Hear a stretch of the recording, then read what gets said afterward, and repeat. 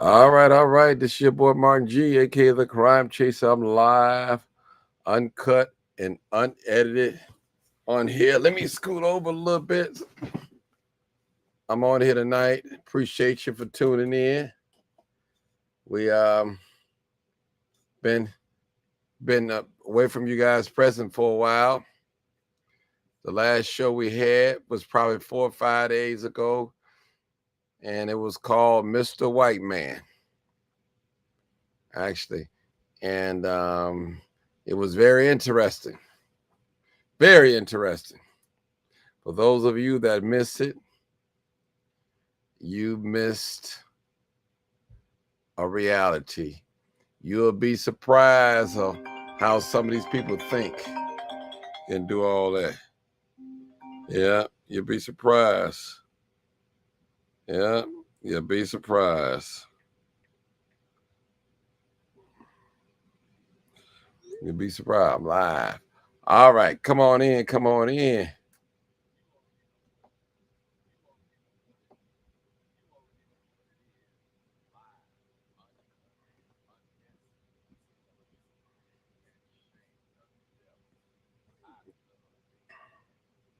All right. Look what we have on here. I'm his voice. Okay, goody. All right. Tracy, what's going on, Tracy? Miss Pendleton. Call in, Miss Pendleton. The number on the screen. Call in. Basic over discussion night. Call in. Night. Call in real quick. Call in. It's rough, people. We had a rough Saturday. The weather was windy. It was hot, but it was windy. You know, everybody's talking about people dying and stuff like that, especially on the boat at the playpen. It happens every year, people. Every year. Every year. Every year. Every year. I'm going to make sure next year around this time that I'm going to warn the people that's going on the boats and calling themselves having a good time and not being safe. I always say it's up to the person that owns the boat. You need to let the people know that, hey, I know you want to wear your two-piece and your one-piece, but one of the requirements on this boat, you must wear your personal flotational device. Life jacket, we call it. And it's a need. Bernie Mac, what's up? Carmen Duncan, I see you. Mary Jane.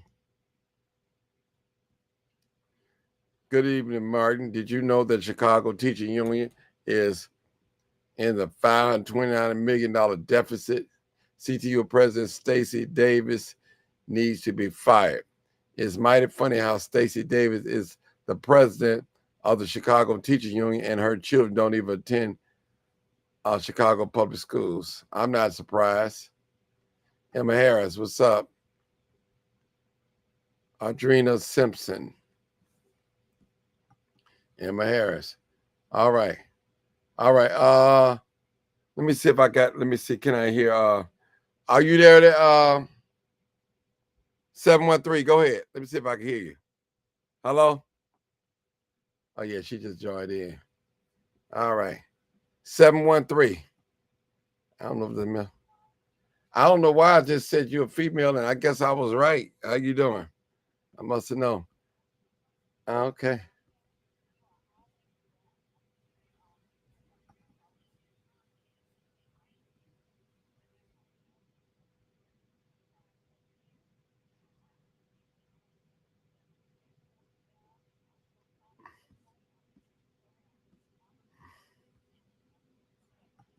Mm-hmm.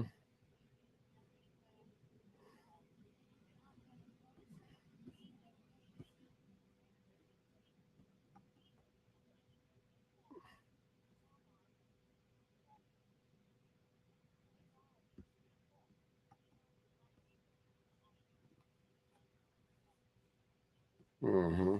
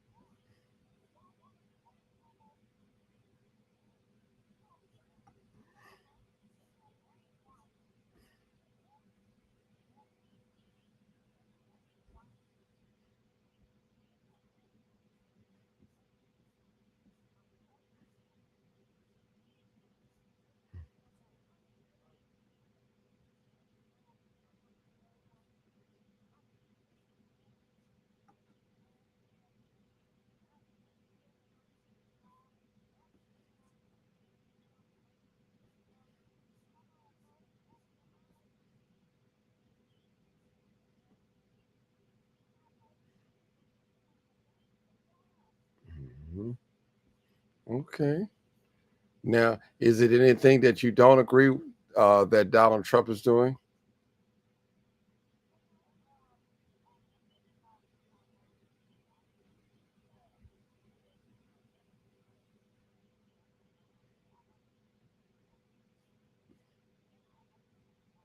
Hold it. They said, hold it, my dear sister. They said no sound. You've been going at it. No sound, and I know why. Because of Martin Johnson. I forgot to. Yeah. I'm so sorry, people. I am so sorry. I am so sorry. All right. That was sound. We're back. All right, come on with it. I am so sorry. Okay, You can start with I Donald want to say Trump hello to again. Yeah, go ahead. yes, yes. I want to say hello to everybody. I love Chicago. I love Martin. I love everybody. Okay, and I just want to tell you, I'm 713 coming in from San Antonio, registered nurse for 25 plus years. I'm so proud of Donald Trump. He should get the Nobel Peace Prize. He stopped that war in Rwanda. He stopped that war in Palestine and India. He stopped the war in Israel and Iran. That's three. The only one we got left is Ukraine and Russia. We got to get them to stop fighting. Donald Trump is not perfect. Everybody wants to demonize him. Don't do it. Don't let the left wing media like MSNBC and ABC and NBC, don't let those people brainwash you. Look at what he's doing. He's stopping wars, okay? He's stopping them. He's using strong arm tactics to get them to stop. That's all he's doing. And people need to understand, don't have the Trump deranging asunder. Don't have that. Before he became president, think about how you felt about him then.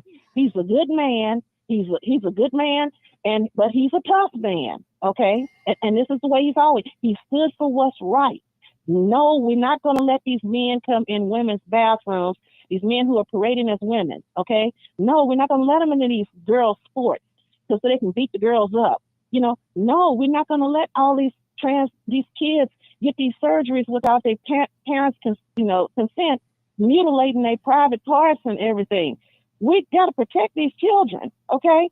And like I said, he's the only one who's speaking up for what's right. This is common sense. And a lot of people have a jump ship on a common sense. They have jumped ship. Come on, we got to get back on the correct ship of common sense here, So I just have to I call in every now and then to give my point of view and to try to wake people up and shake them a little bit and say, hey, look at the fact. This man, he went over there to California, turned that water on, restored law and order in those streets. Those people out there going crazy, looting and burning flags. Look, even when those trains derailed down there in that Palestine, wherever that was over there, and those trains derailed, Donald Trump was first there on the scene helping those people. And Biden was nowhere around. Okay. Same thing that happened to those people in North Carolina. Donald Trump was down there helping them, and come on now, he didn't even have to do this. He wasn't even president at the time when he helped those people with that train derailing. He didn't even have to do it. He could have just sat back on the beach somewhere and enjoyed that money. Let me ask you a question. Give him some credit. Give him some credit. Come on, people. Ask you now, you from a Republican, a red state, right? Well, I'm in Texas. I love the Texas. Let me tell you something. Answer the question. Answer the question. Yes, sir. Are you in a red state? Answer the question. Yeah, all red. Okay. All red. Okay. All right. Now, tell me something that Donald Trump is doing or have done that you disagree with. Okay. The one thing I disagree with, like I said, is that South Africa stuff. Those white farmers I don't think they were really get killed and slaughtered and all that and getting their land taken away and all that stuff. And I think he kind of jumped the gun on that a little bit, and, saying that he want to put these statues back up with these Confederate people. He said he wanted to put those statues back up, because they were a part of history. But he did at the same time say that he wanted to build some kind of museum or library or garden or something, memorial, and put all these black, people in there, statues of black celebrities and historical people. So, okay. I don't know. What about him removing the Martin Luther King statue? I don't agree with anything like that. I don't agree with that. But I'm this is just what I'm asking. saying. I'm asking a question. I'm just saying. Now I'm asking. Yeah. No, there's a few. And I'm not saying he's perfect. Now, nobody's perfect. Now, it's not going to be every little T is going to be crossed and every little I is going to be dotted. This man, look at the big picture. We got to stop looking at the trees. We got to stand back and look at the forest. Okay, look at the big picture. Look at the meat and potatoes. This man is doing what it takes. He's got this look. The inflation rate is dropped to the lowest that it's ever been. Okay, come on, people. These gas prices have come down. Look, the egg prices have come down. Now, I'm waiting for the groceries to go down a little more. Hopefully, they will go down, but maybe they will not. We're waiting for this man to drop these interest rates. This Powell guy, we waiting for him. And Trump has slammed the guy several times. He's supposed to have been dropped those interest rates a long time ago, and he's being stubborn. Okay, so we're just waiting on that. Trump is doing what he said. Most of the things that he said. If he haven't, he's trying his best. Give him a shot. He's only been in there for 6 months? Come on, people. I mean, what can you do in 6 months if you was the president? Come on now. Okay. I mean, how you gonna do? I mean, you gotta try to please everybody. It's hard to please everybody. This man is doing. Let me tell you, if I gave him a grade from, like I'm grading a paper, I would give him a B plus. I would give him a B plus. I would really give him a B plus or A. I give him somewhere up in there because he's doing really good. He ain't perfect, but he's doing a hell of a lot better than that sleepy person who just left. Okay? He's not open up the floodgates and letting criminals, people, fugitives, and all kind of people, nutcases, basket cases run in here, and the sleeper cells and whoever else. He's trying to put some order around here. We gotta have order. We can't have chaos. That's what I was telling you last time, Martin. When kindergarten, preschool, you stand in a straight line. Raise your hand before you speak. It's got to be order. You can't cut up and act a fool and be wild. Things have to be done right. And we can't give all of our hard-earned money to people who are illegal. We got to give that money to the citizens, the people who. Look, I had, like I told you last time, a Mexican lady. She was doing my facial, and she told me it took her family 17 years to get citizenship here. She said it's not fair for these people to just come in here and protest and think they can just come in here and just become citizen like that. That's not fair to her and her family. Is it fair to say that not only the Democrats allow the immigrants in, the Republicans as well? Is it fair to say that they both had a hand in it? Yeah, I can't, because we got rhinos everywhere. You got rhinos. You got people that want to play both sides. You got a lot of different stuff going on.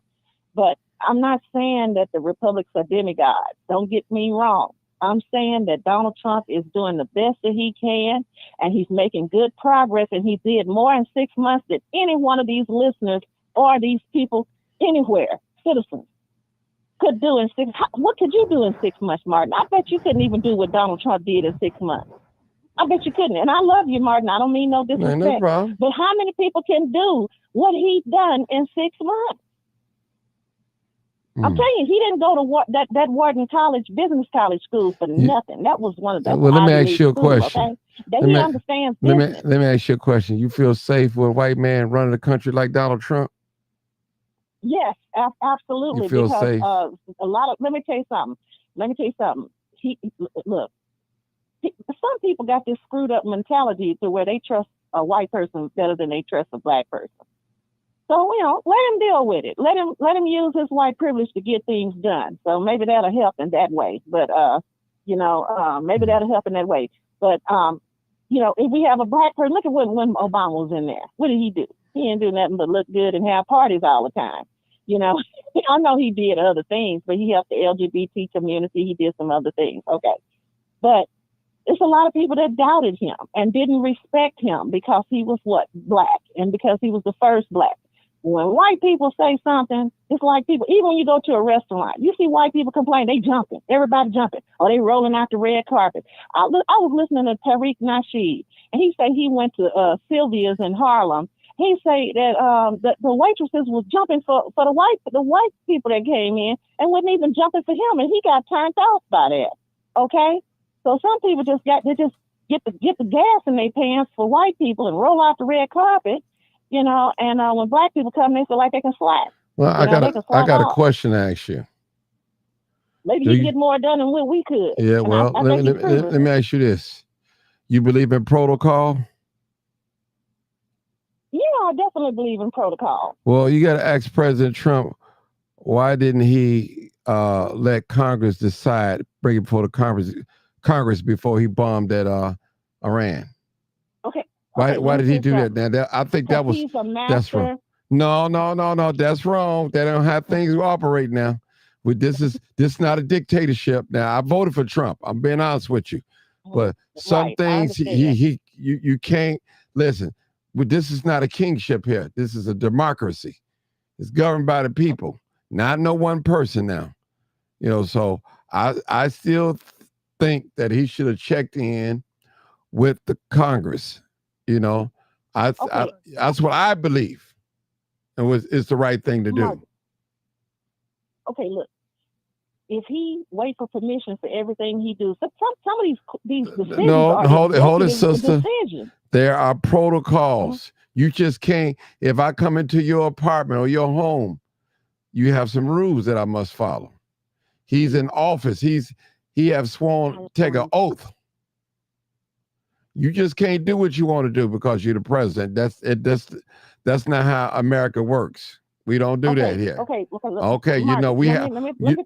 Okay, I'm just letting you know. Now you saying all this and all this, but what is right is what's right. I understand, you know, but I still believe that he should have checked in with Congress and they all should have sat down at the table and decide if he should have bombed or not. Now, I'm quite sure that he Okay. let them know what was going on. Don't get me wrong, but you just can't make no military decision like that just because you're the president.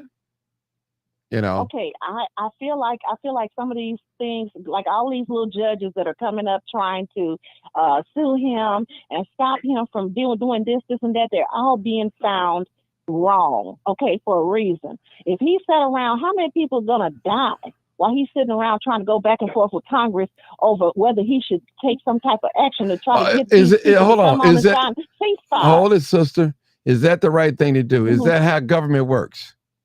Is that how Okay, government we're works? gonna see. He's not. He's hold on. Let me Hold it. He's not government all by itself now. He's not government all by itself now. I have a military. he's the next best thing. No, well, I He's don't the know. next best thing. Maybe to you he is. Maybe to you he is. Not to me. You know what I'm saying? The Listen. facts, the Maybe facts. to you. Look at this Ain't no. outcome. Look at the outcome. Listen. When you drop a bomb on somebody, on innocent people, whatever the site was supposed to be, There wasn't it's no still. people hurt. Yeah, I don't know. But let's see what the military man got to say. Maybe he know more than I do. More likely he do when it come to Okay, military. Come on, Mr. okay, Sarge. Hold on, Sarge. Go ahead, Sarge. Maybe you know more than I do. Okay.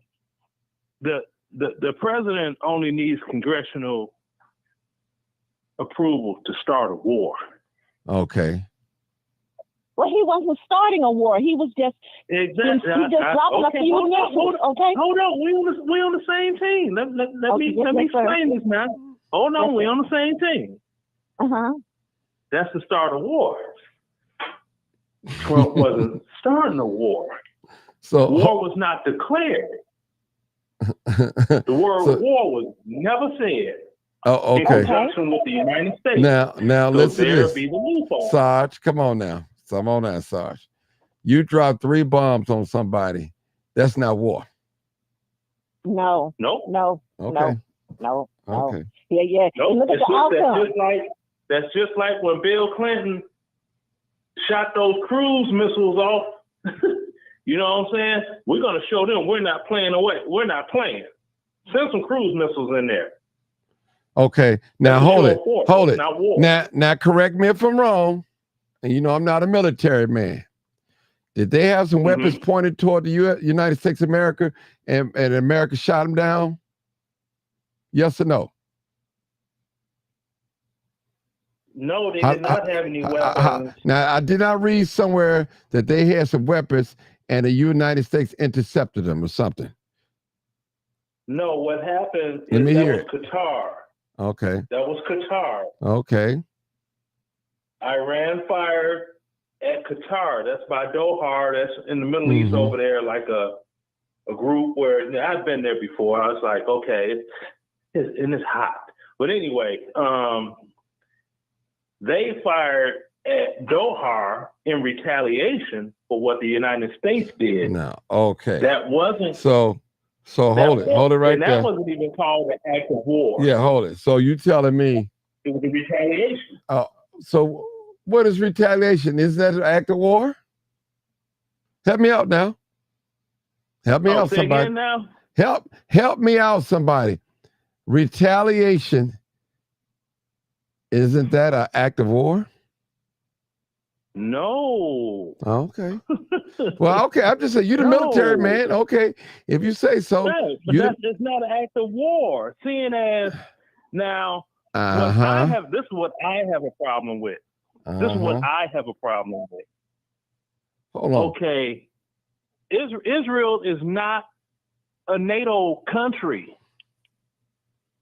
And they don't even benefit us. I'm not. We're Sarge. First of all, let's make sense here. Let's make sense here. Okay. You shoot at me, then I come back and retaliate. That's not war. That's just what do you call that? Just friendly? What do you call that?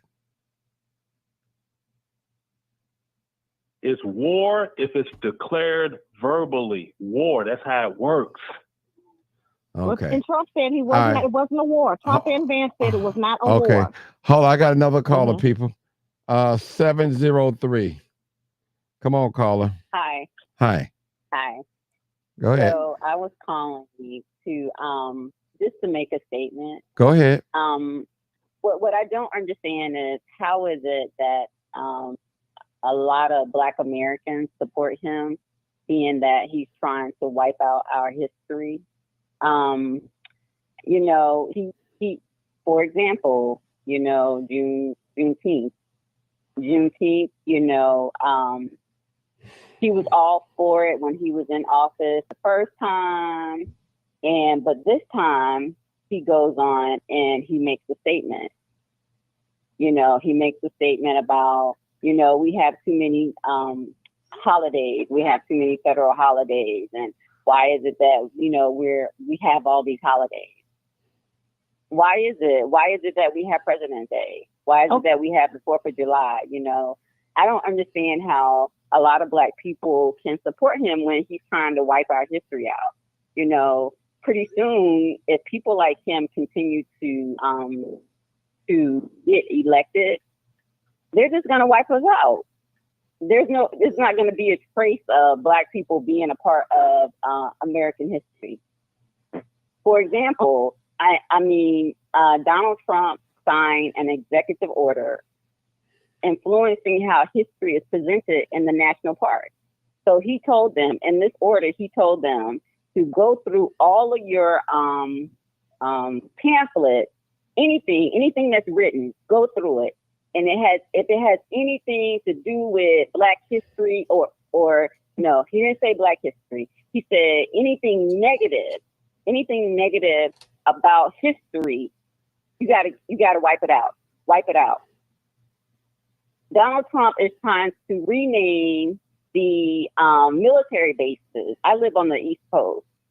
He's trying to rename these military bases back to what they were originally. I don't get it. This guy, it's like anything that has to do with Black people, it's like who are they? It's like, you guys don't mean anything, you're not smart enough, you're not intelligent enough. But yet there are people that are Black that vote for him. Like I just don't get that part. Okay, like let me wipe us out. Let her finish talking. Trying to wipe us out. Let her finish talking. I'll give you a chance to respond. Let her finish talking. Go ahead. All right, go ahead, ma'am. Yeah, my statement is you're trying to wipe us out, but yet there are people that support you that are Black. I just don't understand that part because that hurts my heart. And then for people, for kids to not know about Black history, yeah, granted, Black history should be taught at home. I get it. But yet, why is it that white history is taught in school and they don't want to teach Black history. It's not fair. You know, our people came here, well, not by choice. We were forced here and we were forced into slavery. And they're trying to wipe us out of history. They have librarians that are in the National Library here in DC. The white lady, it was a white lady. He is trying to wipe out Black history. So I just don't understand it. And that's all I have to say. Okay, I wanted her. Someone wants to respond. Go ahead, respond. 713. Go ahead. Okay, with all due respect, I do understand the emotional frustration with that aspect of it. I do, but as I said before, you got to look at the meat and potatoes. Okay, just by him. Okay, let's just take the state of Florida. DeSantis, he took that stuff out of schools, all that Black history negative stuff. Okay, now that state is leading in education now. Okay, because of this. My daughter, who is 24 years old, I have a 24-year-old daughter and a 31-year-old son. My daughter told me, Mama, I didn't feel comfortable when we was talking about slavery in school because it made me feel inferior. She didn't want to hear that stuff because it made other students made the other students look down on her. So it's not necessarily a bad thing. We can teach that at home. We got to look at the big picture here, not really get in our feelings because, Trump does these things because he's pandering to his MAGA base. Okay, now I got to finish my thought. Okay, I got to finish my thought. I had to say something. He panders to his MAGA, just like when he dropped those missiles to kind of put, fear in those people, or when that sheriff last week we were talking about said that stuff about kill your graveyard dead. They're doing these things to kind of, to kind of 713. Yes, sir. I don't think you I said couldn't finish my thought. No, hold it. You just said something just so. Your daughter felt. Yeah. Well, she said she felt what? Learned about a history. That's what she told me.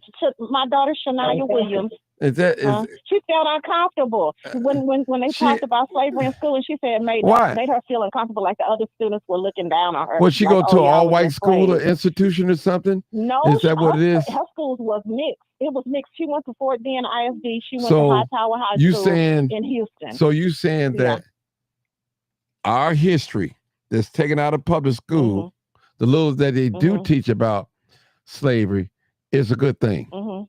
Is that what you're saying? I'm not saying it's good. Let me know. I'm just saying. That's why I'm asking you. I'm asking you. Clarify yourself. Go ahead, sir. Let me tell you something, Martin. It's not good. I'm not saying it's good nor bad. I'm just saying it's kind of one of those in the middle type things. No. I felt bad at first. Let me tell you. You can look at it from different perspectives. Okay. What perspective can you look at it? Right now. If you're trying to erase our history out of school, that's not a good thing. I'm trying to Go ahead. Okay, no. It's not always. You can't always look at something from one perspective. Look at it from all perspectives. And I beg the lady who just called in with the sincerity in her voice. I felt that she's really hurt by this. He is putting up this Black museum. That's what he said he wanted to do. I think it was back on one of those days. Come on, get to the response. You keep. He said he wanted to do you're that. everywhere. Okay, come on, now come I on, get understand. this back. Now, but he does these things too to pander to that MAGA base. He'll do little things because he wants to kind of pander to everybody. If you notice that, okay, but it's not necessarily a bad thing because look at the state of, I'm telling you, the state of Florida is the proof in the pudding. He took it out, and now DeSantis' people, the whole state of Florida is leading in education now after they took that mess out. And this is what I'm saying. It makes the kids feel bad. Sister. If it makes our kids feel inferior, then take it out and let them teach it at home. It's in the history book. It's well documented. Are you going to let me talk? Nowhere. Now, you just spent... Hold on, you listen. I beg you to you say how much you gonna say. Let me go to the next caller. That was it. Okay, 980. My goodness, 980. Come on, caller. All right, come on, caller. Hi, Martin. This is Foxy 2, Foxy 3. How you doing? How you doing, Foxy 2, Foxy 3? Go ahead. They said it's an act of war. I looked it up. The definition is a typical definition as an action by one nation against another with the intent to provoke conflict or action taken during an ongoing war or armed they said it also means that it usually involves military force and can include attacks, siege, or other forms of armed conflict. Active war can occur during a declared war or not a declared war. It's armed for a conflict between nations. So, an active war can be an action intended to cause a war or eventually justify one. So it don't have to be a war. It can be undeclared as a war, but it's still an attack or an action towards another country or a nation. And there be the loophole. According to the Constitution of the United States, is exactly what you said. Right, and so that's the thing is, it's not a we're war. sitting back saying it's not a war yet. It's not declared. Thank you. War. That's what I said. Let her finish. Sorry, Yeah, you know me and you. Let her finish. Go ahead. Go ahead. Let her finish. Sorry. I know you know how me and you roll. I was just saying, it says declare, like you said, and we agree. But I said it's not war yet. We have not gone to war, everyone. It's just that it's an action. It's an action towards a war. It's not an active war as of yet. Right. I was just reading it so everybody can understand, and me and Sarge on the same great. He got excellent results. Okay. Okay. No. So, but my thing is, sister, he does have to get Congress to act on it. Somebody, it don't have to be all of Congress, but someone in Congress has to approve. He just can't go out here and just do it on his own self. Because think about it, if every president wanted to do that, every country could get attacked at any moment, and nobody knew about it, not even Congress. So it's certain laws in certain ways that you have to do the war. You just can't go out here and say, well, go ahead and send a missile over there. I don't care. That's not how it rolls. And that's not how it. Bush did it, but look what happened. Look at the side effects. We had 9/11. No. Okay, no. You're talking about the older Bush. You're talking about the older Bush. I'm talking about the young Bush. After 9/11. Right. We went straight to war. That was afterwards. Hold on now. We went straight to war. We never were supposed to be in Iraq, like ever. Iraq was not supposed to get invaded. They ain't do nothing to us. They ain't support Jack. But listen, you see what I'm saying? But listen to this. Sarge. Stop, Iraq, Stop it, Sarge. Do you agree or you not agree that before any military action, it should go through Congress? Do you agree with that? No. Okay. No. Okay. And I'll tell you why. The president of the United States. What does the Constitution says about that? I'm telling you right now, the president is the leader in chief of the military, commander-in-chief, undisputed power over the military, period. He does not have that power over the United States citizens, but he does have that power over the military. If Trump were to say everyone is in the military, we're going to put it down to the general. Okay, Sarge. Get ready to move out. You're a man of facts. Can I No, you can't. I don't want to hear that talking. I want to hear some facts, man. You're a man of military. That's what I'm trying to get you. Facts, pull up. Give me an article or something. Give me something, because all this. Your article. I'm giving you what it exactly is. Okay. The president of the United States has full control over everything that the military does, and nobody could stop him. Nobody can get in his way. He's the commander and chief. Okay. And that is absolutely right about that. Martin, he's absolutely right. He is commander-in-chief. Of course, we know that. But what I'm saying is, you just can't go dropping bombs on a country without consulting. This is, first of all, this is not a dictatorship. You can't do that. So you can't do that. This is not dictator. You have to go through the Congress, approve of that. These are acts of war, of violence. You can't just go. You can't do that, brother. Come on, that's common sense. Yes, you can. Bill Clinton did not go to Congress to get those doggone Patriot missiles flown to prove to them we ain't playing with y'all. I'm going back to the Clinton era now. They don't go through. They only have to go through Congress for congressional support. Now, here's a sister. Hold it. We're declaring Hold it. war. Hold it. Hold it, Sarge. Okay, Hold it, Sarge. No. Hold it. Hold it. I have a constitutional grant. I'm reading from the Constitution. No, ma'am. You're not going to overtalk me. Trust me. Now, it's my show. I'll let y'all get a little loose. Now, let's go to the comments. I'm sorry. Carrie said it is only if there's an imminent threat that the president can order a military strike. Now, is that false or true? Anybody can answer that for me. That's what I just was getting ready to read that.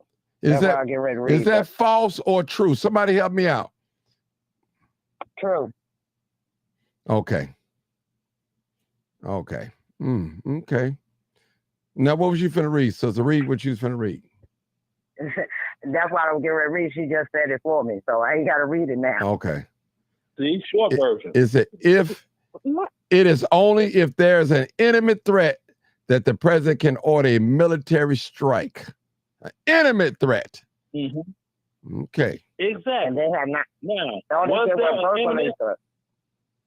an imminent threat to the United States? That's a good Hell question. to the no. We weren't threatened. Okay. We really wasn't. We weren't threatened. We wasn't threatened. That's between the Israelis and the Iraqis. I mean, the Iranians. That ain't got nothing to do with us. Okay, but we got a like ceasefire out of it. We got a ceasefire out of it, everybody. Okay, and we got a ceasefire out of it. But I'm like, man, let them fight. I don't care. They've been fighting for years, and they like it. Yes, they have. Let them set each other off. Okay, but let me They have been fighting for years. Let's not underestimate the cabinet that's around him. He's got they got the Constitution right in front of them. They got experts around them. Everybody thinks that Trump just wants to do things without following the protocol. Now hold it. Whoa.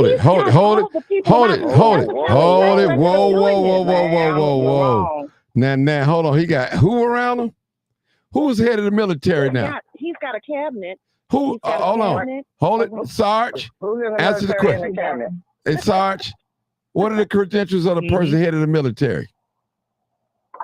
The president of the United States. No. He can have them do whatever he wants them to do. Sarge, I asked you a question. Sarge, I'm asking a question. Okay. Who has Donald Trump appointed to be head of the military, over the military? And what experience he Hegseth. Pete Hegseth. Okay. Hegseth. All right. What is his background? What is his background? Anybody know? He has been in war. He's been in war, many different ones. Oh, okay. He's been in Iraq, but He's been about 3 of them. When I read Wiki about him, he had been in like 2 or 3 of them. Whatever. No, 3 deployments, but he's only been to Iraq though. But okay. Yeah. You're counting the number of deployments. Right. That's what I was looking at. I'm sorry. Right. Oh, don't apologize. Because it's weird.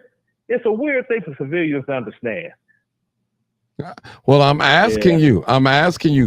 As me being a civilian, I'm not educated about certain things the military do. So I'm asking you, as a person that I know that been in the military, but I don't need you to deflect. I just need you to know this person that is over the military, is he experienced? Is he a Colin Powell, or what is he? What is his background? Come on. He's a combat veteran. He went to Iraq just like I did. Okay. Now, how much more experience do you need? Okay. But we're talking about someone that's leading that. Listen, now we're talking about generals. That's what we're talking about. We're not talking about regular combat soldiers. Generals give orders. Now, you know that. Come on now. Everybody gives orders, Martin. Now, listen, now you know. And you know what I'm talking about. You know exactly what I'm talking about. You're talking about. Yeah. You're talking about command group. Right. You got command group confused with something else. Okay. Now, once someone makes the grade of sergeant or above, or they're a commissioned officer, they give orders to subordinates. And they're moving up the chain. Now, with the generals and everything, all of that, once someone goes above the rank of full bird colonel, which means you're now a general, that's when everything gets political. It's politics. That's why they put them in those positions, because they want them to run for higher office like General Eisenhower ran for president. That's what they want. You know what I'm saying?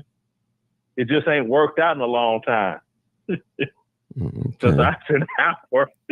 Okay, but can we all agree that we are proud of that he got a ceasefire? Can we all agree that we're happy and we're celebrating? Can we? No. Oh, no. No. I'm happy. I'm celebrating tonight. I'm going to go get me a bottle. Hell. Woohoo. You know, me? No. Come on. But you know what? Me? No, either. I'm with you, Sarge. No. Oh. Ooh. Now, it's only one way. Hold it now. And I got to take it.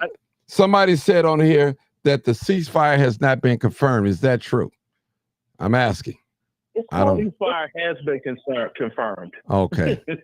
It's been confirmed. Okay. Yeah. All right. I'm celebrating. Okay. Well, I'm gonna have I speak like Richard Pryor and which way is up. That ain't none of your concern. That's between the Mexicans and the white folk.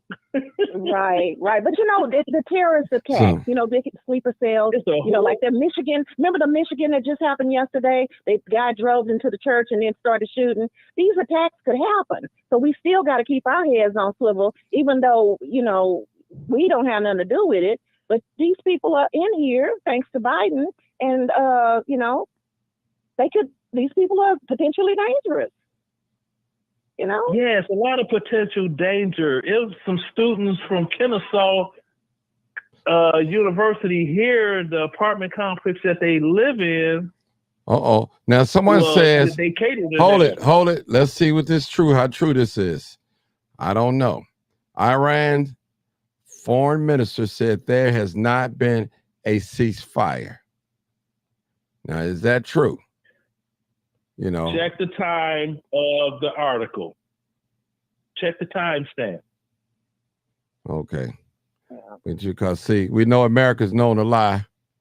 You know, because according to the timestamp of what's supposed to happen, midnight my time here on the East Coast is when the ceasefire is supposed to go into effect. Okay. Because they announced it 6 hours ago. It was breaking news and all this stuff. Well, somebody wants to nominate President Trump for the Nobel Peace Prize because he is stopping these wars. Now, Palestine and India have been stopped, and then also those of Rwanda people have been stopped. I think they were fighting with who were they fighting with? I'm not sure, but he stopped over there. Okay, so give him some. It was Rwanda was fighting with somebody. It was somebody over there. Rwanda. It was somebody over there. Rwanda was like in the 90s. Right. No, it was something here lately over there that he stopped. It's still no more Rwanda. It was something close to Congo. What, you know, I don't know the specifics, but I know. You talking about South Africa? No, it was just recent, and he just kept saying he did it. He kept saying it too. I know that. I know that, sister. I'm not saying you're not telling us accurate information. Yes, I'm not familiar with anything going on in Africa that Trump has intervened in. I'm just not familiar with it. I'm speaking for myself. I don't know. Yeah, I haven't heard lately he said I haven't heard anything about it either. And I've been watching the news faithfully. Not in Africa. Only look at in it, Africa. He's been saying it. He's been saying it. Allowed to come here. It was something going on over there, and he's been saying that he stopped it. And then also the one in Pakistan and India. Hold so it. give him some Hold credit it, for sister. something. Come on, Martin, Hold on. please. You white or black, sister? You white or black? I'm confused. I'm from Louisiana. Okay, I come from way I down ask the question: are you white or Louisiana. black? That's all you got. Look, I'm black as black can be. Come on, I just want to know. Okay, I just want to know. You get a white man so much credit. I just want to know please don't do me like that. Yeah. You get a white man so much credit. Like, okay, you remind me one of them old. You remember one of them old Negroes from the '60s, though. You know. Don't say it. I'm sorry. I gotta say it. I'm sorry. And I voted for Trump, so I'm just letting you know. I made a public statement, but listen, now I don't see everything perfect with Mr. Donald Trump, President Donald Trump. Let me respect his name. That time, okay. But let you get on there. He done more than 6 months, and he done.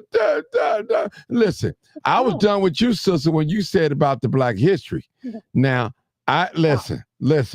When it comes to our history, and anybody that's erasing Black history is not a friend of the Black race. It's nobody, that's not cool. No, I wouldn't go that far. That's not cool. Well, that's not cool. You can get Tyrese Nasheed's Hidden Colors, and you can look at. Hold on, I'm not talking about no hidden colors. No, hold it. I am not talking about no hidden colors. Anytime that you're trying to erase a people history in this country, Black people, then I got a problem with you and your tactics. I got a problem with that. Exactly. People that refuse to learn. Yeah, it can't be done. Listen. It will never be done. You think it can't be done? No, it can be done. No, it can't. It can't be done. Do you? No, hold it. Okay. Hold it. No, hold it. Hear Martin out. Thank you. Thank you. We talked about this. Thank you. Tell her how. Listen, first of all, tell her. They control the media, they control the books, but white people are known. White people are known, especially in this country. Uh-oh, my phone hung up. Hold on, y'all, my phone hung up. Hold it, hung up. We got to talk about black and white. Hold on. Phone hung up. Hold on, phone hung up. Hold on. Hey, caller. This is hold on. a.k.a. the Crime Chaser. Live, uncut, unedited broadcast. Just before you speak, please turn down all your audio. Please turn them off or down, and do not have us on speakerphone so we won't have an echo, and we'll be with you shortly. Thank you so much. At the tone, please record your name for announcement. Phone hung up.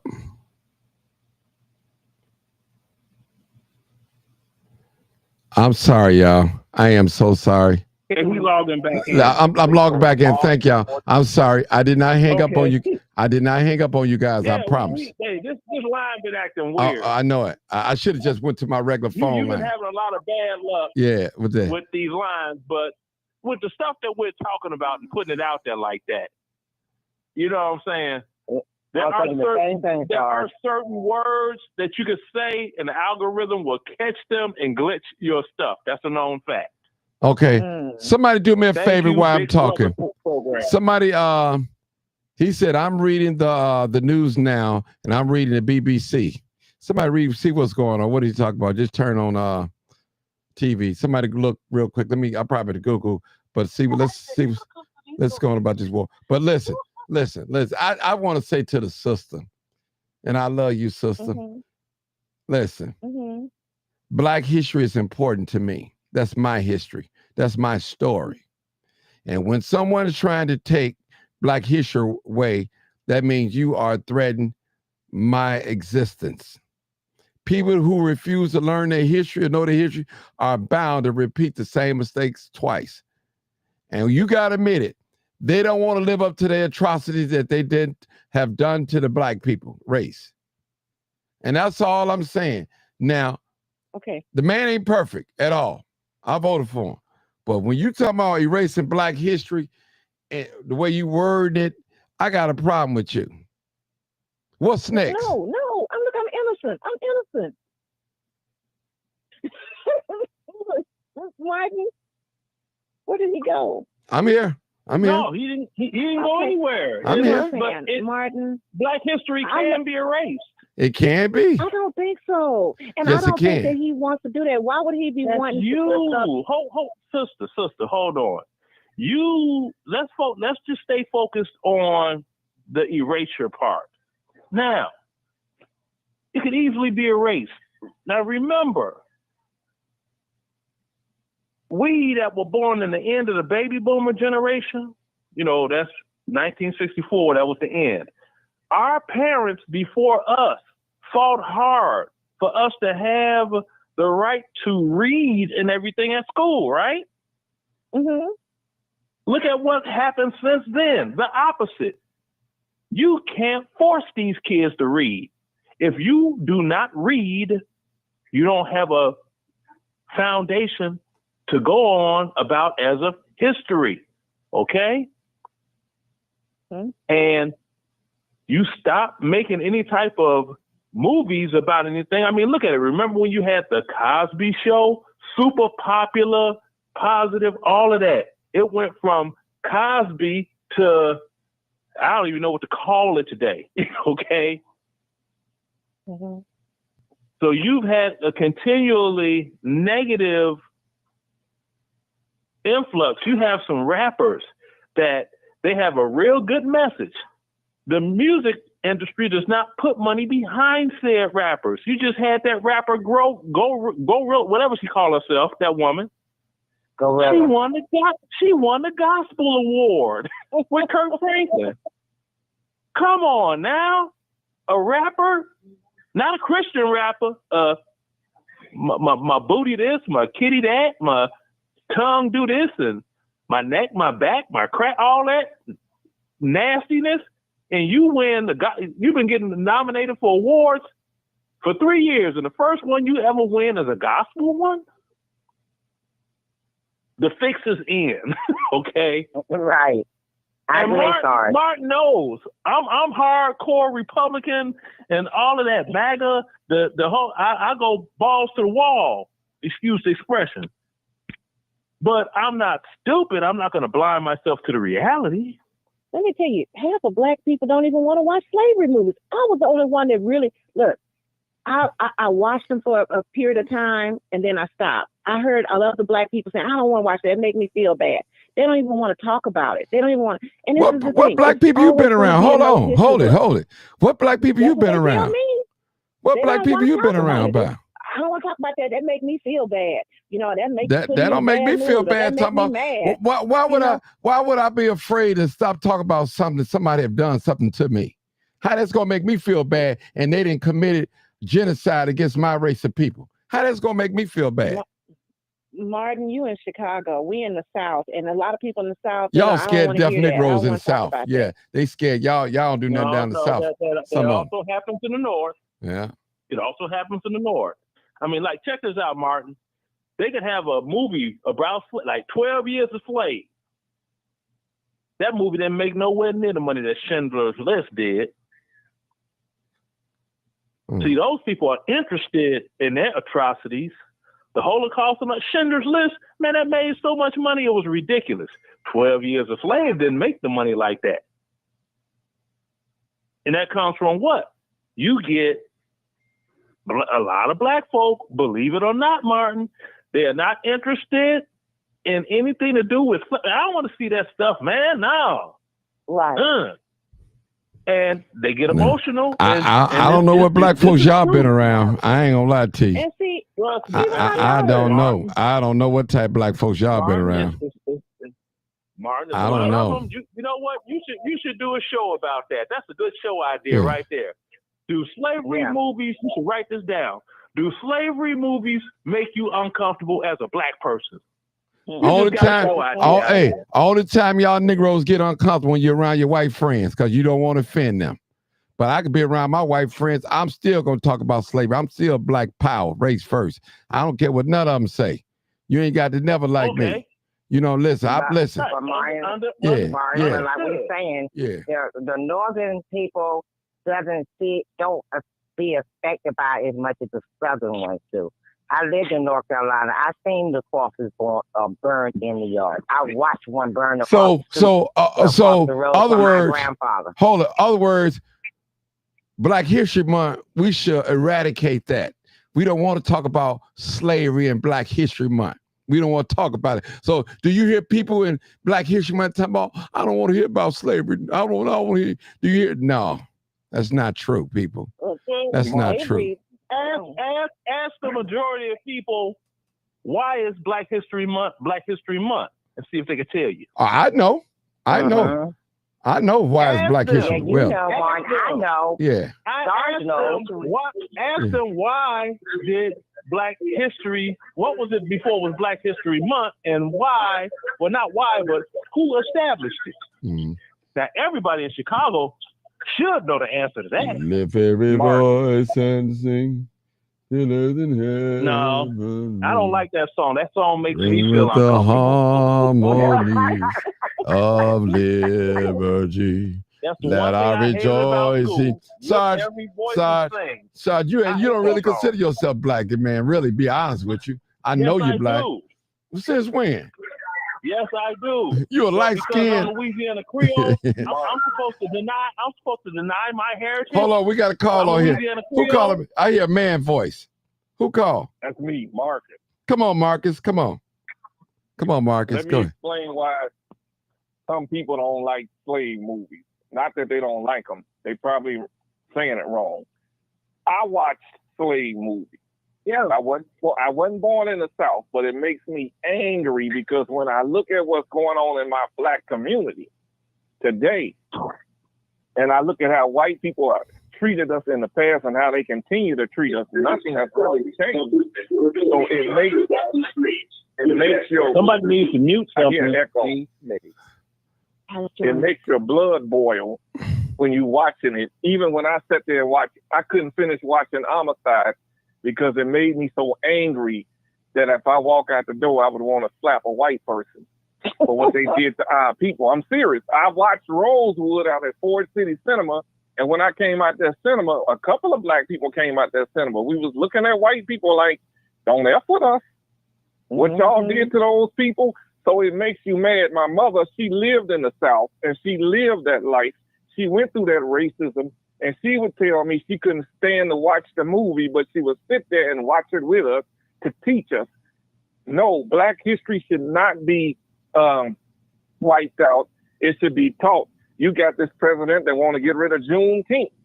He can get rid of it as a federal holiday, but we can still celebrate it. We were celebrating it before it became a federal holiday. What next? Martin Luther King birthday and any other leader?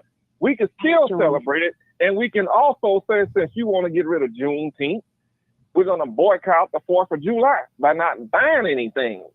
It just so happened my grandfather was born on the 4th of July. So when my family celebrates the 4th of July, we're not celebrating Independence Day for America. We're celebrating my grandfather's birthday in a family gathering.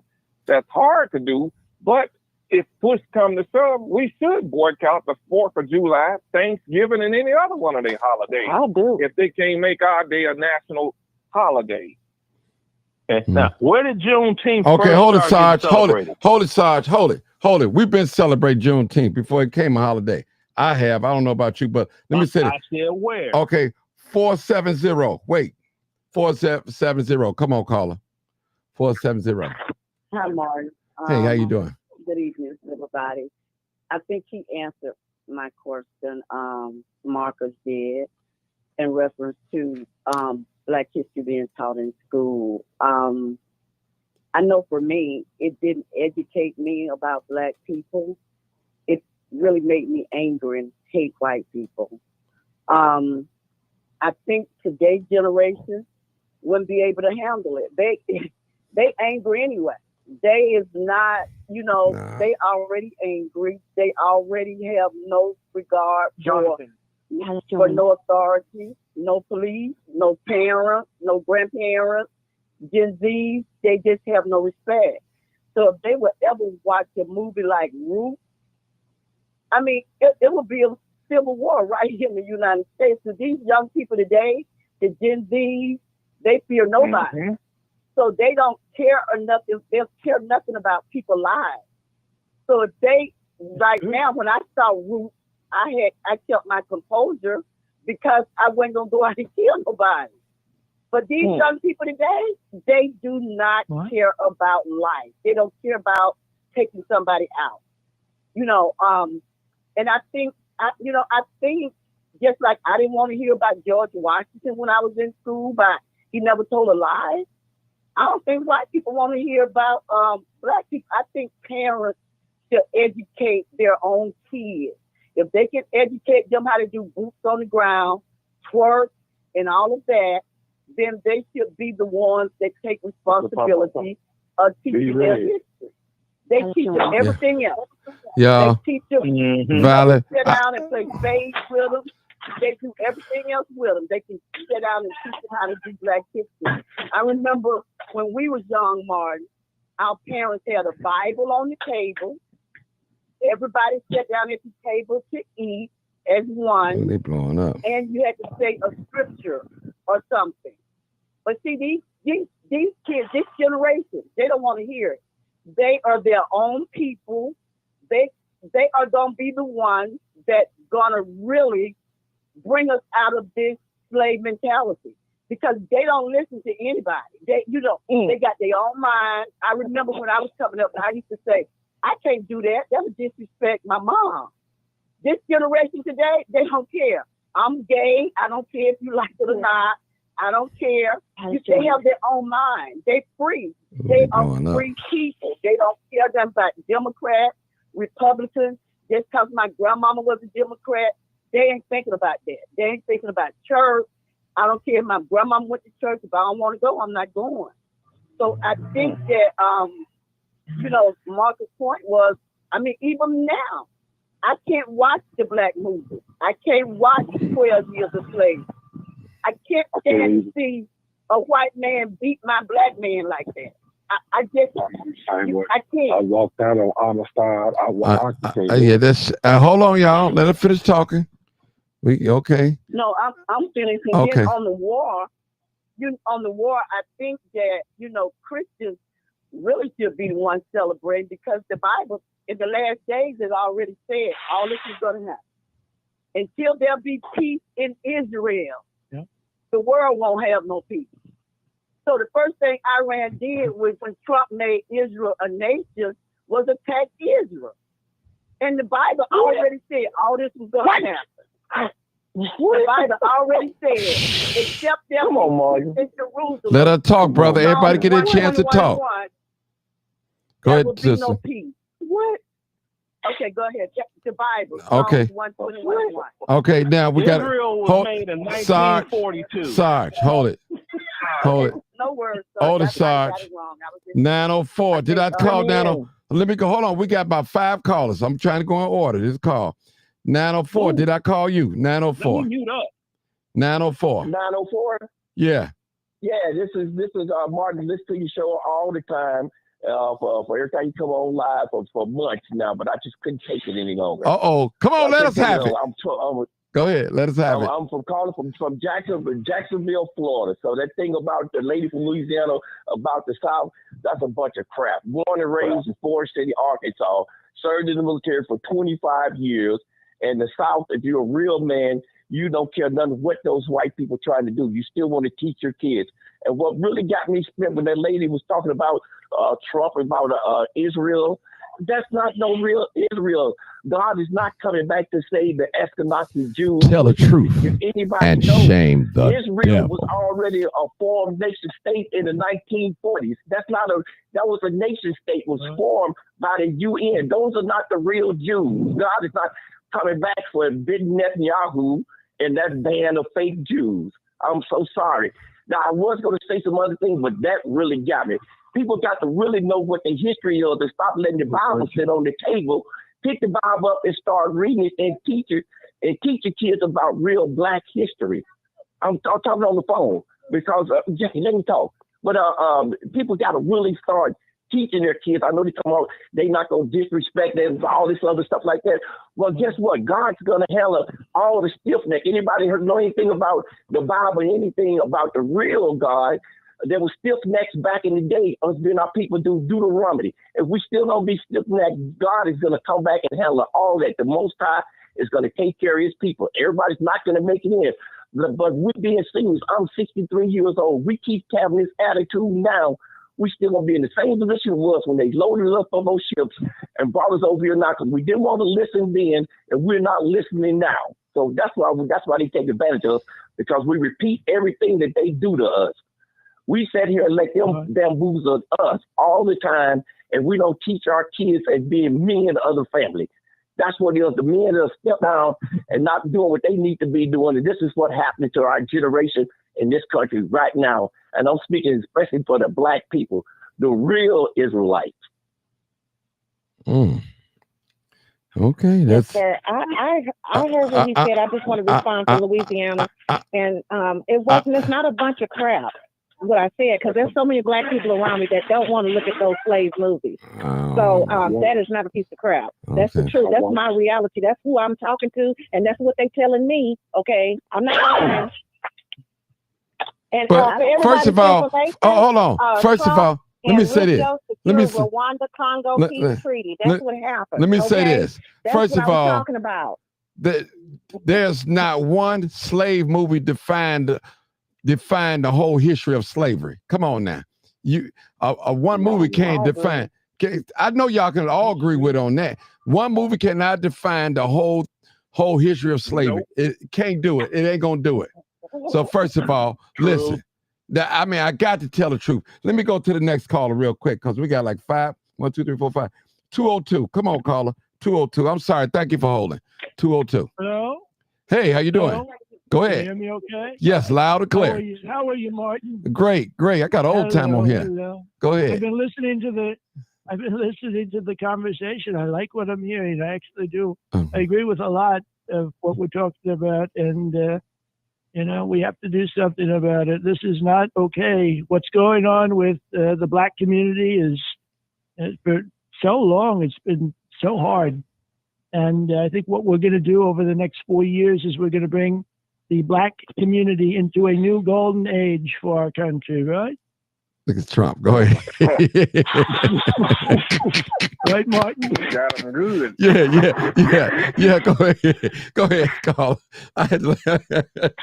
Go ahead, call. The president just called. Yeah. Let me just tell you something. Come on, President. Come on, President Trump. I don't say this enough.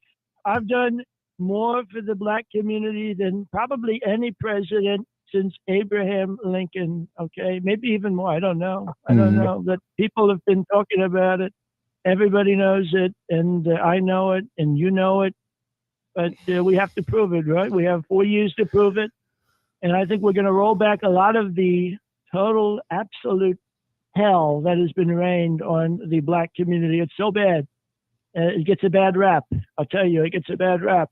But we need to go in, we need to find the problems, and we need to fix the problems very, very quickly, right? We have to fix the problems. You look at what I did for HBCUs, right? The historically black colleges, right? We got record funding for them. We got a lot of things done with that. And I plan that we're going to continue that. We have to continue the effort. Another thing with opportunity zones, I don't know if maybe you've heard of them, but they're really a great thing that we've got under our belt. Right? We've got a lot of things under our belt, and there's more on its way, okay? Okay. Oh, okay, wow. Thank you, Donald Trump. Thank you, President Trump. Thank you, President. Thank you, President. God bless everybody. God bless. Have a good one. All right, good one. Good show. 619. Come on, 619. Oh, my God. No, 619. Look at it. 619. Yeah. Go ahead. Go ahead, caller. What I tell you, Martin? See? Ma'am, please. 619 area code. Wow. God damn. 619. 619. Area code 619. Go ahead. Was that President Trump? I don't know who it was. That was President Trump. Hey, I don't know who it was. It sounded like a record, but go ahead. Let's talk. That was President Trump.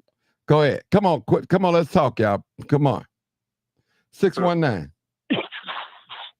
All right. Well, Come on, brother. 214. Come on. Come on, Be Red. Hey, Martin. Go ahead. What's up, man? Go ahead. Hey, okay, but my mind is flying right now. Okay, who you trying to get on? Who you want on, Martin? You go ahead. Who you talking? Okay, I'm on. Can you hear me? Loud and clear. Go ahead, my brothers. Don't get nervous now. Okay, Tell the truth, okay. shame the devil. Oh no! Okay. No! We're not going to be nervous. We're going to tell it like it is. Okay. Okay.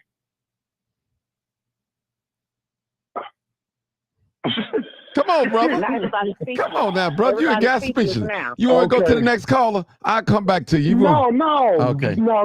What's happening? I'm getting some reverb. I'm hearing stuff back from a few minutes ago, so I paused your show so I can actually hear it, talk to you. Okay. So this is the deal. Look, I don't know who that was. Kind of freaked me out. Okay, well let me take them one by one. First, let's get back to your topic. These half-ass operations that they doing cost people lives. I would rather the president go ahead and go to the Congress, because see, these little half-ass operations that they do, and people die, and it ain't been sanctioned, because see, Congress got the purse string. So anytime he pull off one of these little operations, he's basically stealing money to do these operations. Are they necessary? They trying to fix something that they screwed up in Iran in 1953. They still trying to fix that when they installed the Shah over an elected person. I just looked it up before I opened up my mouth because I wanted to make sure I had my facts straight. Same thing with the immigration, Martin. We've talked about this before. When they turn these farmers and fishermen and Christian people into drug dealers and gangsters by flying drugs in and out of their country. Now they're trying to fix this crap because now the whole Central America is running for their lives. Do you know how hard it is for a woman and a man to grab their kids and walk 500 miles, 1,000 miles, and then walk through one area they say is 100 miles through some of the most dangerous, snake-infested, drug-infested area in the world just to get here? But see, we caused these problems 30 years ago, 40 years ago. Mm-hmm. These little operations that they do without the sanctions of the Congress, this is what you get. Y'all act like y'all didn't live through the 80s. Reagan signed the immigration bill in 1981 and allowed 9 million immigrants, gave them citizenship. 9 million. Now, that was Reagan. That's God to the Republican Party. This is the same guy that started running drugs from Central America, Colombia, into the United States and turned our streets into the streets that you see today. Thank you. Y'all act like y'all don't remember this crap. I can't forget it. I remember what happened to our neighborhoods when crack came. Y'all act like y'all don't remember. And he did all of this to take care of a war in Iran that the Congress wouldn't let him have. So he was buying guns and providing money and guns for the Iraqis. He was providing money and guns for the Sandinistas. I don't see how y'all act like y'all don't remember this crap. And now you got the whole damn South America and Central America running for their lives from the very people that used to be farmers and fishermen and Christians. Now they all gangsters and drug dealers and killers. Well, y'all act like y'all forgot this. And these people show up with their kids. They done started putting alligators in the river down at the Rio Grande. So if these people cross, they get ate by alligators. This is the people that you got in office. No, I don't want them here, not illegally, but I understand. I know why they run it. Y'all act like y'all not human. Think about what they've done. They screwed that crap up in Iran in 1953. They screwed that crap up over in Israel between the Palestinians and the Israelis in the 40s. And they've been trying to fix that crap ever since. But people are steady dying. So now we're watching the Israelites do 100% genocide. Have you seen what the Gaza Strip look like now? Where them people gonna live? They still people. But see, y'all think it can't happen here. See, that's the brain. Tell the truth and shame the devil.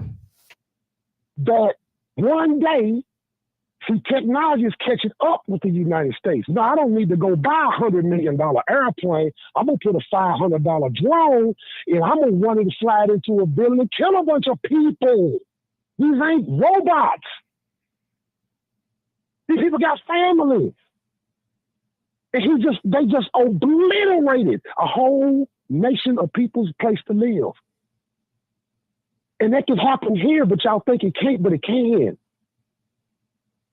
And they run these little half-ass operations. They screw it all up, just like they did with the war that Sargent went to, the Gulf War. We didn't have no business being in Iraq. We could have handled his ass with a bullet. But yet and still, we sent 250,000 soldiers over there. And now half of them are back over here drawing a check that didn't get hurt, that didn't get injured. They claiming that PTSD crap, and every one of them is getting paid now. That's why they can skip through these streets laughing and giggling about this crap, because they didn't actually get fucked up over there. But they had some people that actually did get hurt over there. And instead of going after bin Laden, who they claimed was the one who blew up the building, he's over here in Iraq on a phony-ass operation, putting all of our kids in harm's way. So all you wanted to vote for this guy, since y'all think it's all ceasefire, let's just say Iraq just sent a boat, Iran sent a boat over here and blow up about 100,000 people. I want you to take your firstborn male kid that's 18 to 25 and march him down there and put him in a uniform, since you love this shit so much. People are dying, man. I want you to get it through your head.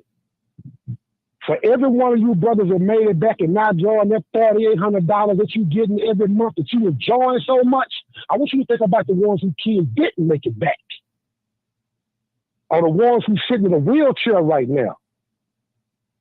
Think about what y'all are talking about, what y'all are saying. Y'all act like this is a cartoon. It's no goddamn cartoon. People die, man. People get hurt. And I don't want him making no half-ass baked decisions. This man ain't never even did anything physical work in his whole life. But he don't mind putting other kids, people's kids out there like this. 18 to 25, they prime years. And you go over there on some BS and get half your leg or half your body destroyed, and then you come back here, the only thing you can get for it is a $4,800 check. I'm glad y'all getting them. Keep enjoying them, okay? But there's a whole lot of y'all that didn't get them checks. There's laying in fields and in sand dunes over there still. They still looking for folks in Vietnam. The war is not something to play with. Now, I was in the service. Just like Sarge was in the service, and the guy that was just on the phone was in the service. I know what it's like. I see and have seen how these white folks handle their business. They practice death 24/7. We were flying planes off of aircraft carriers 24/7, practicing death. Practicing. We are ready for any scenario that you can come up with. But they want to go into this like, oh, we just shoot a few missiles over here and kill up about 300, 400, 500 people, like they don't have families, they don't have children, like they don't have a life, like they mean nothing because we from the great United States. That's not how this works. We are going to pay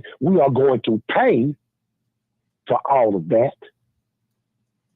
I want you to think about what you're saying. We're going to pay for all of that because we screwed it up from the beginning. Just like we screwed up what's going on with immigration from the beginning. This is our mess. Because if we'd have never introduced drugs to these people, we wouldn't be going through this. Period. There would have never been a Pablo Escobar. There would have never been a Medellin cartel. There would have never been a Cali cartel. It would have never been an El Chapo. These people wouldn't have existed. This is the mess that they make with these half-ass baked schemes that they come up with. And we sit around and talk about it, laugh about it like it's funny. But kids die, and it's just to salute them on a Memorial Day. Come on, man, we better than that. And as far as the slave movies, Martin, I'm not watching none of them. I couldn't sit through Amistad. I never even saw 12 Years a Slave. I can't do that shit no more. I'm sorry, I just can't. I don't even recognize that crap because I'm better than that. And I don't care if they don't never teach our history in school no more. And that's facts, because they tell a damn lie when they do it. I know better now because I went and studied the information. But when I was a kid in school, all we ever knew was Frederick Douglass and Martin Luther King. They might have shown a little bit of Malcolm X. They wasn't really talking about the people. I didn't even know nothing about Fred Hampton until I got in my 30s. And you wonder why Chicago is screwed up. They killed your leader. He's dead. He was supposed to be our leader. He's gone. Before he could even get started, they killed him because he was just that damn dangerous. So while we talking about this stuff and we make it fun, I want you to think about it. Somebody gonna have to bury a child tomorrow. Somebody gonna have to bury their mama tomorrow. Somebody gonna have to bury their grandma tomorrow. Let me ask you a question, brother. The child starves to death because they won't let them get food through there. Real quick, did you watch the Django? I did. Okay. That was the only slave movie that they ever made where the black man was the hero. Django was not a slave movie. That was just something that somebody made up. That's your opinion. That's not your opinion. That's not facts. It was a fictitious story. Okay, we get that. It's a fictitious story. Exactly. That was the only one that I ever saw where the black man ended up the hero in the movie. The white boy that come and saves him, like in 12 Years a Slave, like in Amistad, and like some of the other slave movies that they had where the white boy was the hero. Okay? Okay, Deep Blue Sea then. All right. LL Cool J got ate by a shark and came back. Okay. And let me say this. Y'all. Could it be, and I'm just making a statement. Be ready. Yeah, hold on. Hold on, Ray. Could it be, now I'm just as my opinion, could it be the reason why the white people wants to take slavery out, and I'm not going to say Republicans, I'm just going to say period. White people, because they all working together. Could it be because it hurts them to hear about the atrocity they put on us? It hurts them to hear about the way they raped our boys, our girls. They lied to us. They chopped our legs off. They hung us. They lynched us. Could it be all of that? Could it really be that? Could it be a guilt situation? No, I don't believe in white guilt. You just had a white boy come on this. He was talking to me. You just had a white man come on your show day before yesterday, said he want to kill 10,000 in the street, burn them to death. They still got that same mentality. They taught that at home. Well, if he had the opportunity, my whole deal was, okay, go get the first one. Let me see you go get the first one and burn them in the street. Because when you got people in office like Trump, they empower these fools to think that they can actually do this kind of shit. Well, that's not going to be happening because that's you don't know. Hold on. That's not going to happen. Brother, I'm going to be brief. I'm going to be brief. Come back home. I'm going to be brief. With all that's going on with us and us in the hood, they are not coming because they already know. Okay, the youth of the day, they are not our ancestors. They will smoke you and go drink some lean. Now, somebody find out for me real quick. I've been working all week long, but I did hear about someone, I believe it was in St. Louis, was hanging off a bridge. Is that true? Maybe somebody can find out. No, that was something. That was somebody. That was a AI video. Okay. I'm like the one that they said somebody was on 285 and jumping off. Okay. And that was an AI video. It was fake. Well, right here in Georgia, these white men took these two twin boys up to the top of the mountain like they used to do at Stone Mountain, but took him to a different mountain. And nobody's talking about that. That's true. The guy that just got through talking about the war. Nobody's. They are talking about that. They have not. I'm right here. They have not found any really critical evidence proving. Please don't do that. You know, 219. Ain't no please don't do that. Look. Okay, white people. Hold on. White folks going to. See, there you go. You get yours out. I'm in Georgia too. Go ahead. Okay, the GBI said when they got through with the investigation, them two 19-year-old boys that just graduated from high school went to the top of the mountain and killed each other. Said they committed suicide. You know, ain't no two black boys that was on their way to the airport to go to Illinois, took a detour and went to a top of where some red white crackers live, top of their mountain, Dexter Mountain, and shot each other in the head. And the only person found them was a white fireman, redneck congressman walking by. It wasn't a congressman; it was a fireman that works in the area. Sorry, please, it don't matter who it was. He was a white redneck. Oh, now I understand the fact of what I know exactly what the whole thing is. Now, white people are famous for a lot of things. I'm really pissed off about that. White people are famous for a lot of things. Going to Hartsfield International Airport and kidnapping two black teenagers of age and size. They shot them from the store. They shot them from where? Look, I don't know where they got them from. I know where they ended up. Exactly. But they was if you care to listen, you'll get some at a package store. The last time they seen was at a package store. They had the cameras. They went in the store and came out with some candy and a soda. So you telling me somebody stopping by a package store and come out and they end up on the top of a redneck mountain saying the GBI said they committed suicide. They killed each other. Two 19-year-old black boys just graduated. Yeah. Like I said, white folk are not famous for coming to Fulton County, kidnapping black folks, and take them all the way to Griffith some damn where. Stop it. They just had something that happened 3 weeks really ago. Pissing me off. That you think well, black boys would get with R. Kelly, get pissed on. I'm just giving you facts. Now, they just had somebody. They just had somebody at Stone Mountain. They just had somebody on the top of Stone Mountain. They just had somebody, you can look this up, 3 weeks ago, Stone Mountain, burnt to death. White person, not somebody black. They didn't burn them good enough. White person. No, I'm not.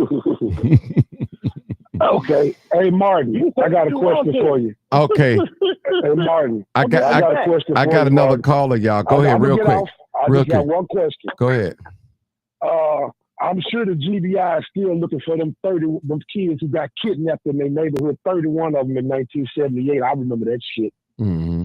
Tell me what happened to them 31 black kids.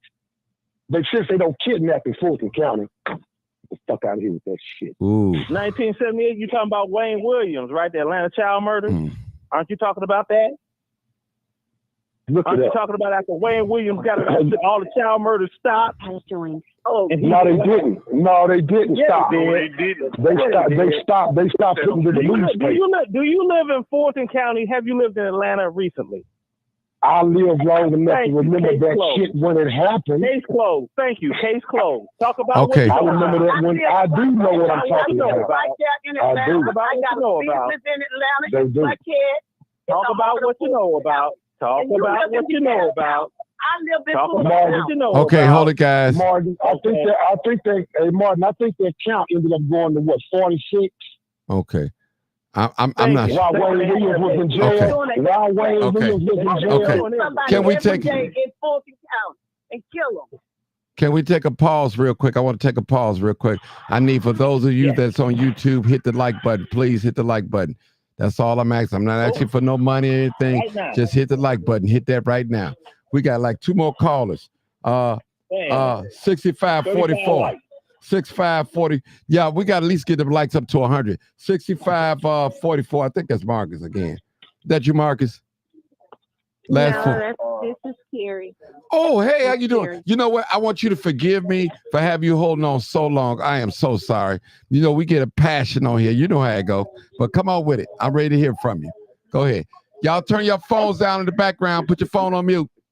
Go ahead. Somebody got to I put don't even know where to begin. Y'all, hold on. I want to make sure. Listen, y'all. Listen. Do me a favor, or else I'm about to put everybody on mute. I'm asking as adults, responsible as adults, turn your social media down. 337. Yes, how you doing, man? Okay, hold on. I just want to make sure that's not you with the sound in the back. Okay, that's not you. Okay, come on, Carrie. Go ahead. I'm about to put y'all on mute because go ahead. Hey, 214, be red. Hold on. Be red. I think that's you. Because I see the screen keep coming up.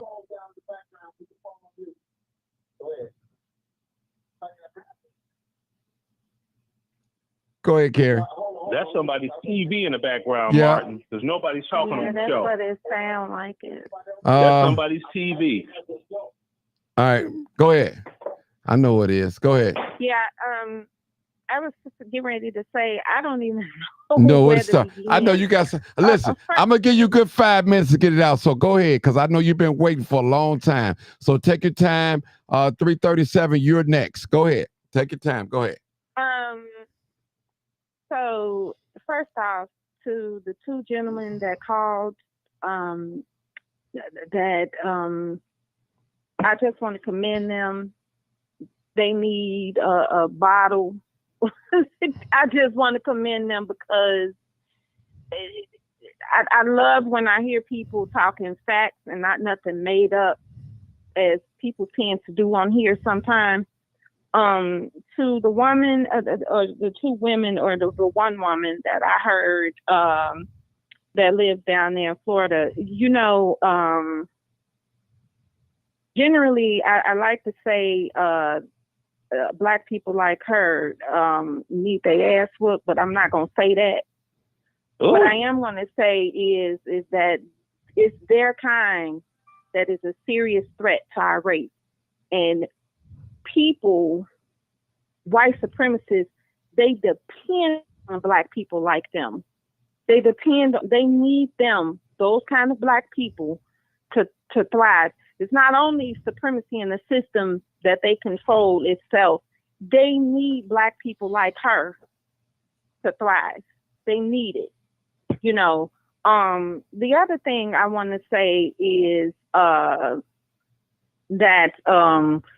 this thing of the Trump ending the war between India and Pakistan, I believe it was an Indian reporter from India that came out and said that Trump didn't do a damn thing to negotiate their peace.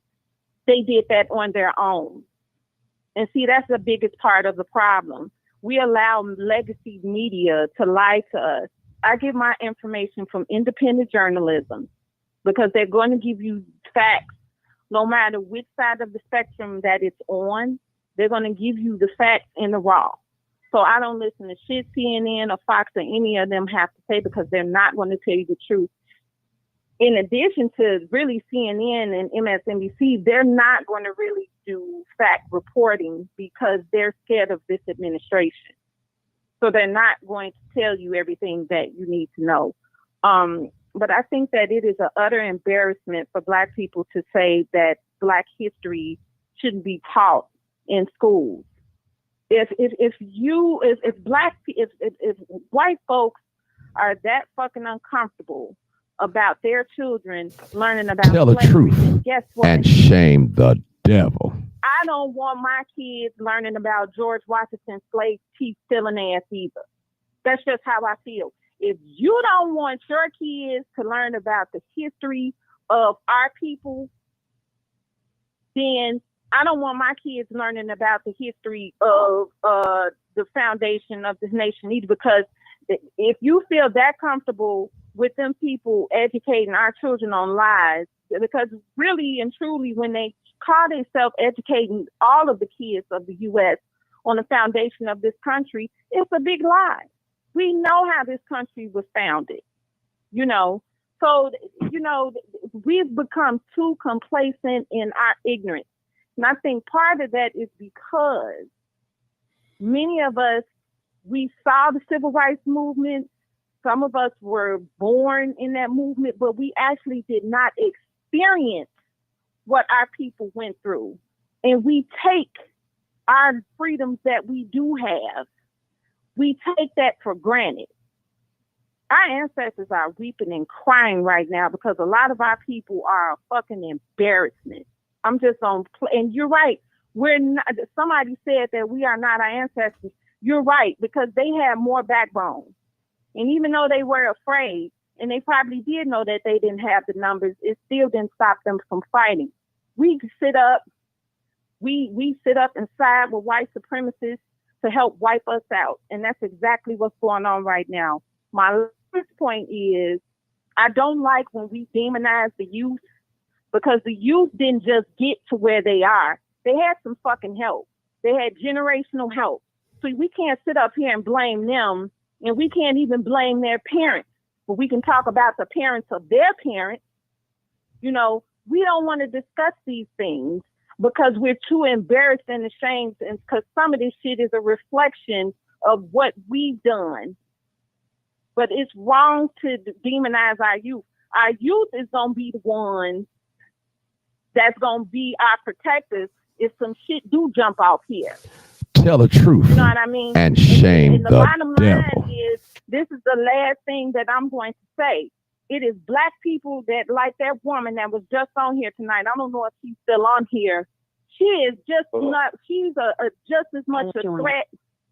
She's just as much a threat as the YNs that do the carjacking, if not worse a threat, because they help do the bidding of white supremacy by saying the ignorant shit that she sat on this call and said tonight. And on that note, you all have a good night. Thank you. Next caller, 337. Come on. Area code 337. Hey, call. Thank you for your holding. Go ahead. Go ahead, sir. I'm going to give you the same time. Go ahead. Thank you. I'm a 70-year-old Marine Corps veteran, also stand-up comic. I've called your show many times. Oh, yeah, I know who you are. Disappointing. I know you are. Yeah, okay, all right. I appreciate you. But I'm really disappointed to hear that a lot of our own people, we talk about each other. We have a mindset of pulling each other down and go along, get along crew. And I'll tell you two factual experiences that I've had. Now, I want to say this in the beginning. I want to say I'm not trying to promote myself or my career. My career is fine. I'm 70 years old. I have had an experience on August, and I'll never forget the date. On August the 18th, 1989, I was performing in Oakland, California. On the second floor, it was the Hyatt Hotel then, downtown Oakland. After my show, there was a guy standing by the elevator. I was standing in the hotel. He's standing by the elevator. I had another show later that night, and the guy asked me for $20. And I recognized him, and I looked, I've seen this guy before. You know, I'm from Louisiana, but I've been there, I've been on the road. And I looked at the guy, I gave him the $20, you know, and I'm like, man, I know this guy. And he was very intelligent. He was high off of something. I knew he was high. And I said, well, I'm going to help this brother out some kind of way. So I followed him down on the escalator down to the first floor. And 4 days later, I recall, I said, that guy, man, I remember that guy. He was killed. His name was Huey Newton. I don't know if anybody remember Huey Newton. And I still to this day, June of 2025, I'll never forget. I gave this, I feel like I was part of helping him to get crack or whatever. And I said, this guy is a legend with the Panthers. And I still feel that, you know, that I could have done something. I could have helped him in a different way, not just by giving him money, but talk to him and, you know, because that's history. So we shouldn't forget about our history. The other thing is, I remember we pull each other down. We talk about each other. I was performing in a show called Comic View, and you can Google it or YouTube it. And again, I'm not trying to promote myself. My career is fine. We as comics were pimped by BET. We were pimped on that show.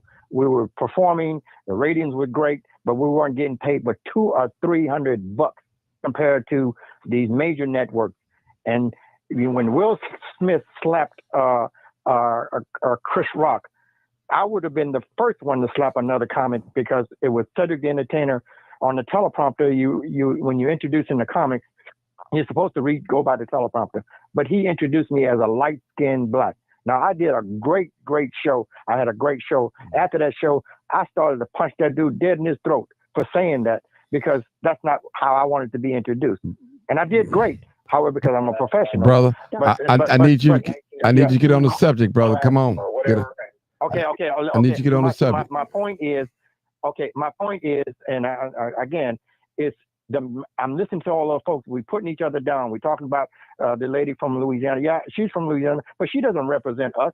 She doesn't represent our mentality here. We have I mean, what you mean? What you said? I'm saying how disrespectful. I'm trying to give you my factual and my comment. I'm from Southwest Louisiana, and I fight for our people. I fight for our people every day, ma'am. You know what I mean? So she doesn't represent us as a whole. We have to. We need to vote for our people. We need to stop talking about voting and go and vote. We need to change our mindset. So that's the point I'm making. You have a great show, Martin. But I tell you, man, there's a lot of people. We're doing this right now. When Sarge is saying this, he's a Republican. I respect you, a Republican, Sarge. But stop thinking that everybody has that same mindset and we support Trump. Trump is no good at all for us. His sons won't serve. If we go to war, I guarantee you his two sons are not going to go to war. But I'll go back. You know what I mean? How many of you all will go back and bring your kids with you? They won't. And white folks won't do that. Again, I'll land my plane there. Thank you sir. for taking my Next call. caller, 6650. Go ahead, caller. 6650. Hello. Hey, how you doing, sir? Yeah, good. This Buck here. What up, Buck? I'm hearing a lot of people talk. Good. The thing about this whole situation is the whole circumstances is dealing with Israel and their situation. America gonna put them before anything else. We all fighting wars for people that don't even care nothing about us in America. I know when I have family in the military and I'm a street guy, but like I say, when you pumped up thinking you finna call something, most of these people, they interested in corporations and rich folks. You ain't getting nothing out of that. So you put your life on the line, you come back if you can, God bless you. But these people don't give a damn about you. They talk about a war on drugs. I'm out in the streets. They get people getting high, they go have drugs in the streets. They're gonna come up with new drugs so they can make money, and they're gonna exploit us so they can lock our people up like they always did. The other part about it, like guns, what it's supposed to be a gun control. Give me a break. These kids walk around with Dracos and M16s and AKs out here. Those guns cost off $3,000 in ammunition you couldn't even get during the pandemic. So how the hell they getting these guns? It ain't no mystery how this stuff happening here. People infiltrating our community and want us to for our own demand, like Juneteenth. When we were celebrating it before, they didn't acknowledge it. Now we buck dancing, they give us shirts at Walmart, and we think we got something. All we doing is giving our money right back to the people that brainwashed us in the first place. We don't have a damn thing. If they're not giving us our own land, our own food, because the people worried about death, I hear people talk about the last day. If you eat at any grocery store, you don't read your food, you don't know what you're putting in your body. They giving terrible juice to children, the food ain't right, and they poison us every day. So if you're worried about that, don't worry about finding you something else to do, because they're already working on killing and exterminating us. You got food without seeds, and they sell it to us every day, and we're comfortable with that. The war is right now inside the community you live in every day. You ain't got to go looking for no trouble. The war is right before you. So that's it. Thanks, Buck. 252. I think that's the doctor. 252. MD. Hey, Martin. Okay. Hey. Martin, what was the question tonight? It wasn't no question. We was I just came in. we were fussing out. Louisiana. We was Oh, my talking God. about where I got heated at. I'm gonna tell you where I got heated at when I said I got a problem. Now I voted for Donald Trump. I'm not going. I'm a registered Democrat, and I'm not going to sit up and fake. I don't like the fact that he's trying to erase Black education, Black history out of the public school because they said it making people feel bad and all that. So I have a problem with that. Just me. This is my opinion. This is my opinion. I have a problem with that. So that's just me. So that's why I was. Lady from Louisiana still on? I'm just wondering if she was a plant because I came in on during her whatever you call that that whatever you call that. I mean, is she a plant? Because I just can't believe that a black woman can be. I won't go, below the belt, but I cannot believe that you could actually say some of the things that you said tonight and say, call yourself a proud black woman. It shouldn't be taught in the schools. You know what, Martin? I told you my daughter graduated high school. The youngest graduated last week. And I said to her, we were talking before my mother passed last year. We were in a store. She had gone to get some books for teacher social studies classes. Gone back to school. She went back to teaching. She just had to do it, even in her 70s. And I asked my daughter, what is the preamble? And her best friend was with us. And I said, what is the preamble? And she came to me and she said, she's like, the best friend said, isn't it the thou shalt not kill, thou shalt not steal? And I was like, are you guys serious? Do you not know what that is? And I asked her, I said, what about the candle in the window? Do you know about that? It's something the slaves did, right? To let them know that they could come in. And I just asked questions, even last week to her. I was like, what, Megan, what in the world did you learn in history if you don't know this? They don't know about the door of no return. And that's what got me. My uncle had gone down to visit. He'd gone.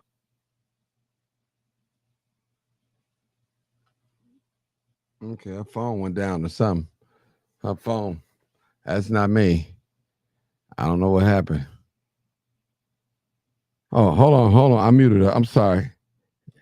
I muted you by mistake. Go back a minute. I muted you by mistake. I thought your phone went down. Go ahead. Oh, okay. Preamble. Did you hear what I said about? No, you stop. The preamble, yeah. Okay. Well, just last week, I was saying that my uncle had visited, had gone to Africa and sent us some pictures back of the door of no return. And I asked my daughter then, I said, what do you guys learn in school? You just graduated. And I said, I think I failed as a parent. I asked her about the candle in the window, and her and her best friend were in the store with my mom that day. My mom looked at him and she said, you actually think the preamble is like the 10 Commandments? And I asked her, that was like a year ago, but I asked her last week, I said, you don't know what the door of no return is and where we were taken and what happened? And somebody was saying something about alligators earlier, that, our ancestors were killed if we revolted and didn't want to go with the white man when they stole us from Africa. My kids don't know any of that. And I feel I failed that part as a parent. And for you to sit up here and say that tonight, I'm like, what world do you live in where you don't think that that's something that should be taught if you're still here? Because I don't think you're serious. Maybe you're just calling in just to say something to get a reaction. I'm hoping opinion, though. Like, you got an opinion. That's her opinion. I mean, I'm not talking to you, Atlanta. If she's here, if she wants to answer, I'd really like to know. I'm not trying to be, rude or anything like that. Do you really believe that? 713. I think that's the number. 713. Yes, I'm here. I'm listening. I don't, I'm black as black can be. I'm dark skinned black. Why don't you think that's something that our kids should be taught in school? Well, I do, but at the same time, like I said, my 24-year-old daughter, she the one who told me. She said, I feel kind of uncomfortable, Mama, when they talking about slaves, and they, it kind of make the other students, because she went to a school that's like mixed. It's called Hightower High School in Houston. It's just outside of Houston in Fort Bend. And she said she felt bad. And I was like, you know what? We don't, it's already well documented. I got Tariq's Nasheed, all his hidden colors plus the 1804. I got the rap thing that he just did. I even went to see it in Dallas. We know all the history. We know all the woke stuff in the history too. But at the same time, all black folks ain't kin folks. And I've had a lady almost trying to take my license from me as a registered nurse that was blacker than black can be. And that just, I was very pro-black. But even in talking to my dad, even in talking to my dad's still in Louisiana. He in Natchitoches, and the stuff that he went through with those white people when he came up, he even tell me when my brother, I think it was either my brother or my sister was needed to go to the hospital, and their car had broke down. It was a white man that came and took my dad and my mom to the hospital. My dad told me, he say, all skin folks, and it's got some good ones out there. And Trump, you don't think that that's Trump? Let me tell you moral? one thing about Trump. Trump is one of them. He puts on for his base, but he has done so much for Black people. And I put all everything on him, honey. He's got good intentions. Trust me. If people I don't trust you. I don't trust Trump. He cannot be trusted. I believe that he is a sheep in wolf's clothing, and I know that he's not for me and for my people because his policies dictate as such. That's how I feel about it. And you have your opinion and I have mine, but I'm not talking about Trump tonight. I'm saying when, I have friends of mine who work at the National Museum and Black History Museum and the Smithsonian, the one that he tried to fire, the librarian that he fired, him trying to remove all DEI references. I mean, first of all, most people that are against the DEI, they don't understand that DEI is not about people that are in blue collar jobs. Those are legacy, hires that white people mostly get those jobs when they come into the company. It's to balance the playing field. He feels threatened by that, and I don't understand why any of us, a person of color, because let me tell you, you said you're right. Not all skin folks, skin folks or kin folks, however you said it. Yeah. You know what I mean. I'm sorry, but I'm a product of a slave rape. My great grandmother, my grandfather lived to be 106 years old and told us those things. And I remember sitting with him in the summertime, him telling us about things that we talked about in our history books. And I'm like, man, Grandma, I don't want to sit in here with him and listen to this. We talking about this in school. Born in 1871, and my grandmother was a house Negro, old man Minus down in Savannah, Georgia. She was raped by her father. Raped, and so I'm a product of that. So when you talk about all skin folks are not kin folks, I get that premise, but I also know that all of us don't see the truth for what it really is when we can actually see it. When you talk about Trump and his policies, how have they benefited you? That's what I want to understand. If you're talking about the stock market, if you've got money to invest in the stock market and you're making money now that things are they were roaring back for a few, I guess you can say that. But what policies are in place? Please tell me. I'm telling you, the immigration policy, immigration right there, right there. Immigration. I mean, okay. I don't even want to get into the immigration because we got into that the other night with Martin, and I totally disagree. Immigration is a topic I just rather stay off because I don't agree with the way it's being done, but I don't want illegal immigrants coming in here either. But he said that he'd be taking out the criminals first. That's not happening, so that's causing another uproar. But HBCUs. He didn't fund HBCUs. He did not. And he came out with the platinum plan when Ice Cube asked for it. He came out with it. No, he did not. He didn't. At least he presented a plan. That's what I'm saying. So let me finish. And then you can come back and rebut it. Because I definitely was on that. Okay, I know what he did and what he didn't do when those HBCU presidents, and a dear friend of mine is one now at Northbound Central. What he did do was he allowed the Obama era of HBCU funding to expire. And when it was time to re-sign it, he got all those HBCU presidents back in, signed the same documentation same legislation that Obama had put in, and said that he was going to pledge then an additional 100, was it 10 million? Yes, it was 10 million. And when everything ended, what he ended up doing when it was time to renew it after the first 18 months, they had a bridge that they had to cross before they can get to that part of the legislation. Trump didn't sign it. He said, no, we're not going to do that. We've given them enough money. And he did not fund them for the rest of how he put it together. Forever. That's what he said a couple of weeks ago. HBCU funding is forever. He didn't do that. He put on a show. He invited them in. And these kids don't have funding forever, as he put it. That didn't happen. So what legislation did he enact while he's been in office that's helped Black people? If you could just tell me that. Outside of HBCUs and immigration. Well, I'm going to tell you this. You look at the people that he helped. He gets out of prison. He does a lot of good things for people. I mean, he might not have had any specific policy that's going to help Black people, but he did come up with that plan. he did have some kind of plan, and nobody else had. What plan? Okay. What plan? And like plan to do what? Nothing. The He plan didn't to have do a what? damn What plan plan did for he black come up with? people.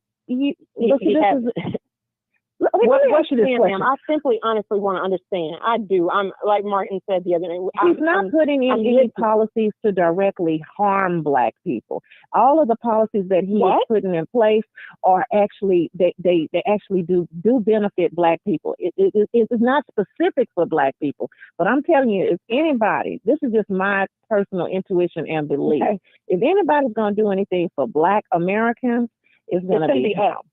Okay. No, I'm talking about as far as I'm talking about as far as giving he some didn't do type it the of first time, man. He had 4 years to do that the first time, and he didn't do anything. I understand, but you gotta really think about what is all this coming from? This deep hate, this it's like a derangement syndrome. Hate. Get a It's man a not hate. chance. I hate that. Give him a chance. He's only been there It's for not 6 hate. months.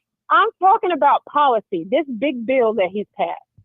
16 million people will lose health insurance because they're using. Democrats say that. They are, it's not about Democrats.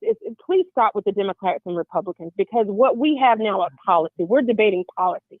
And what he said was that we're going to take that money from Medicaid and Medicare, and we're going to pay $730 million to the top 1% of the people in this country, billionaires, who don't need it. You mean telling me that's helping people? That's not true. He doesn't do that. Look, ma'am, that's in the policy. Have you read the policy? He's for the middle class. He is not for the middle billionaire class. friends. It keeps talking about. Look at what he did to his billionaire friend Elon. He didn't help him with his thing. He cut his money for his program. Okay, that's not a lie. That's why he got mad and left. No. That's why. No, that is not what happened. I'm sorry. He didn't help his billionaire friend. Why come he didn't help Elon? Elon, he did help Elon. He's not about billionaires. Don't argue. See, this is what I'm talking about right here, because you all are so ignorantly misinformed. It's embarrassing. Elon Musk. I didn't call you has ignorant. government contracts. I asked you a question. We the only race of people that can't have freedom to think the way we want to think without. You always say that right without being demonized. You're lying. Without being ridiculed by our own people. We the only race of people between being ridiculed and being called out on your lives. You all are lying right now. That is so true. Okay. Elon Musk. Okay. Elon Musk. Let me tell you, Elon Musk. He has federal grants. If we want to talk about people receiving welfare, Elon Musk right now currently has the biggest welfare recipient checks out of everybody in the from Biden. From Biden administration. No, from Trump. He was up under investigation. This is why he brought Trump the election. This is exactly why he poured all that money into that's the not election. from Biden. You twisting it around. No. Those now I don't say that those the Obama era. Okay. That's what I'm saying. He had investigations I'm not going to on be him. living to see it. Okay. Yeah. Y'all don't know what the hell y'all talking about. Hold it now. We got Democrats and Republicans on that. I understand y'all.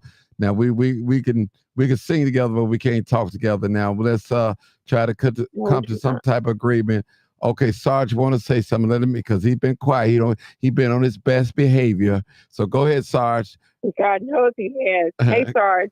Go ahead, Sarge. What you want to say? No. Y'all done flip the conversation. MD, hold on. MD, you always get on here and flip my conversation. We was going good. You always do it to me. I'm sending you my cash app. I'm sending you my cash app, MD, because you always tear my show up. Okay, go ahead, Sarge. Go ahead, Sarge. Go ahead, Sarge. She ripped my show apart. Go ahead. Now, when I mentioned the doggone start of Juneteenth being celebrated and stuff, you know that started in Chicago, right? Okay, your point. I didn't know that. Your point. Come on. It started in Chicago. Then Biden made it a federal whatchamacallit, but had it not been for black people in Chicago, this wouldn't have happened. So Chicago, stand up and give yourself an applause. I love Chicago. Okay. Now people can't, they need to look at the facts of the matter. Look at the facts of you had the first black boxing heavyweight champion, Jack Johnson, his paperwork to get a posthumous pardon sat on Obama's desk for the whole time that he was in office. He didn't sign it. Trump did. You got to look at Trump eliminated Larry Hoover's federal time, but his state thing is a whole other thing. Which, now me, I'm like, that's a political pimp game, in my opinion. Yep. In my opinion, this is just me talking. And Martin and I, we talked about this. That's a pimp game. I agree. Okay. Him and that other little rapper. Is he still in? Hold. Can I finish? Him and the other little rapper. It was a trade-off, a 2 for 2, right? Now, the sister was talking about something about Savannah, Georgia. Freddie Washington. Now, that was the only real black woman that was in that movie Imitation of Life, but she was in the original one from the 30s. Her name was Freddie Washington.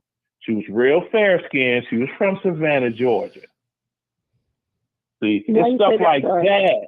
It's stuff like that. I teach mine stuff that's not taught in school because you got to start at home. See? Yes, right. That's right. Just like I was taught when I saw Roots, when I was in 8th grade and I'm watching Roots, and when Kunta Kinte got captured and the chains got put on him, my mother said, that's what happened. You had Africans working for white folks capturing Africans, and that's how they ended up taking all the Africans to this country. Now, I was under the impression white folks just went to Africa with guns and swords and just snatched whoever they wanted to snatch. Oh, no, it didn't go down like that. It didn't go down like that. See, and I knew this back then. Proper education on Black history at school. But they talk, oh, we were slaves, we was this, we was that. Okay. Who's that woman, Angela Davis, Black Panthers, this and that? Oh, it's found out her family came over here on the Mayflower. Slavery? None. No attachment to slavery. If we stick to the fact, on the Mayflower. Martin, I'm finna land the plane right here. Please do. If we all speak, if we speak to each other with courtesy and respect and stick with the documented facts, everything else will work itself out. No need for name calling and Uncle Tommy and that's, I love that anyway because he was a hero of the story. Wait a minute. Did I get called Uncle Tom tonight? Is that what you're saying? No. No, sister. I'm using examples here. Well, she has before.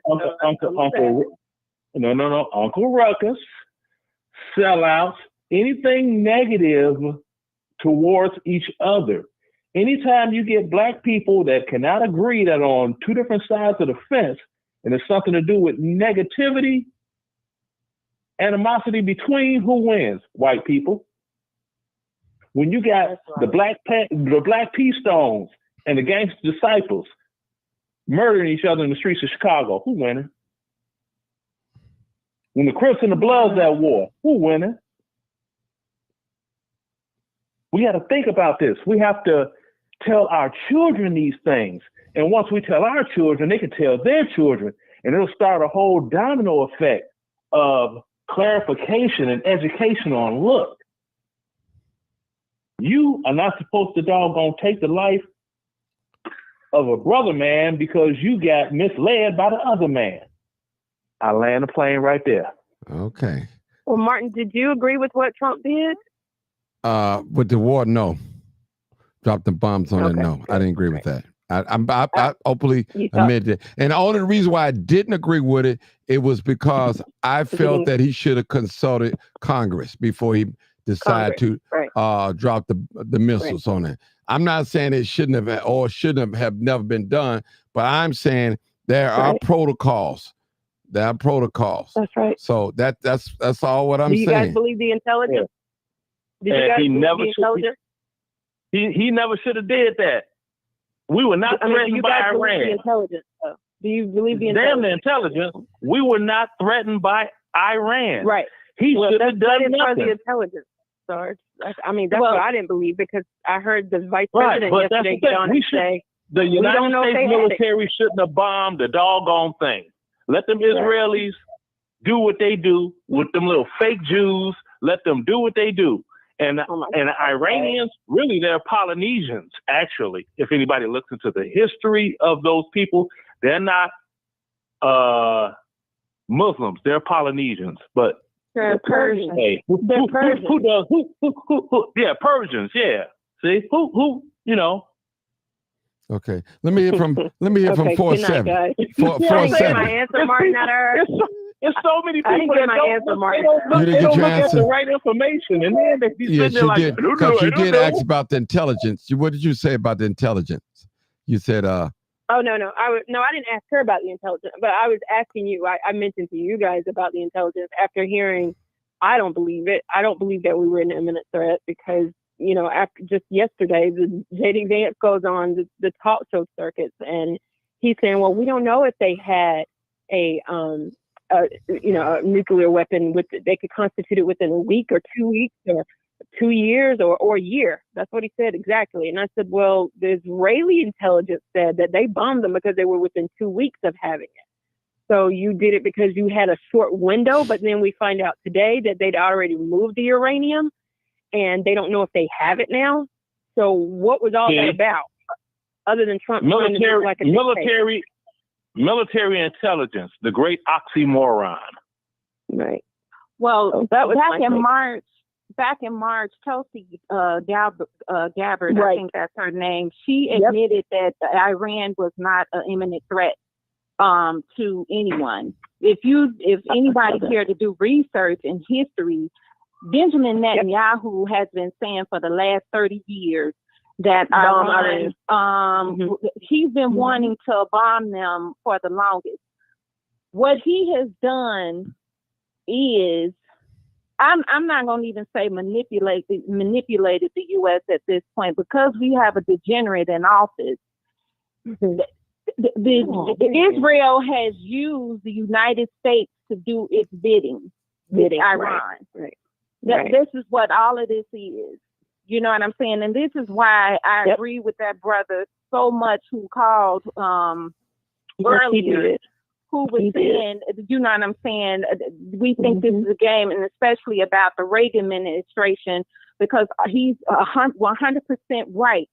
All of this shit that's going on now with immigration ties exactly into it. The U.S. government was funding these governments in South and Central America. When they took the money out, their whole way of life and economy and everything collapsed down there. And that's how the drug lords and everybody was able to infiltrate and take over. And that's who are running a lot of those Central and South American cities and countries down there. You know what I mean? Mm-hmm. The United States took their money out of it. So, we be so, and this is what I was trying to say on previous calls on Martin's show when it comes to this immigration shit. No, I do not agree with how the Johnson administration handled this immigration policy, but it was a way big picture, and I kept telling them this. Of course, I was shouted down. Another gentleman that was speaking out against what was going on, the activists from that Flip Chicago Red movement called that man stupid. All of this. We as Black people, we work off emotion, and they keep checkmating our asses every time. Yep. And this immigration thing, they are using the emotions of Black people right now on this immigration thing to make us, while they throwing rocks over here and got us looking over there, they over here doing the crap that they're doing. You know what I'm saying? That guy, Stephen Miller, is on record as recently saying, I want to say maybe like 2 or 3 days ago, that what he eventually wants is only 150 million Americans in this country, and he wants all of them to look like him. This is the guy who is he? Stephen Miller. Stephen Miller. Okay. Stephen Miller. Stephen Miller is the guy that's on Trump. I think he's Trump's chief of staff or something like that. I'm not sure what exactly his position is. All right. He is an I don't know about that one. supremacy. He did say that, and you can look That's it not up. true. Let me say this. Can I just say something? Hold it. Come on now. Hold it. I want to say something. Well, afterwards, you got to when the question shit about it. jumps, Ladies we and know gents. who to look out for, and Jen. you all cannot be trusted. Let me say you this. all are threats to black people. Let me just say this, y'all. Right. I think hold it, 317. Let me just say something real quick, and I'm gonna let you guys resume. I really think that as black people, we give Trump too much power, especially us Democrats. We give him too much power. You know, I love Trump, that, Mr. Martin. and we give him too much power, people. We really do. We give him. I'm just speaking overall. I feel that we give him too much power. This is a democracy, people. This is democracy. Don't no one person run everything. We don't live in a country like that. You know, this is not a dictatorship. And you tell know, them to take that energy and put it into the Democratic Party to do what you want them to do instead of getting mad at a party you didn't even fucking vote for. You didn't even vote for. Take that same Tell us energy. what the Democrat Party has done meaningful. If I could make one statement. Somebody tell us what meaningful whatever that the Democrats have done for Black America over the last 60 years that I've been alive. Not only Obamacare. that, brother. Obamacare. Not only Let's that. go with that. Like, No. Hold on, sister. You asked. There's a reason. Hold on, sister. The reason for the civil rights movement getting signed is because the nation was all in total unrest due to Vietnam. We have to calm everything down. It was civil disobedience. You had the women doing their rights movement thing. You had the Hot Pockets in New York, the Stone whatever it is, gay thing in New York. You had them doing their stuff. You had the Panthers, which the Black Panthers Party is the only party that was for us anyway. Really? Tell the truth. That's it. And it was too much going on at one time. So they had to try to do some. Who signed the legislation for it? Who signed it? Who was president? Sister, Golly, must we do this to each other? Cut each other off the kneecaps? Like other people, we're conversing. We're not cutting each other off. No, a conversation means I say something, you say something back, not cut me off at the kneecaps. Why do we do this all the Okay, time? now, a Democrat, yes, the Democrats signed for all of that. That's who was in office, okay? And you have to take into consideration, Kennedy stole that election because of who Sam Giancana. Stop. No, hear me out. See, cut me off at the kneecaps.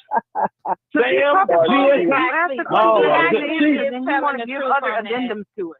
No, I'm trying to finish the statement. Telling the truth on that. He's right on that. Sam Giancana and the Chicago outfit did influence the Illinois vote. Thank you. For Kennedy to win. That is a fact. I'm not going to debate that. I have no idea about that. I'm not even going to talk on something I don't know. See, that is a fact. So now, of course, the Democrats were fully responsible for all of the 60s. Medicaid, Medicare, Obamacare, yeah, all of that. It wasn't Obamacare. It was it was the ACA. It's just Obamacare. It wasn't. It was the Affordable Care Act. Also responsible for Malcolm X and Martin Luther King's death too. Either way. COINTELPRO. Yeah. J. Edgar Hoover was responsible for the death of. He was a Democrat. Appointed by J. Edgar Hoover was responsible. Blame the Democrats for everything. That's what y'all should do. Blame the Democrats. No. I'm not blaming the Democrats for everything. No, I'm saying you should, because they are to blame for everything. So you should. Okay. Well, no. I'm not doing that one. What I'm saying is this. All of our leaders that we ever had as Black people were murdered in the 60s. Everybody from Medgar Evers to Fred Hampton. That's kind of weird that you had one particular party in charge and all of our Black leadership, especially Martin Luther King, a man that was like Gandhi on peace, and he got assassinated too? Come on, Look who you support. Look who you support who killed him. So it's important to point out that when Nixon ran, Carrie, and I believe that was Carrie, 68. Carrie, hold that thought.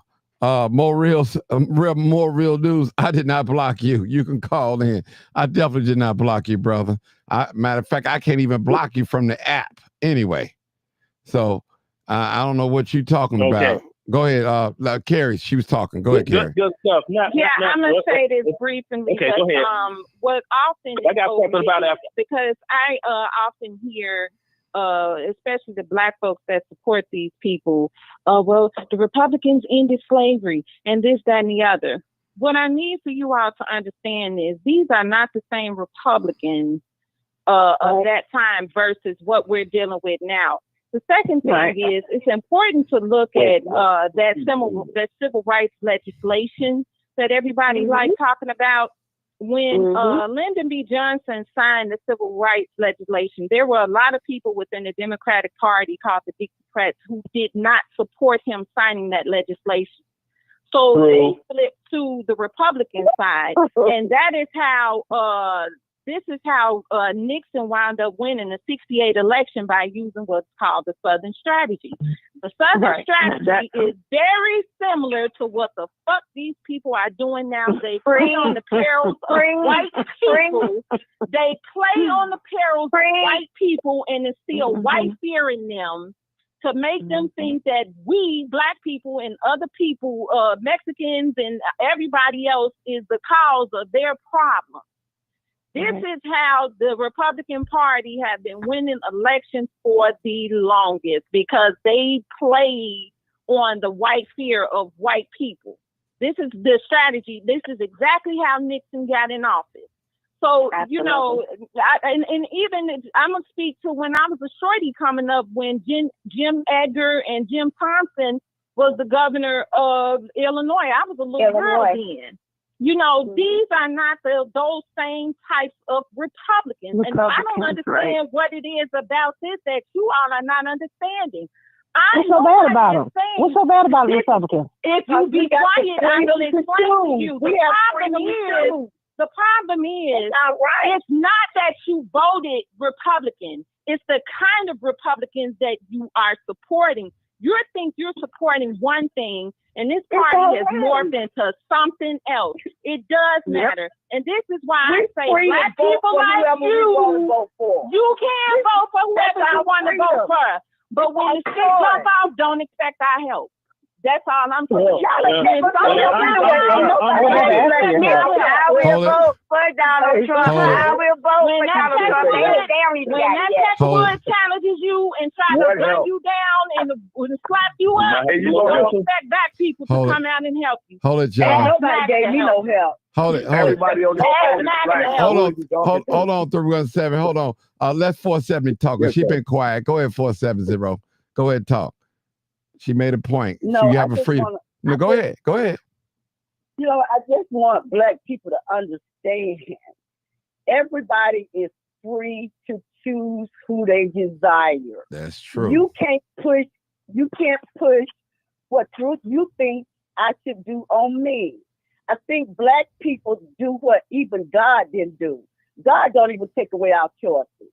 He give us choices to do whatever we desire.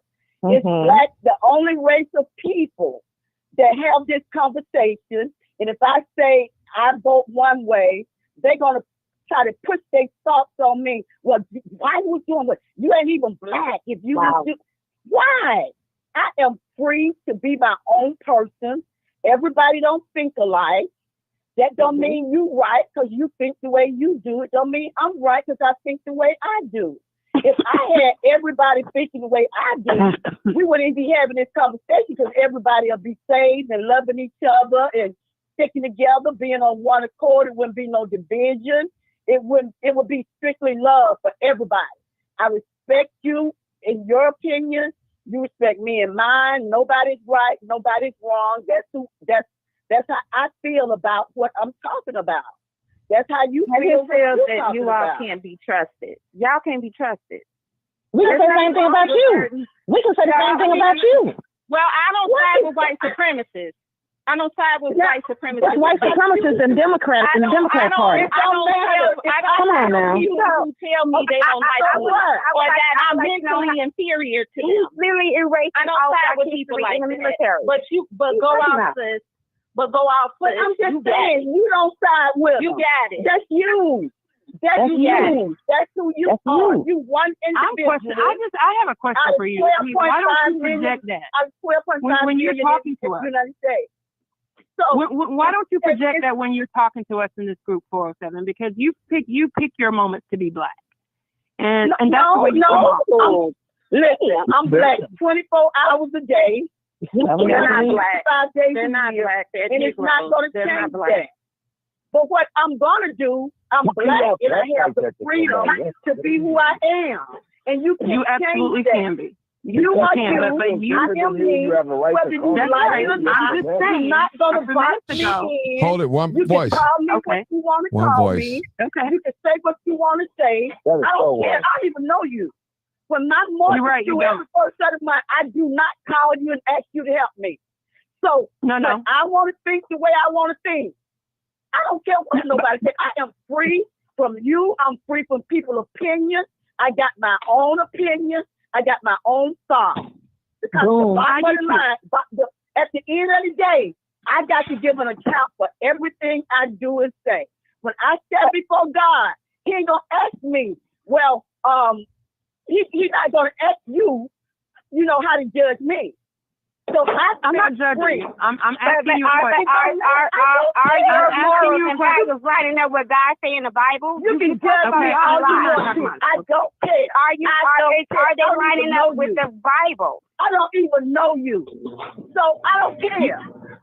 Everything I got, when I was talking to Louisiana a few minutes ago, I asked you a question. Okay, ladies, hold it, 317, hold it. Oh. Go ahead, MD. Go ahead, MD. What's your question? I was talking to Louisiana, and you're right. You and I have had interchanges several times up here, and they always end up badly. So I just made a decision. I was like, we can't talk because we can never find a happy medium because you make it personal.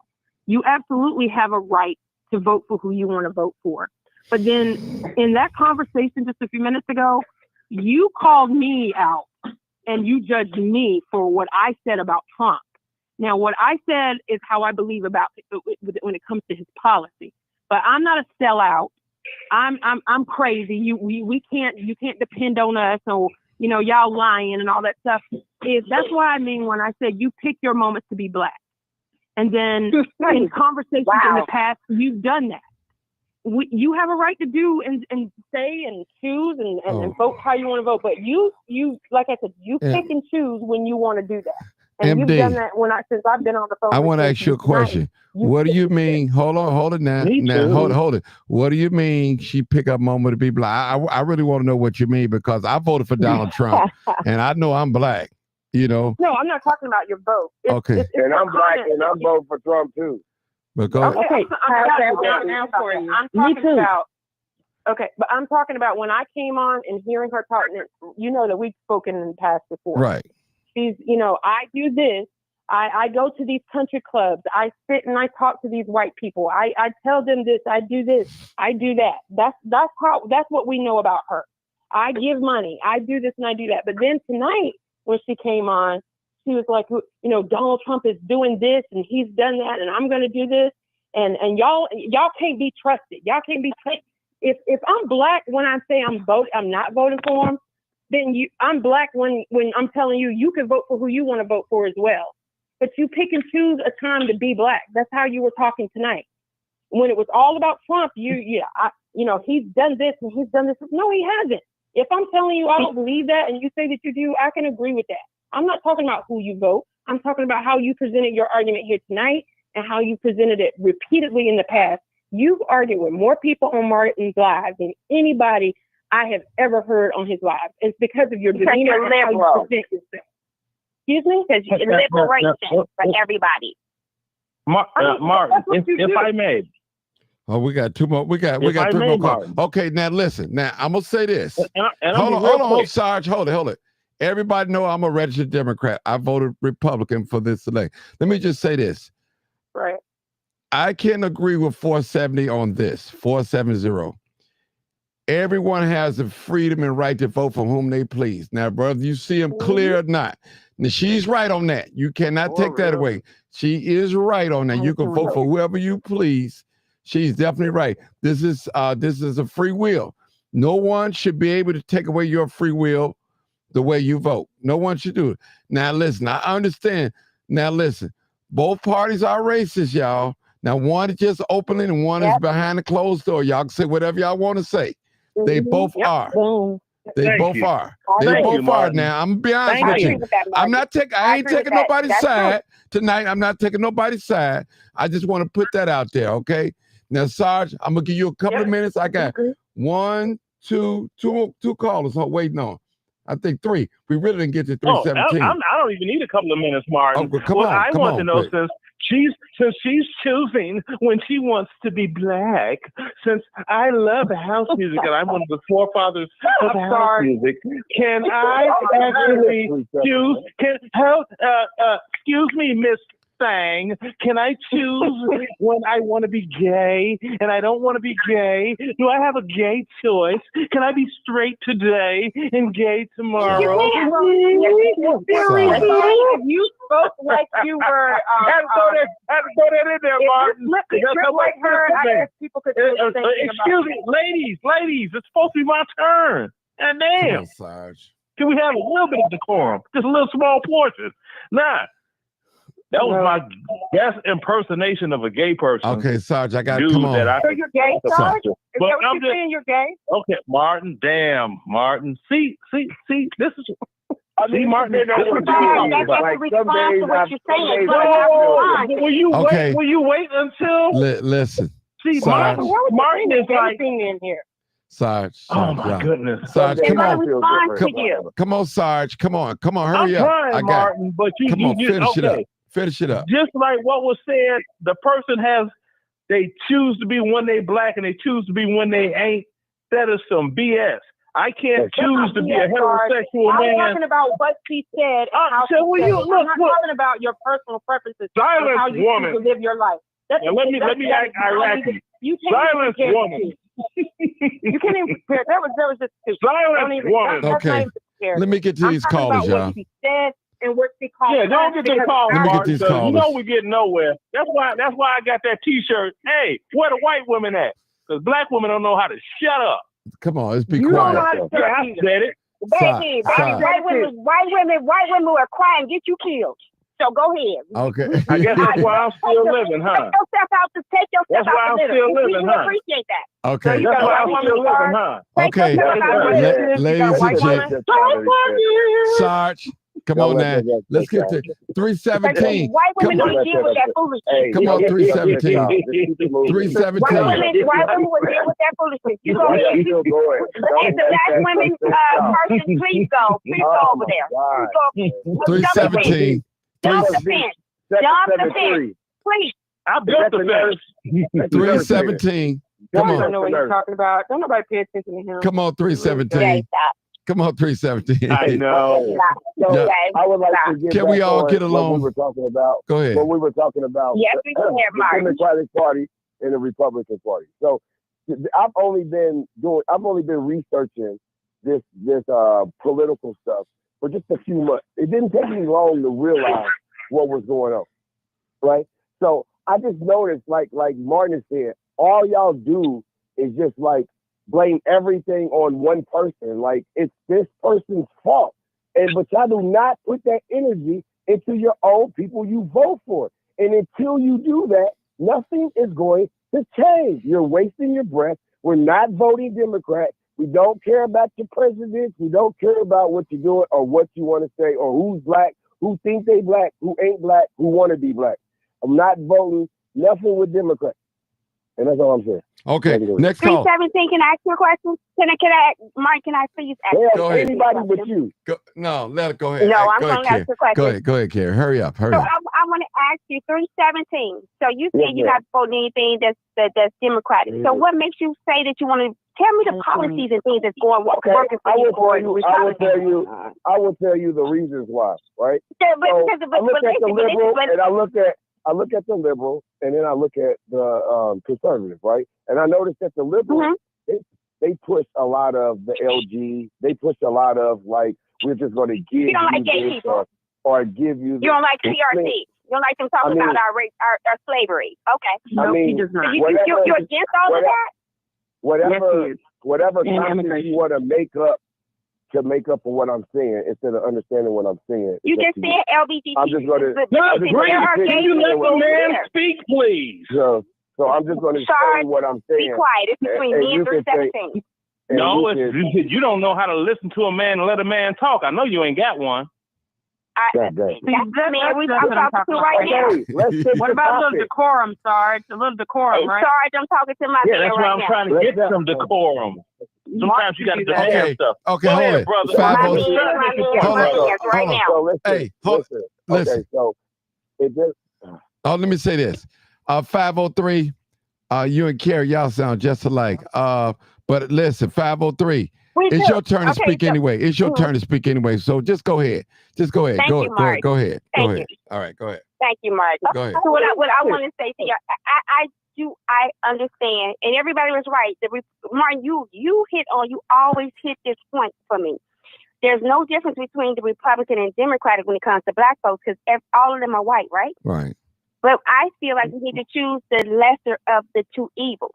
We have somebody that's sitting in the seat saying, let's take away the civil rights, we're gonna erase all the black people off our military base. We're gonna put it back. They're putting back the Confederate. They want to name the Confederate bases and all that. So it's just crazy to me that we're really looking at. I need to be Anne Frank right now. Mm-hmm. It's crazy. It's crazy that black people really actually think that they're a part of Trump administration. And he has no black person in his administration. He has everybody's white. He's erasing Harriet Tubman. He's erasing everything. He's taking away our African American museums. He's taking away the 1965. And I find it hilarious how all of the Trump supporters always talk about we got civil rights. Why are you happy about it when you take it away?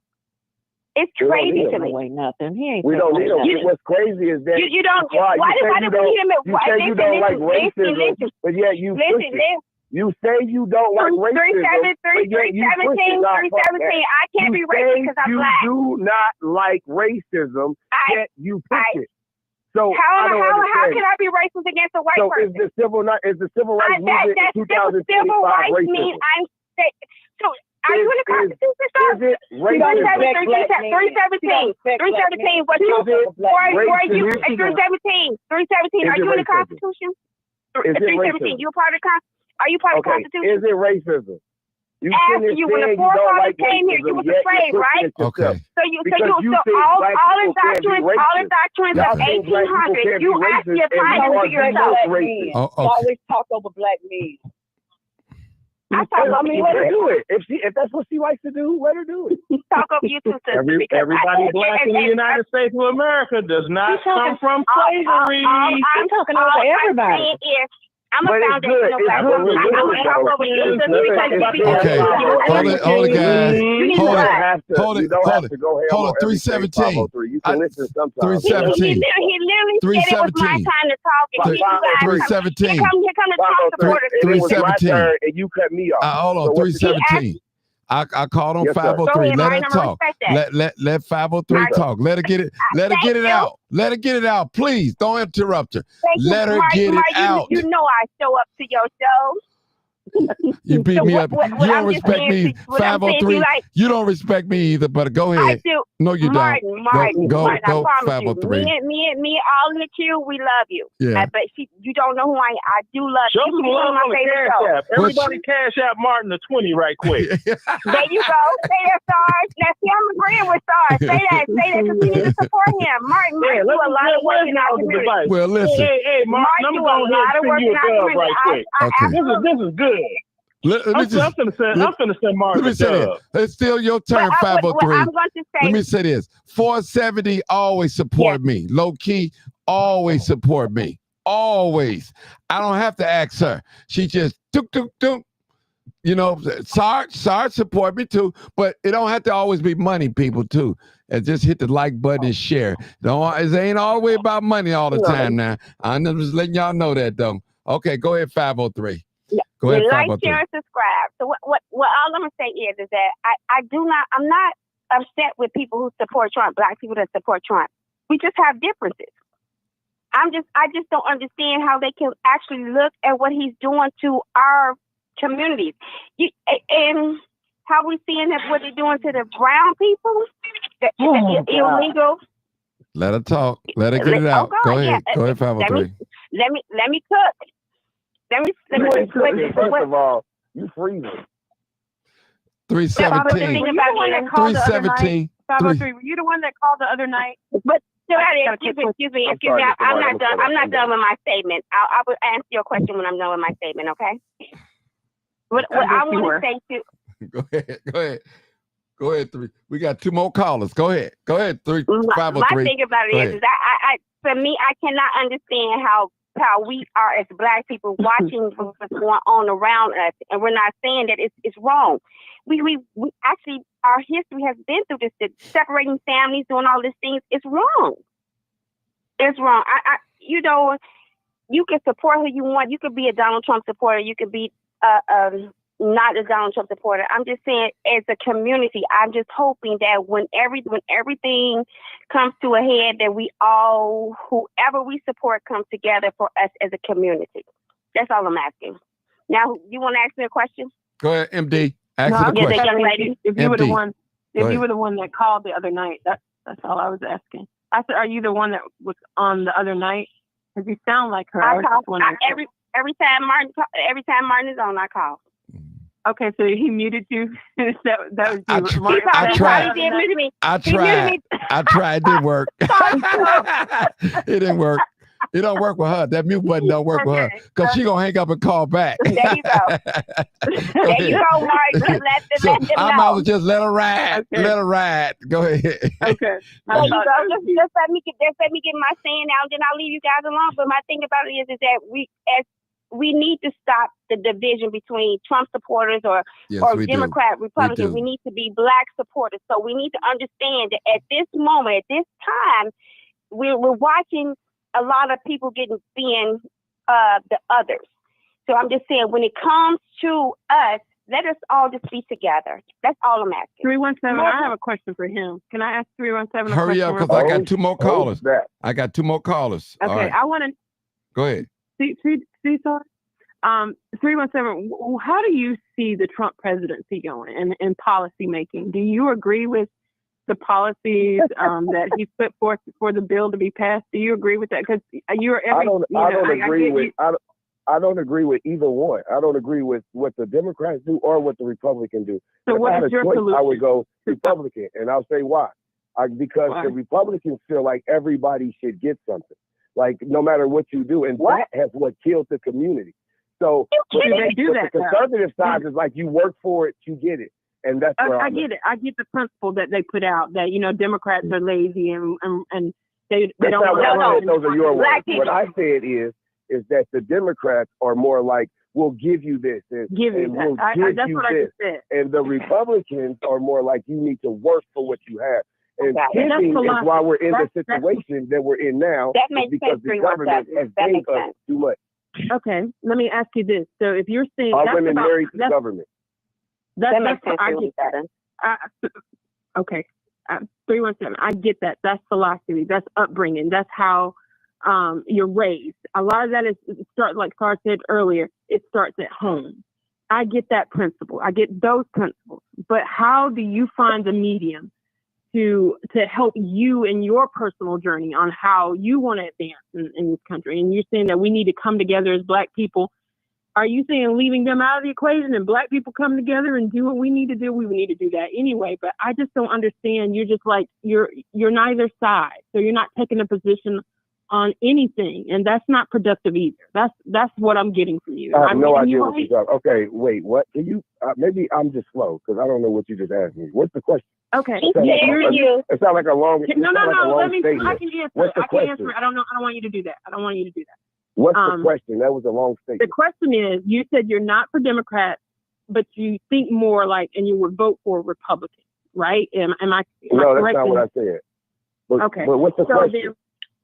So the question is, then what do you propose? I mean, for you, are you're just stuck in the middle? You're not going with either side. You've got to take a position on something if you're talking about. What is the question, Queen? I just asked if you'll let me get it out. I said, what do you do?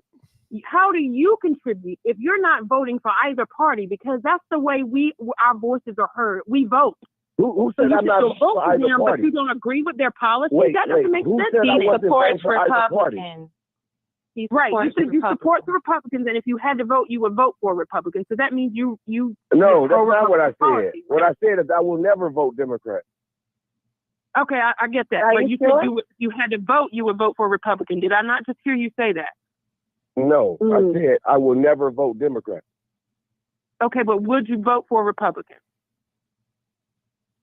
He may vote for independent. Can you let him answer, please? Could you please let him answer? He may don't want anybody to independent. I really want to understand him. Well, I don't think you do. Okay, so I do. I really do. Okay, so your question is, would I vote Republican? Yes. Now, is that the question? Yeah. Would you? If you're not going to vote for Democrat, then you're going to vote for Republican, right? Or I'll go independent. Oh, okay. All right. Fair enough. Okay. Now, hold it. Let me, like MD, let me help you out. What he didn't answer was you asked him about a specific policy with the Republicans, and he never really got to it. So that's what she really want to know. Okay, go ahead. That's what she want to know. Go ahead. Do you agree with this policy, this big bill? Do you agree with cutting Medicaid? Because Medicaid, for one, those hurt my patients. A lot of Medicaid. Hold on, time out, Miss Lady. Before you go on it, is Medicaid cut? Yes, there are cuts to Medicaid. Medicaid is cut right now, so nobody's getting Medicaid. No, it will be cut. It's a bill. Okay, that's not. Let's talk about what is going to happen. Let's talk about what is happening. What it is going to happen because he's in office. We actually have to think about what's not going to happen. I want y'all to hear this. You guys have been saying this man is going to do this and that for the last 6 years, Sir, right? And none of this stuff happened. None of this stuff happened. Before y'all go on y'all rant, just wait a second. Like this, I'm dead serious.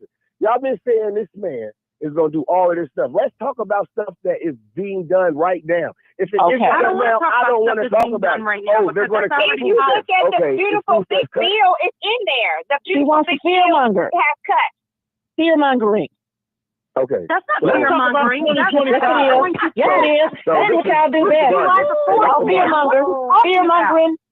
Hey, Mr. Martin. Okay. We're not even talking like, they'll say something like, "Oh, they're going to cut food stamps." Yeah. Food stamps ain't they cut. are. So what are we talking about? Fear-mongering.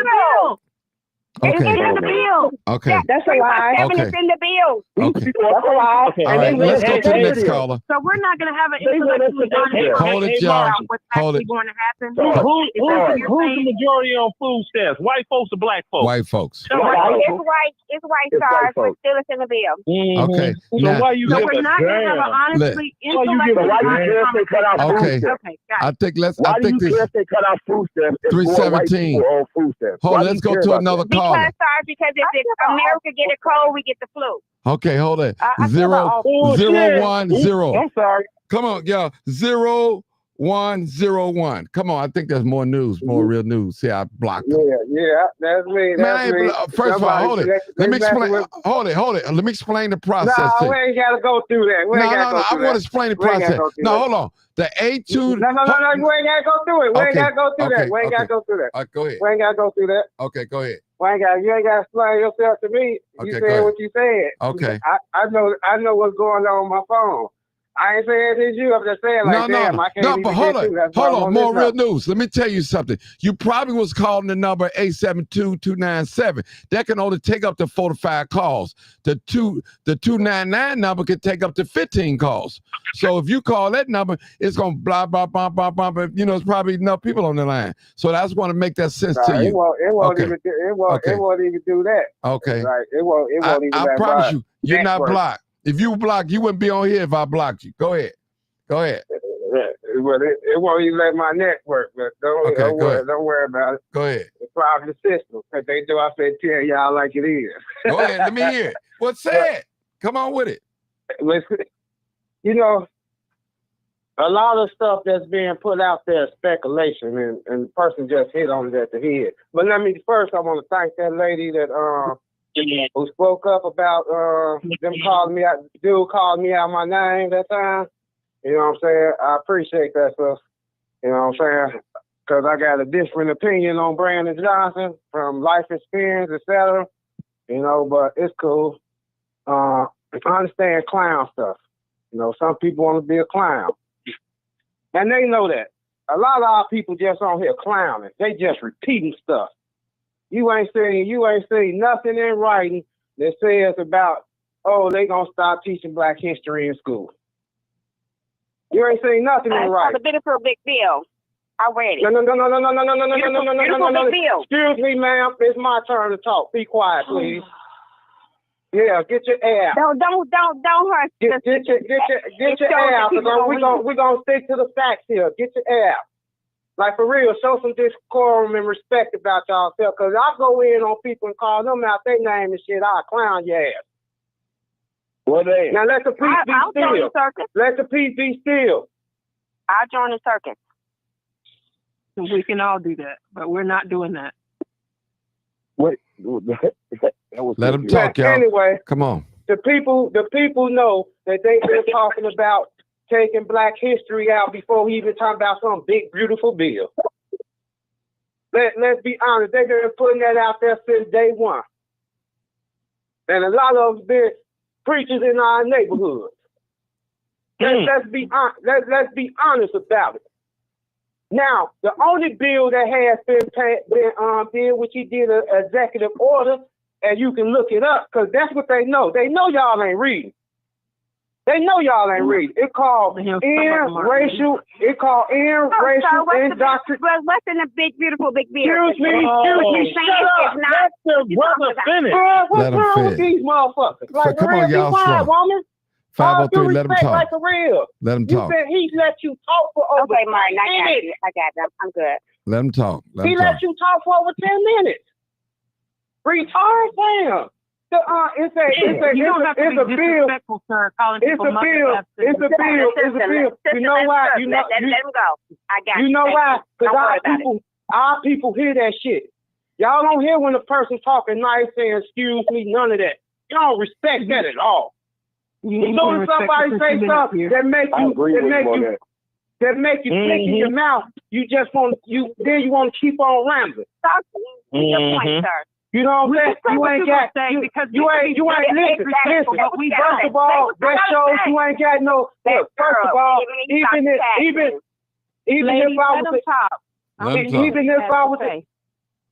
I was an ignorant man, I'm gonna put it on me. Let's say I'm an ignorant man. Yeah, you're right. Why you argue? Why you as a woman are trying to go back and forth with a man? A woman. So somebody ain't taught you right. Somebody ain't taught you right.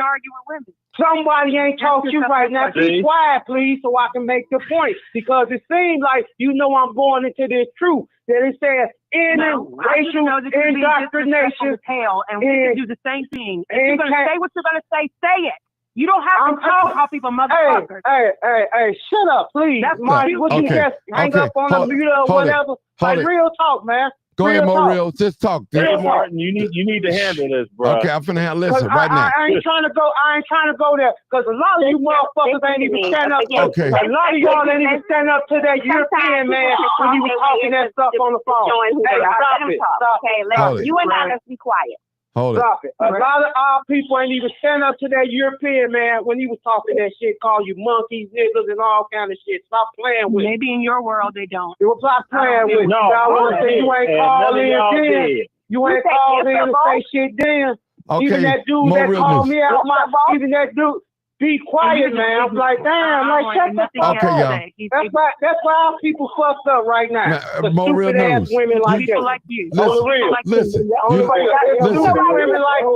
That's why You know why our the people people fuck up? messed Because up. where's the man in our community? Where the men at? Where you at? They don't want to be around no blabbermouth. They don't want to be around no blabbermouth. So you got a man in the community. Let's talk about this. You want to talk about sexism? If you want to talk about women, No, I want to talk about sex. If you have a man overpower you, then that's your problem. That's a you problem. Y'all, let's If hold you it. knew what to do with your mouth like white women do, you have a happy man at home. That's a you problem, sir. Sarge, y'all get too personal, man.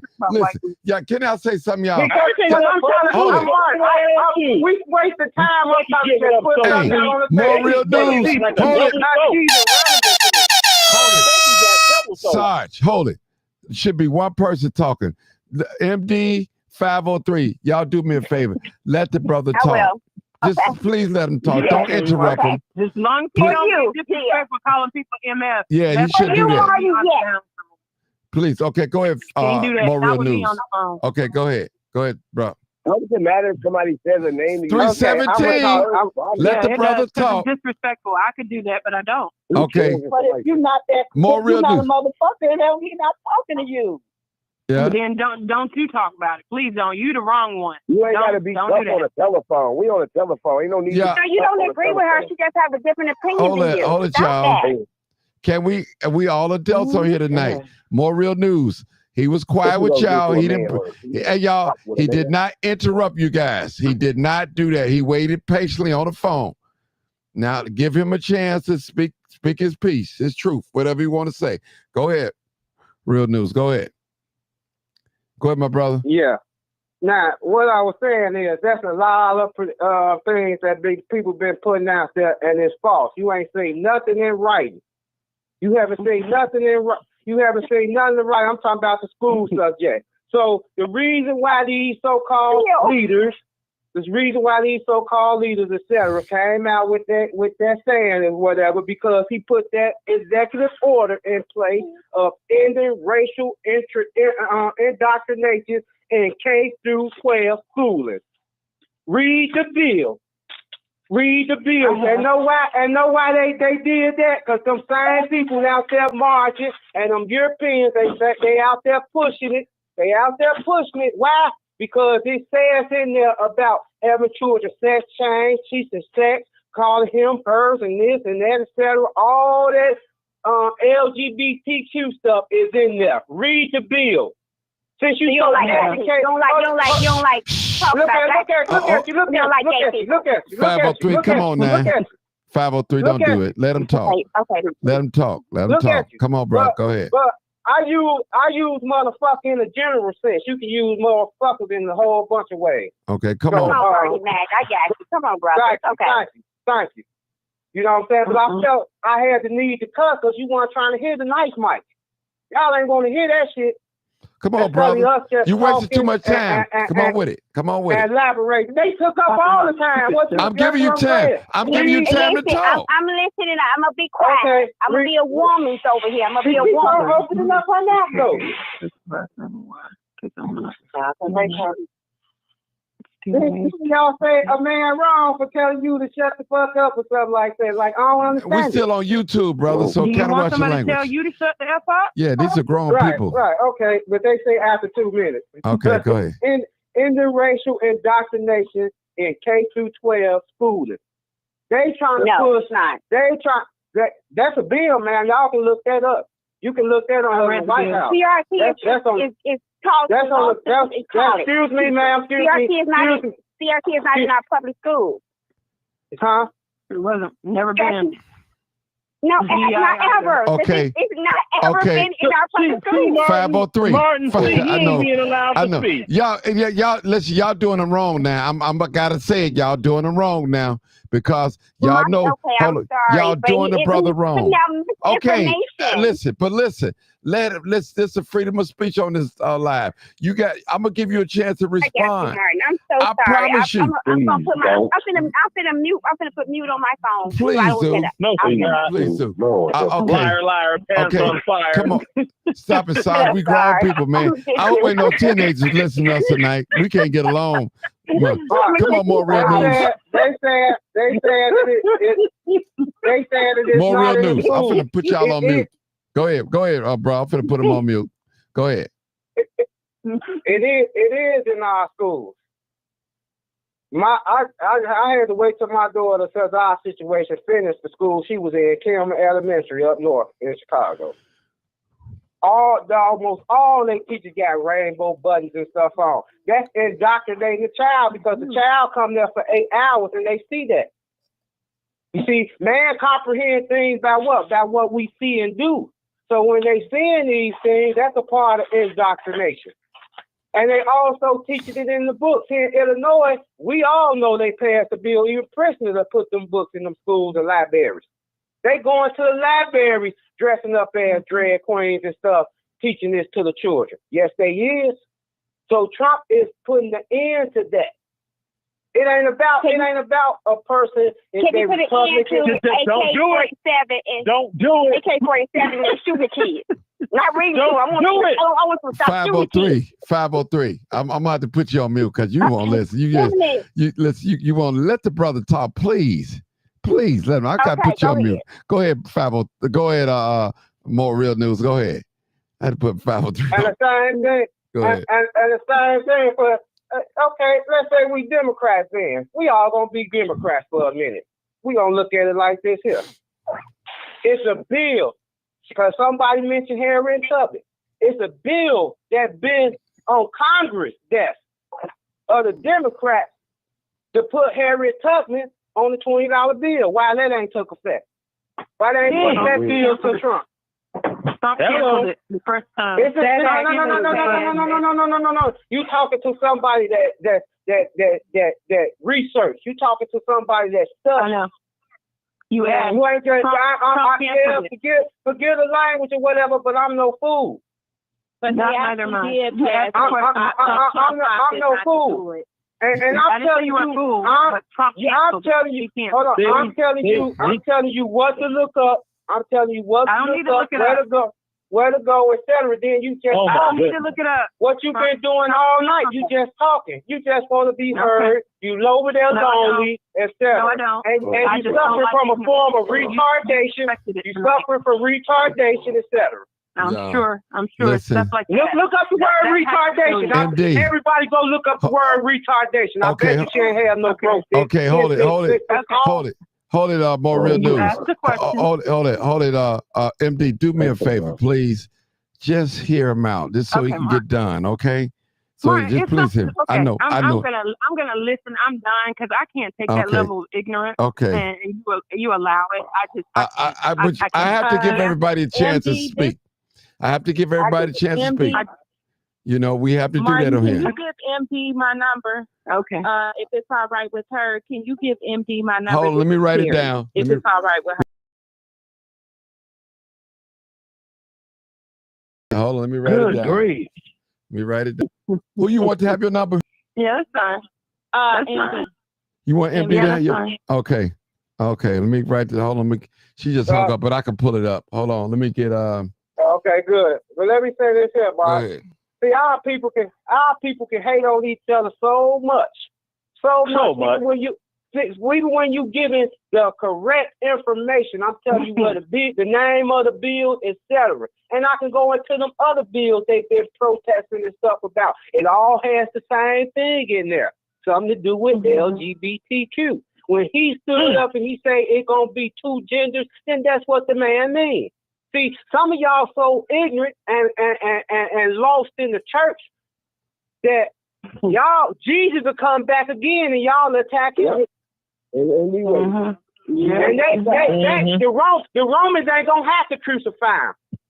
And you don't know who it's gonna be. It might be real bills. They act like they don't exist. Like they ain't seen 317. it. It's like they 317. oblivious to it. Let the brother What? talk so he What can I get do? done. I got another caller.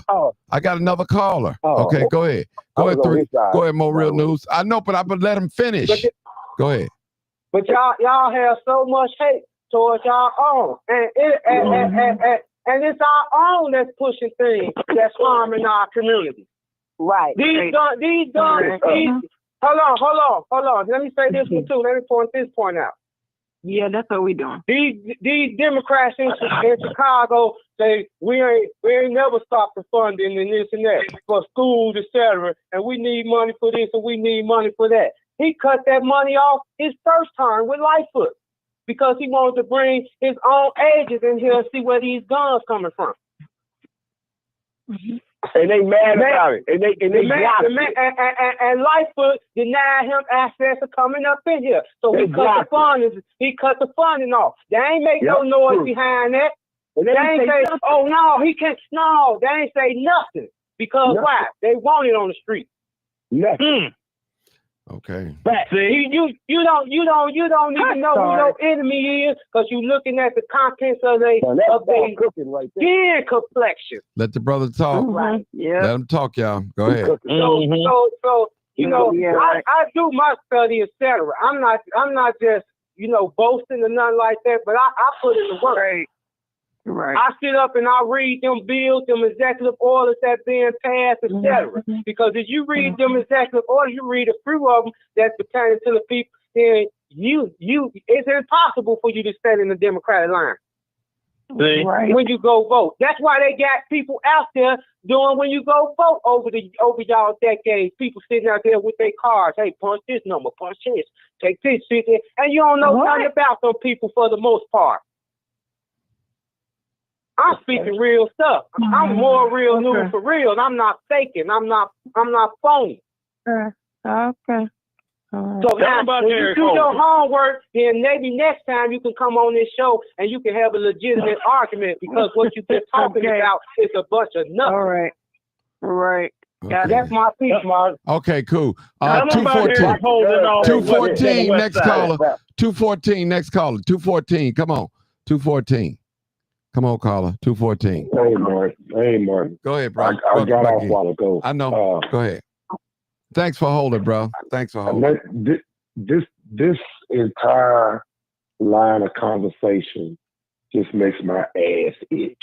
I ain't lying. I mean, that's a bad way to put it. I live in a red state, so my vote don't matter. Okay, I can go vote for Biden and Kamala Harris and all that shit if I want to. It's not going anywhere because I live in Texas. So, number one, real politics is local. And Martin shows y'all that at least a couple times a week. That's why he's down at these council meetings and these school boards, because that's where the real power is. Right. I don't really care about this conversation about I told you a while ago. I don't really want the school system teaching my kids Black history because they're gonna tell a damn lie. They gonna lie. I wish they would stop. telling white history because that whole thing about white history is a lie. Stop talking about it's a complete lie. We were bigger than slaves. That's why they can keep throwing that mushy mouth mess toward us about slavery. We were kings long before we were slaves. I love him. That's right. See, we get caught up in the headline when we should be teaching our kids that we were much bigger and greater than slavery. Brother Jerry. That was the true crime. You actually think that they came to Africa to pick up a bunch of dumb folks who didn't know how to build anything or grow anything? What would be the point of that? They came over there because, excuse me, they came over there because we had already built shit. We had already grown crops in places that didn't get rain. We had the skill and the knowledge to make their deal worth something, make it valuable. Right. They didn't come over there and get a bunch of dummies over there. They didn't show you them pictures of us in skirts, grass skirts, and no bras on, and no drawers, and barefoot, and we were bigger than that. And we bigger than that now. And I was waiting. I've talked to Martin about this. We need to start talking about that brother over in Burkina Faso because he finna change the goddamn game if they don't kill him first.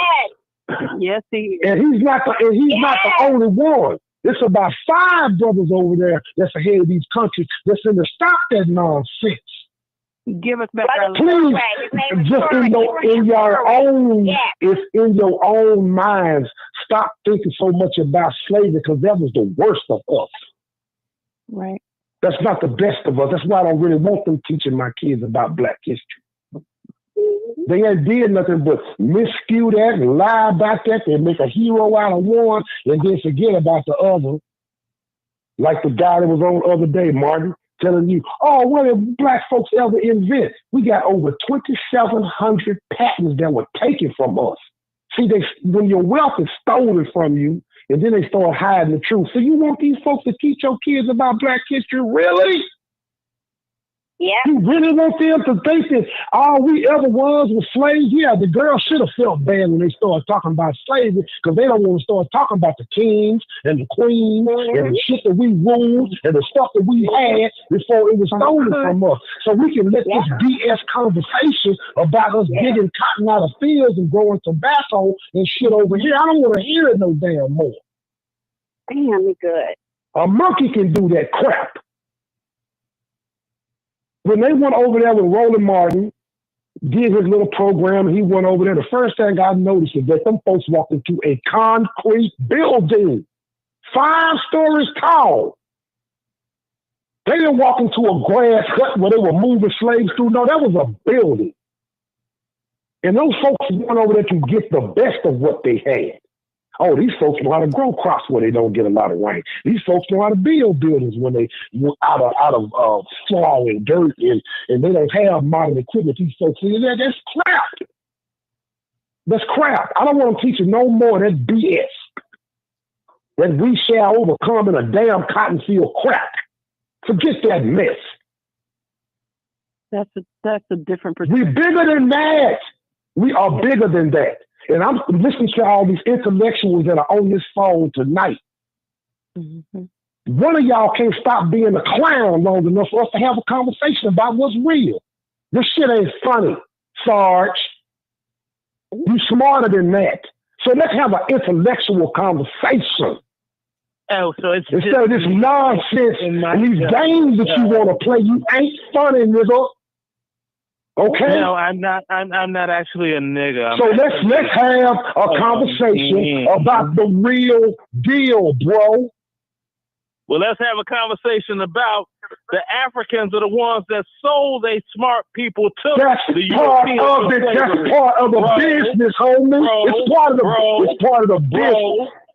Do you see that that's part of the business? Let's talk about the Aboriginal Africans that were already in this country. Like my we can. Yeah, how about we do that? Talk about them. How about we do that? But how about we do that? On this planet. Okay then. Let's start talking about that so you stop getting jokes.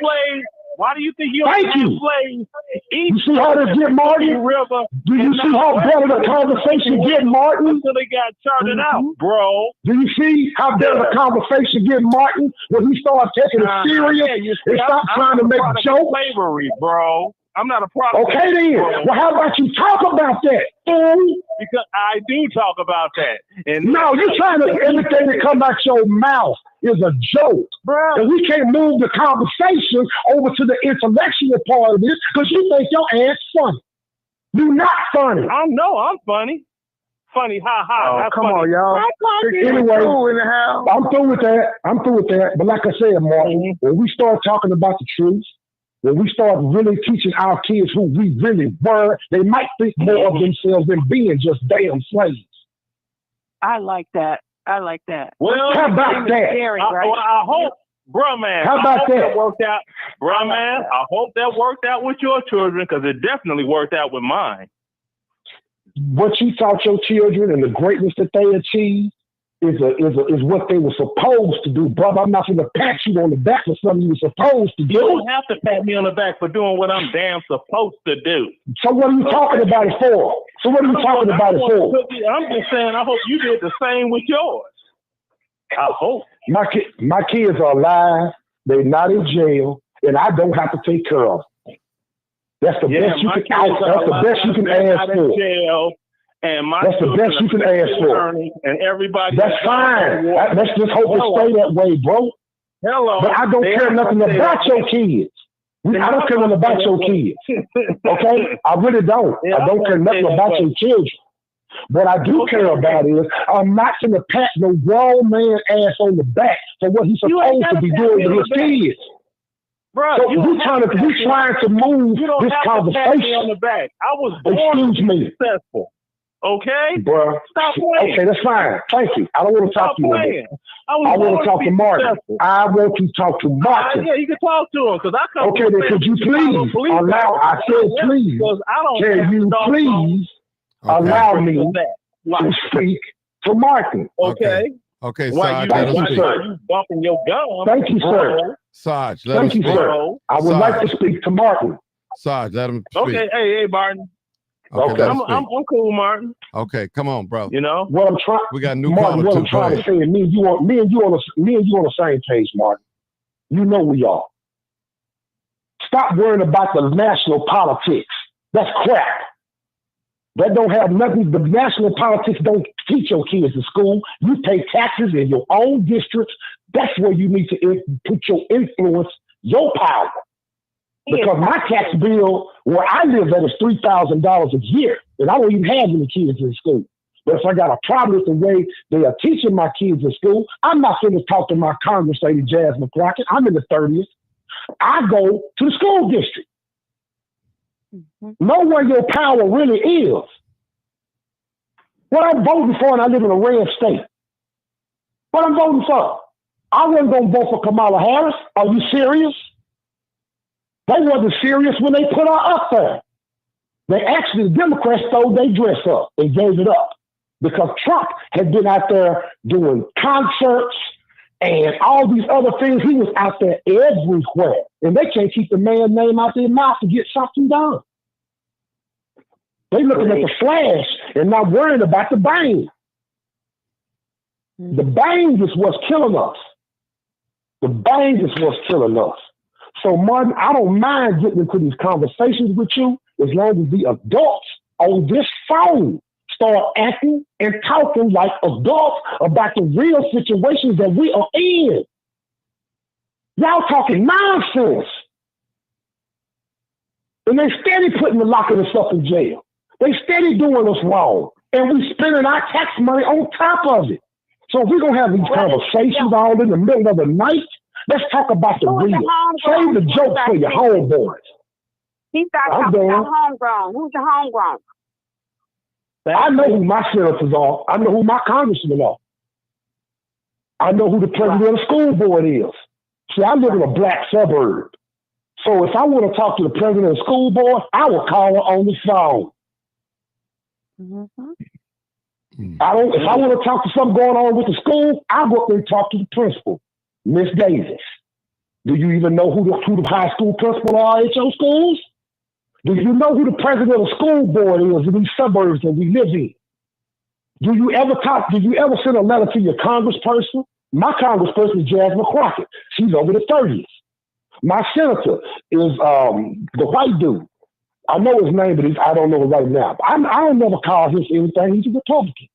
He don't want to hear nothing I got to say, even though I'm spending money in his district.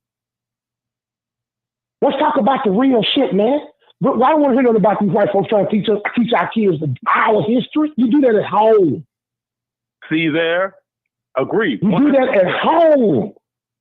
They lied about their own history. They lied about almost everything they put in the Bible. So every time somebody always throw that stuff up about the Bible, I'm like, man, half of that crap is a lie.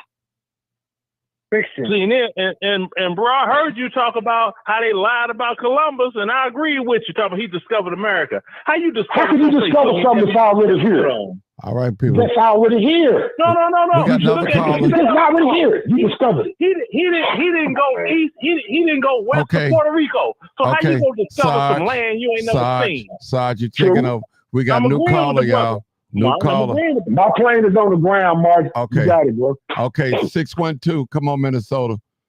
Come on, bro. All right, y'all. How's everybody going? Man, Mark, this is a good conversation. I got somebody talking my language.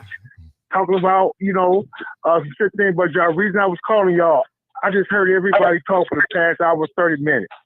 And do you know, Martin, I noticed about your show, when everybody, before they leave, that's starting tonight, man. If we can make an accomplishment and get our people together, man, start getting with these young brothers and sisters. Because I see in Chicago where you at, you got the Unity Brothers. I mean, I've been watching them every day. And I'm sure you probably seen them with the Unity shirt. Right. And in Atlanta, over there in DeKalb County, over there around Techwood, Hornet Homes, Grady Homes, where all they got brothers and sisters, man, right now, Mark, they putting them out on the street.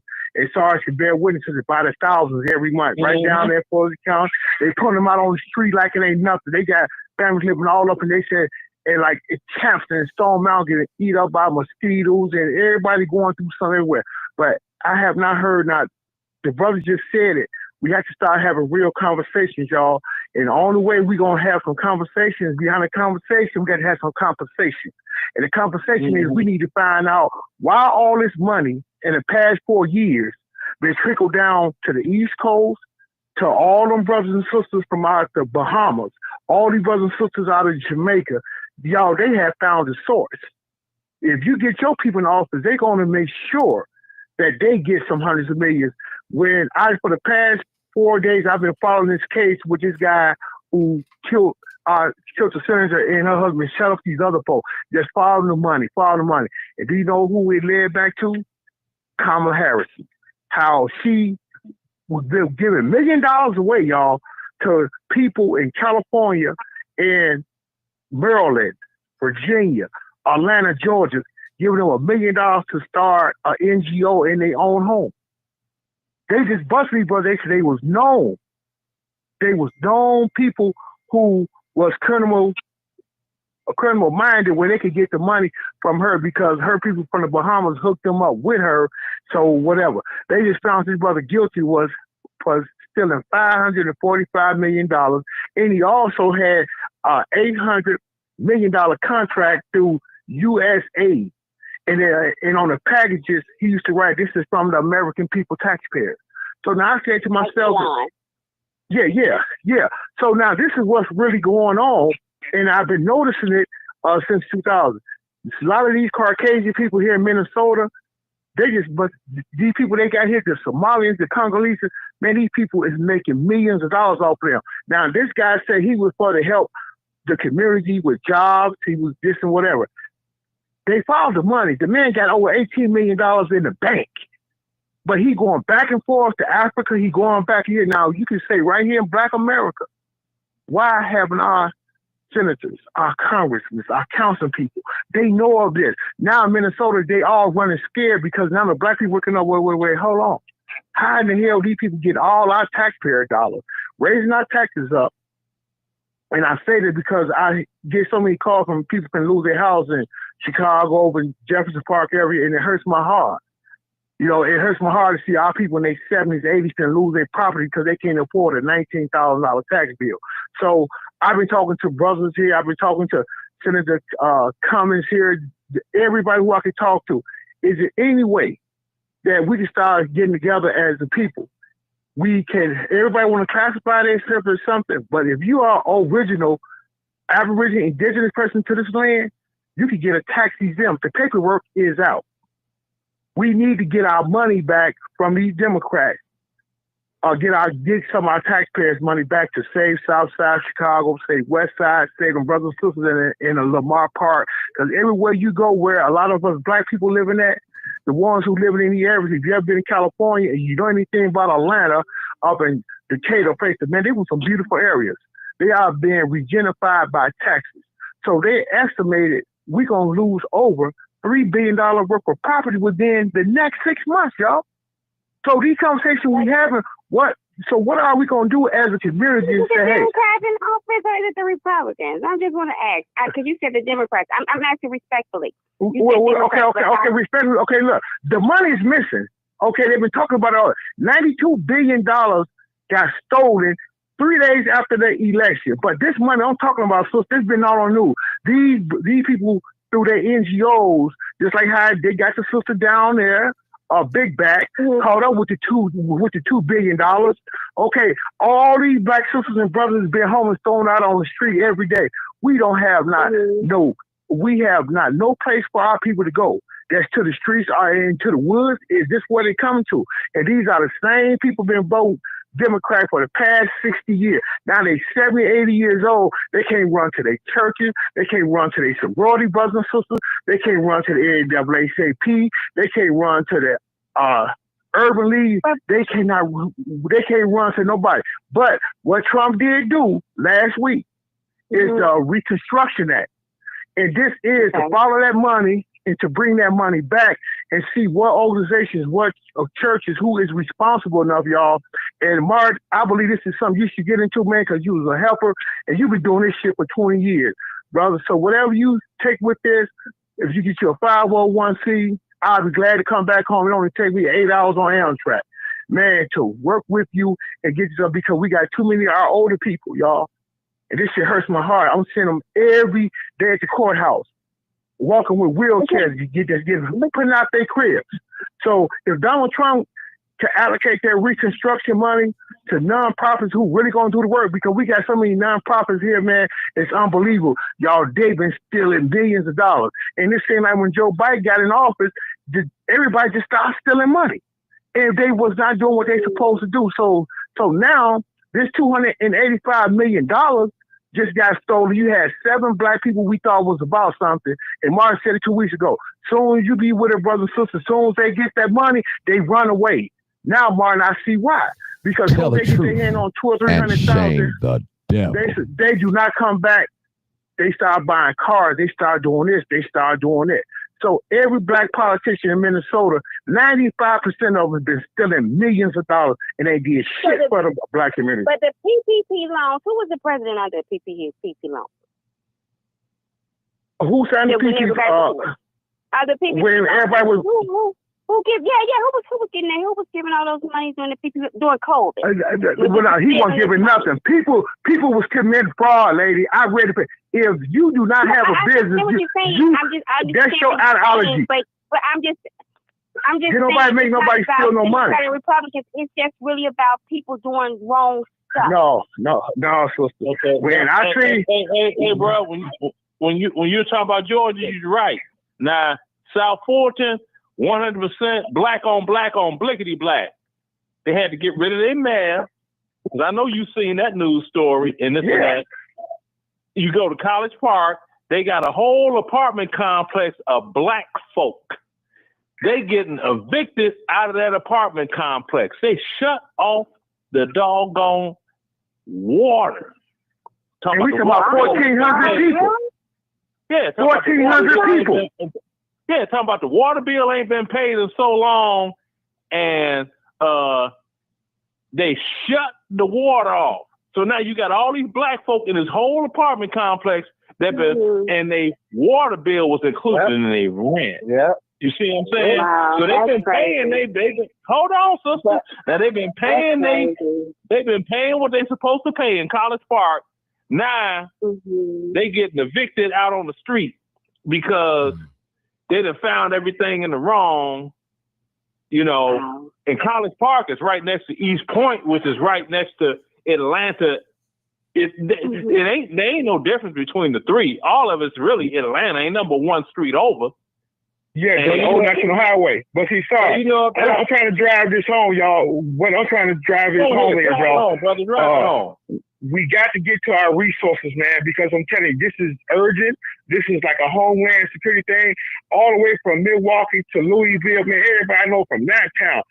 It's got to be something going on. How the hell are you paying all these rent to these NGO companies who are led by Brother Sister Codes and helping the community with these with these foreigners?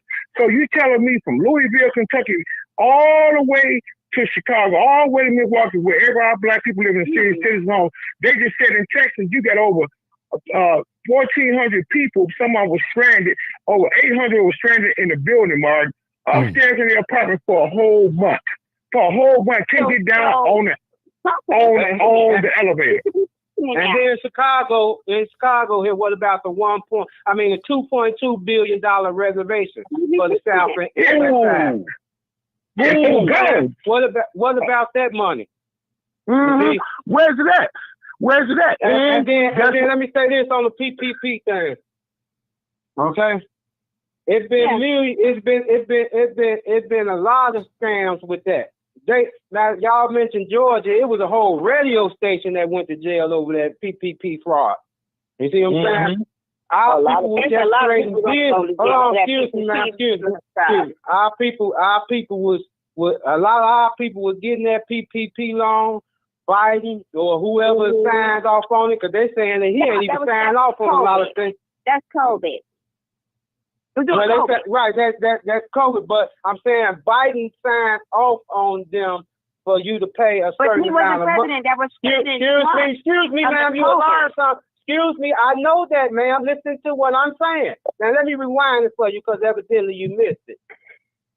When Biden was in office, because people were doing a lot of scheming or whatever, he said that they had to pay like $50 a month or whatever on their PPP loan.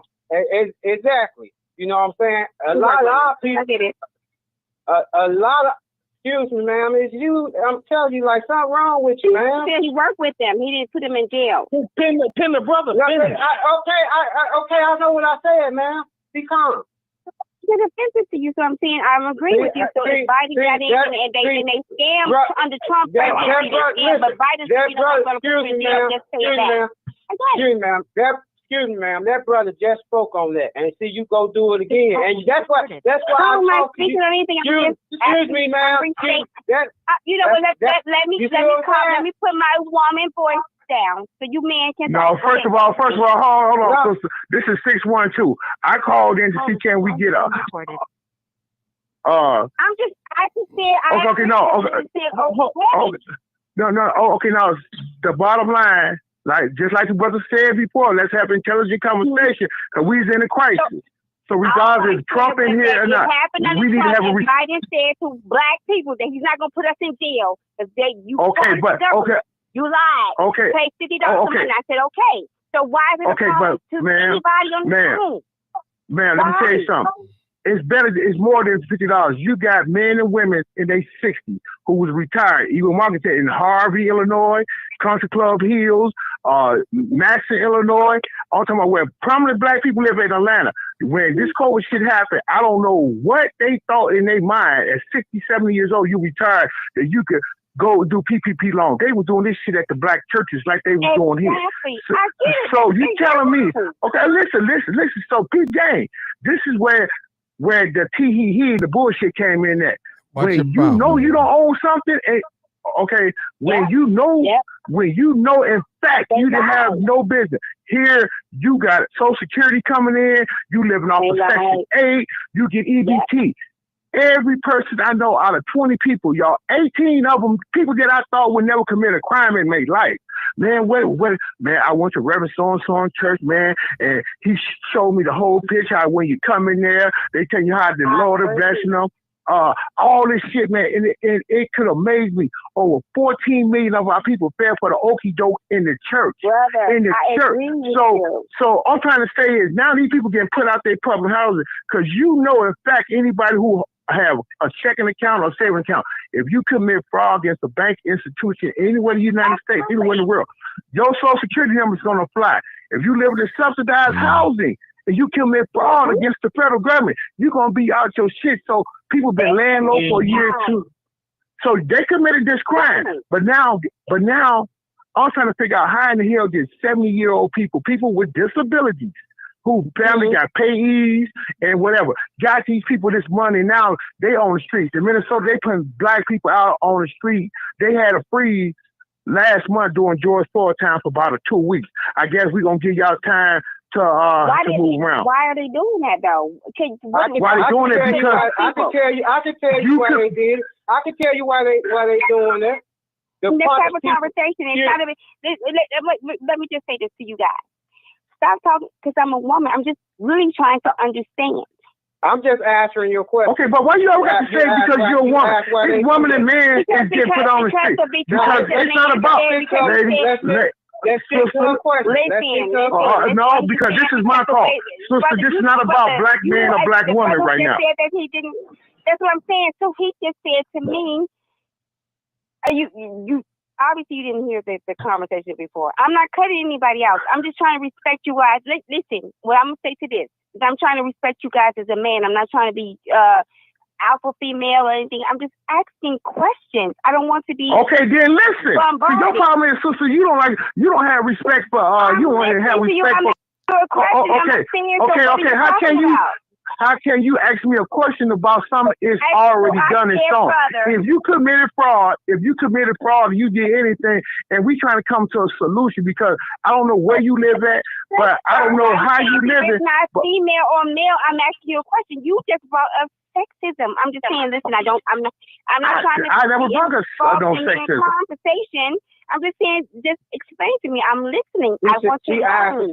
She asked a question about the PPP loan. Why she asked why is they doing that? I was trying to ask. What you mean? Yeah, and you asked the question for her, but she don't want to receive that, brother. Okay, because I was calling in. Response is why I gotta say as a woman. I'm not trying to buck up against men.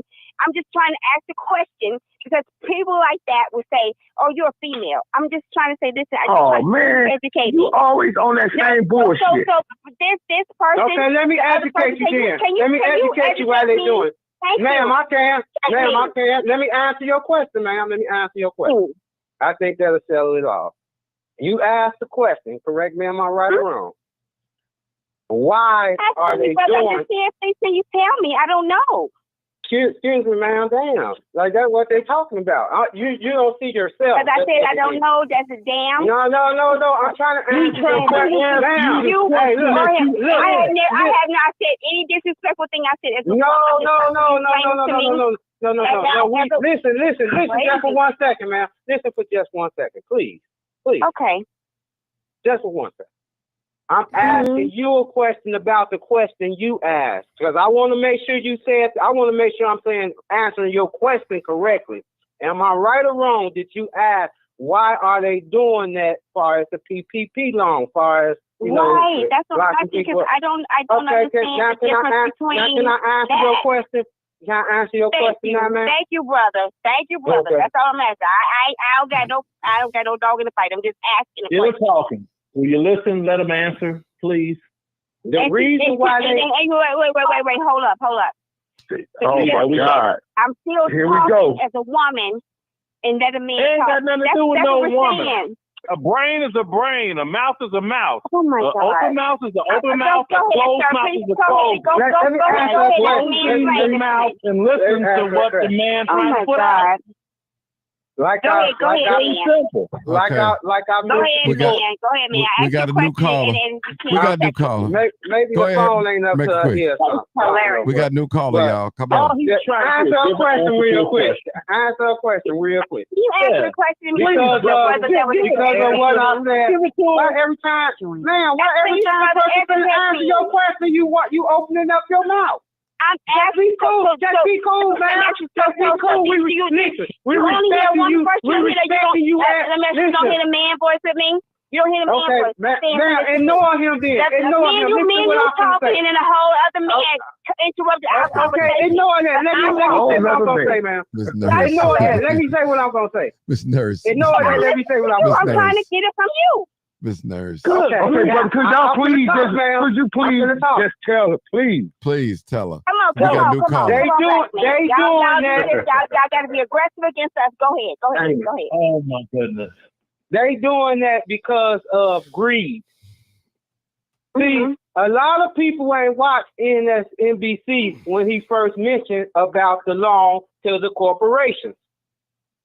And then he mentioned the PPP loan to the corporations.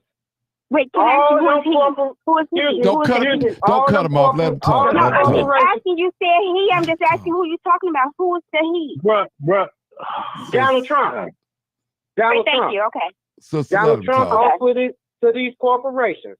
Then he offered the PP a loan. Then he offered the PPP to the corporations. The corporations read it, they lawyers, etc., whatever they do, and turned it down. The common people, us regular folks, etc., we jumped on PPP loans. People just starting business. They even put it out on the news. Hey, all you gotta do is start a business and then you can apply and walk the bank. They tricked you because of greed. So now they done suckered you into being greedy, and now they coming for their money.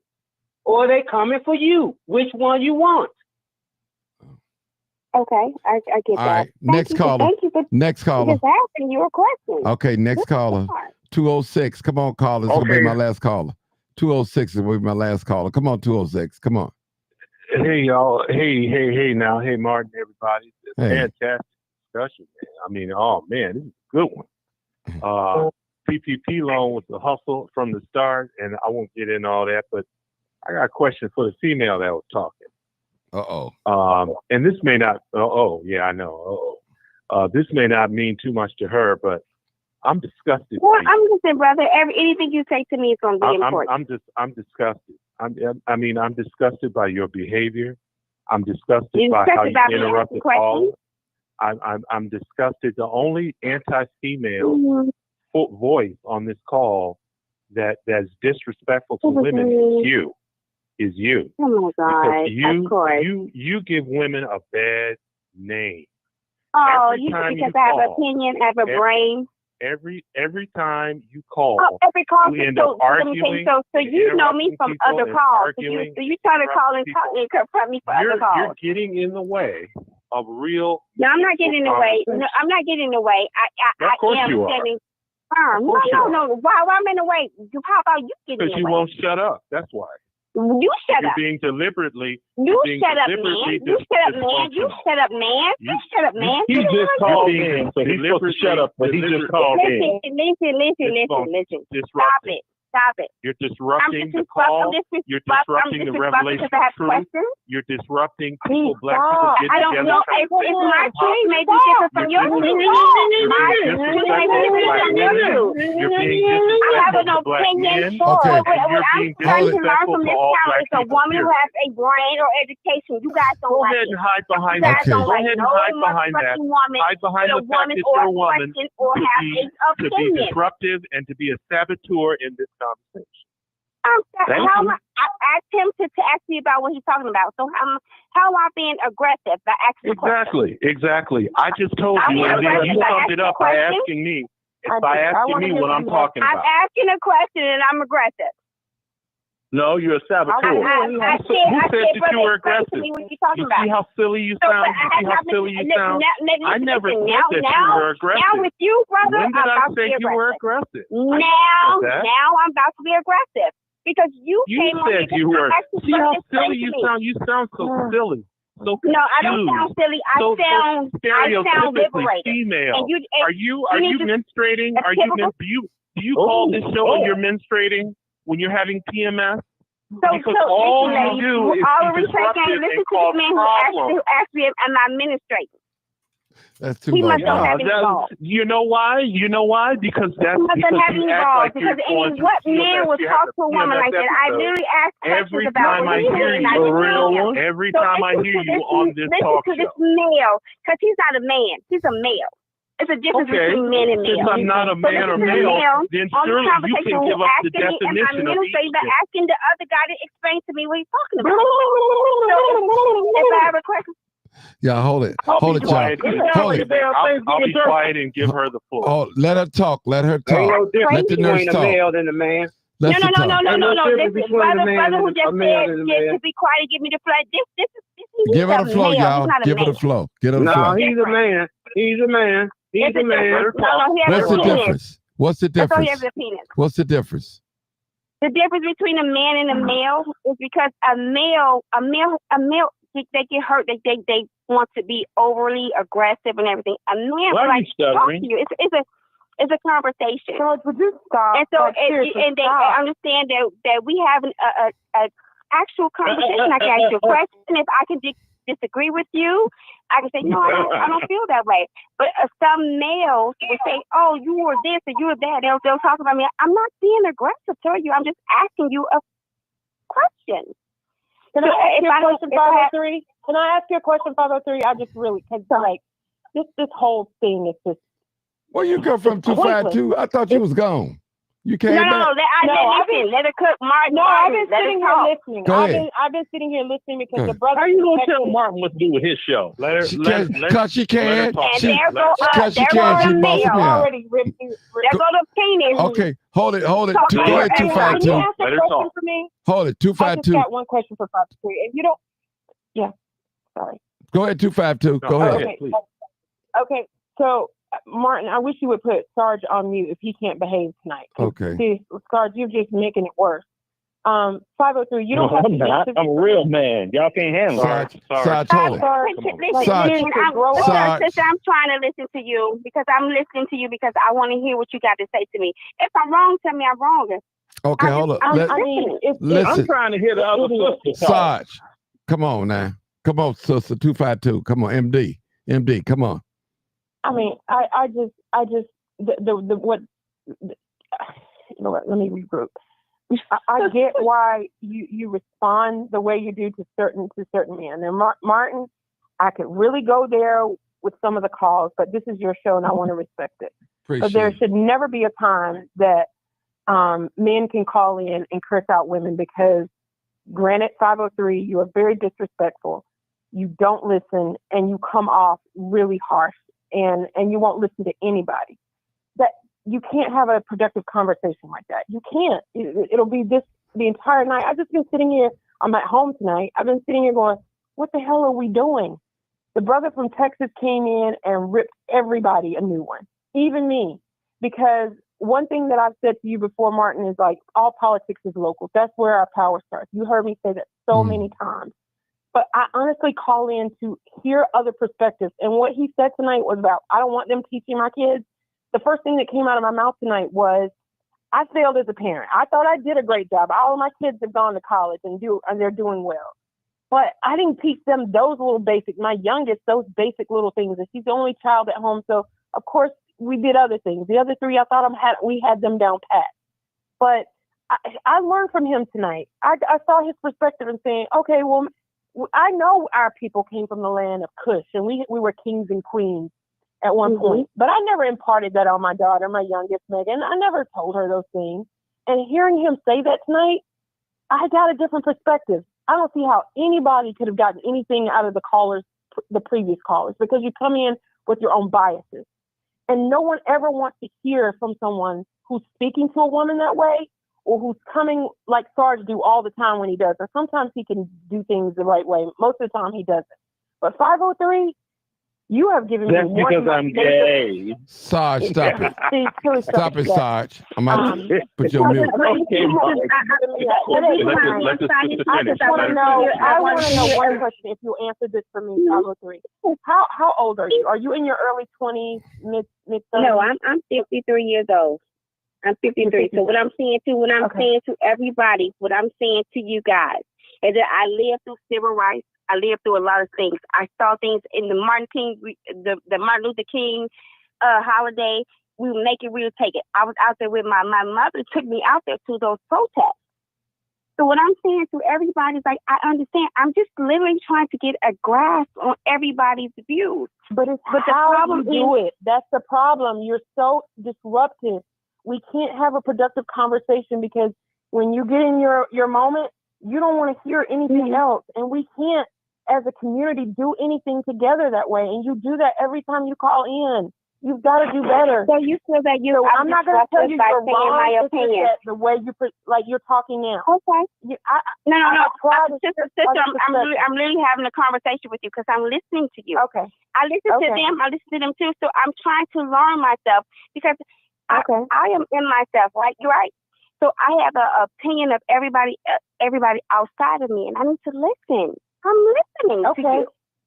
Okay, but sometimes you gotta know when to fold it up and just let it ride, because we've been here. Most of us on this call, a couple of them I don't realize, but the people that you hear calling in, we've been doing this for a year with Martin. We started with the Tiffany stuff, and we know each other's, idiosyncrasies, and we know, and Sarge knows how to push most people's buttons. You just gotta learn to just ignore him and hear him and don't. And when there's just blatant disrespect like it was tonight, I can see you responding like that, but you have to learn how to communicate better. This is not going to progress us in any way, in any form. That's the only thing that I'm saying. And I get we live.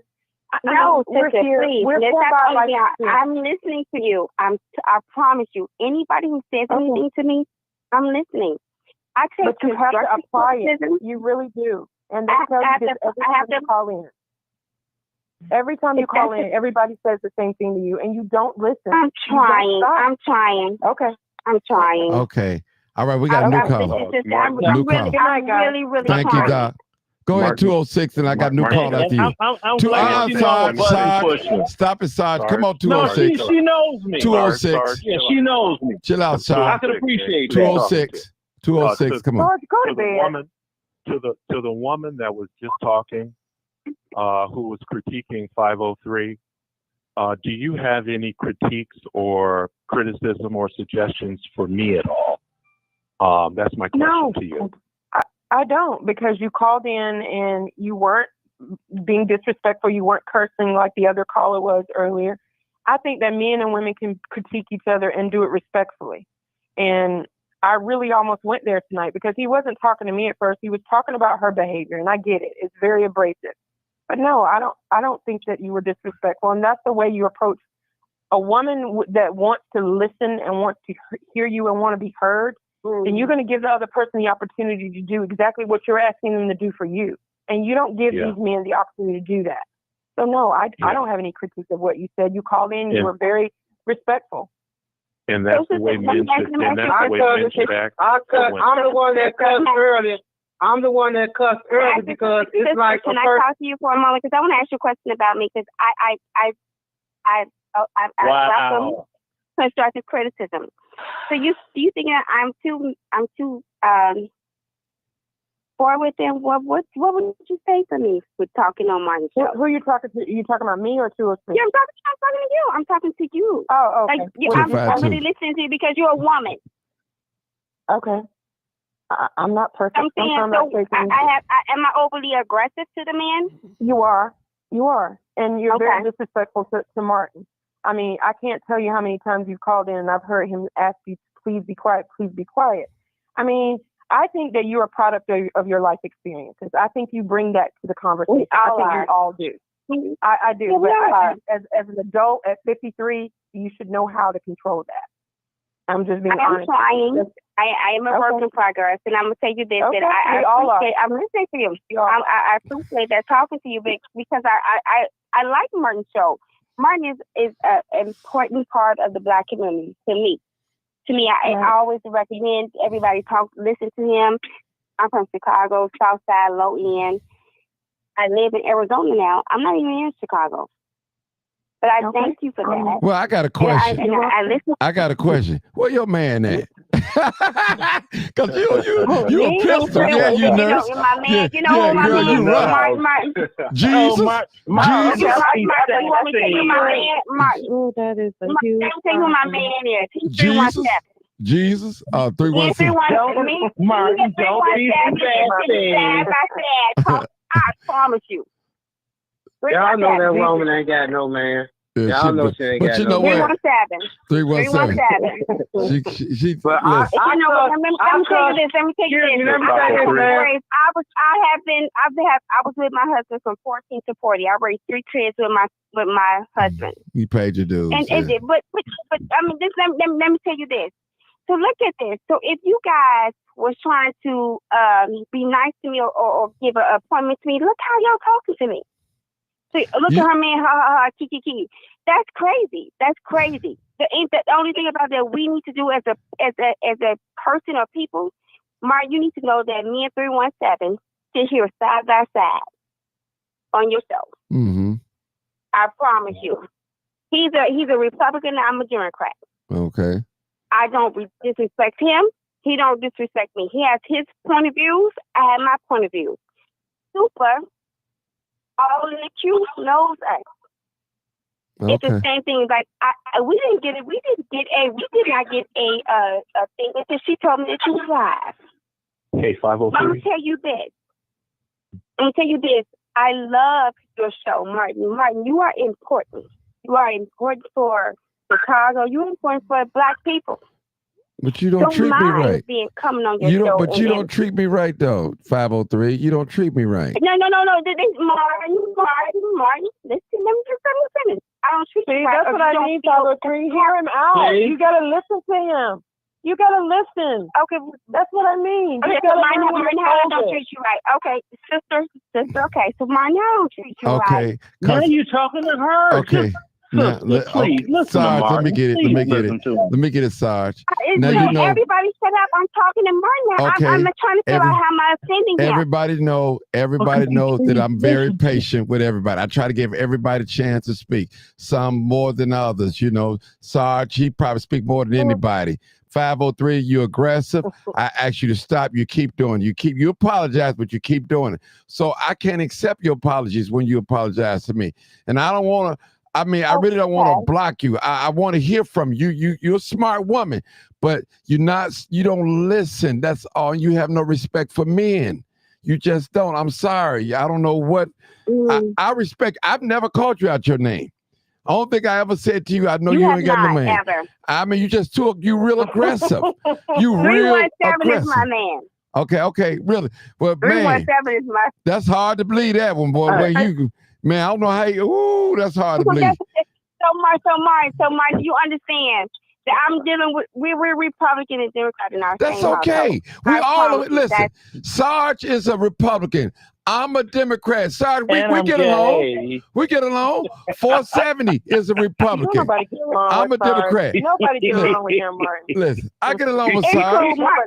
And this is to everybody under the sound of my voice. I accept what you're saying to me. I am a work in progress, and I'm trying. I want to hear better. I want to hear Come on, Martin. Martin, I'm sorry if I ever felt you feel like I was disrespecting you. I was not. And y'all know. Let me just say this. I'm gonna let 206. Let me just say this. Y'all know I'm very patient. You know, I let y'all. No other talk show y'all could do. I share my platform with everybody. I'm not trying to be cloud up. Some of these people, if you're not saying what they saying, they're gonna cut you off, hang up on you, block. I don't do that. I try to give people a chance because I want to hear. I want to hear people that don't think the way I think. Now, do I get frustrated sometimes? Yes, I do. But I try to hold my composure and be patient. Sarge get on my nerves sometimes. with me, You do, huh? 25. You did with me last week. Get on Martin's nerves sometimes, especially when I'm doing my gay man. 252 always come on here and wreck my show. She always change the narrative. She always do it. Always. Hey. He said I've done that from day one with Tiffany. I was like, she wrecked this show. But come on, 206. Go ahead, 206. Go on 206. Go ahead. To 50. Martin's the best. Go ahead. Oh, come on, sorry. To 503. You mentioned your age. I didn't quite get that. Could you say that one more time? I just turned 53 June 7th. You said 53? 1972. So wait a minute now. I lived through all the white things. I lived through all the busing in Chicago. I'm from Chicago. They did everything. Yeah, me too. Chicago. Me too. Yeah, me too. I know I've done a lot. Did you say that you were in the civil rights movement? Yep, she sure did. Because I'm 54. What I said to you, I understand. No. And then she said her mother took her outside. Finish, guys. I'm asking her. I'm not asking you guys. Let me handle 206. I know he's going. So listen. If he wants to talk to me, let him talk to me. So what I'm saying to you is that my mother, my grandmother, my uncles, everybody, they was in the civil rights movement. Yes, they did. I'm from Apostolic Church of God on 6320 for South Dorchester, and I know Bishop Bracelet was with. I'm just saying to you guys. That's not the long one. But you weren't in the civil rights movement. I'm just going to make sure I understood you correctly. You're not saying that you were in the civil rights movement, I wasn't born in 1964, but what I can tell you is that you were born when they integrated our What? You were born in 1964. I'm saying, Wait a minute, say that again, 503. Can I ask you, 501? Let me ask her a question. No, hold on, brother. I'll wait. I'm just putting it out there because everybody's talking and I can't get the question in. So I'm just hold on a second. Let me ask Martin something. After they get through, let me ask Martin something. I got you, Mario. Okay. Let me 503. Thank you, Martin. 503. What year did you say you were born again? 1972. You said 1954. 72. 72. Did anybody hear her say something a few seconds ago other than 72? She did say 54. She did say that. So this is 503. 503. So what I said was, what year were you born? 72. So what's this 1954 coming out of your mouth? Tell us what So when was 1964? So you know what I said that for? Let me tell you this. Be quiet, because I'm the first Black woman that's under those civil rights that people that was given in this 1964. My mother, my grandmother told me differently. They taught me differently because I had rights. I had different rights than they had, my mother and my grandmother. So I'm saying to you that I was raised differently from those women. Because those rights were given to me. So no. So I'm just saying to you. Why did you not answer the I'm question? just saying to you that Gina Tay, I could bring home the bacon, fry up the pan. I remember that. Those what the suffragan women went through. Yeah. And I am you their mean the white child. suffrage? The white suffrage. What? No, it was the Black women. It was Black. Sister, be quiet, because listen. Keep your voice silent. Oh, you because what you're gonna do? Let them fuck with me. Let them fuck with me. Okay. Because that's all I have. 503. Right up in the plant. That's the way it is. Hey, what I'm saying that's all I have. What I'm saying to you, I'm saying to you is that I want you to be let them gang up on me. So she was 10 years old when I could legally buy alcohol at 21 years old. Sarge. You understand what I'm saying? Please, Sarge. Sarge, you need to go to bed. 503. Come on, 503. So I'm saying to be born, be me, being born in 1972. I am the woman. Now you said 1972. You just said 1974. I You said, who heard her say 1974? 1972.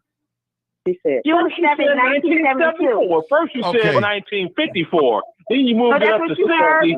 Then you said, no, we can run. Martin can roll the video back. Sarge, y'all prolong. That's crazy. Yeah, listen. Okay, listen, this is how we're going to do this. This is how we go. I need more real news. You come on, ask her a question, whatever you want to ask, so we can end this, y'all. It's been 4 hours. Go ahead. I want to ask you a question. I'm here. Okay. I want to make a statement too. Okay, go ahead. I cussed earlier because somebody keep mentioning that I cussed earlier because of how she was doing in the conversation, and I made reference to why I cussed, because our people don't hear nice talk. A lot of our people, they don't hear when you talking nice to them. Because I came on respectfully, and I even thanked the lady that spoke up for me when I got on first thing. You know what I'm saying? But anyway. I said, I used the term earlier, retardation. And y'all can play with it all y'all want. Look it up. And I said that. You know what I'm saying? And I said that about this woman. You know what I'm saying? Because when you left Chicago, when you leave Chicago, and how or why you left Chicago? 7 years ago. I was in Chicago for all my life. You said how many years ago? 7. 7 years. Oh, Lord. Okay. And you went listen. And you came to Arizona. Right? Brother, let him finish. Go ahead. Let me give you my.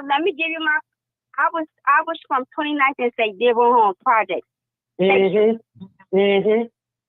So let me tell you something. It's different out here. I So what I'm know. saying to you, what I'm saying to you is that I do know everything about Chicago and what's going on. So what I'm not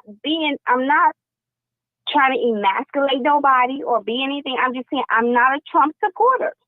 What I'm saying to you is that I just know that when I read the bill, the big beautiful bill that he's going to cut Medicaid and Medicare and food stamps for all. I'm just trying to say my babies on 29, 34, they're not going to be able to eat. That's what I'm not. So brother, I'm just saying to you, I listen to you. Why won't you listen to me? I'm quiet, man. See what he's doing. So now I'm mad. Go ahead. Ma'am is going to shut up. So reason why I asked that question to the people that's listening is because I understand the housing game. Martin needed, he ain't want to put, he ain't want to put out my business. I ain't want to, act like I know it all, or I don't want to be the fool either to assume anything. So that's the reason why I asked you about your housing situation. Because you are a prime. Excuse me. Let me lay my plan. You are a prime example of how they doing our people with the housing. Yeah, they'll move you. Excuse me. You are the prime example. Okay. Hold on. I may not have meant that in a bad way. You see what I'm saying? You need to just hold fast. You are a prime example of how they doing our people. You know what I'm saying? Move you to Iowa, move you to Milwaukee, get you out of a nice city, take your property, take your mother property, don't give you nothing, keep you in the projects, keep you on Section 8, etc. Oh yeah, we'll move you out here, but as long as you ain't in this great city where we gonna flourish. Get you niggas up out of there. Yeah. You know what I'm saying? Well, I can agree on that. But why are you? I can agree with that. What you're saying, brother, it's absolutely. I'm really from 2964 South 3rd Street, Dearborn Homes. I've been investigating stuff like that from when I was a teenager. Okay, I done been in meetings as a little boy with Miriam Stamps. So anybody know about Cabrini Green, etc. and seniors, who my grandmother was. You know what I'm saying?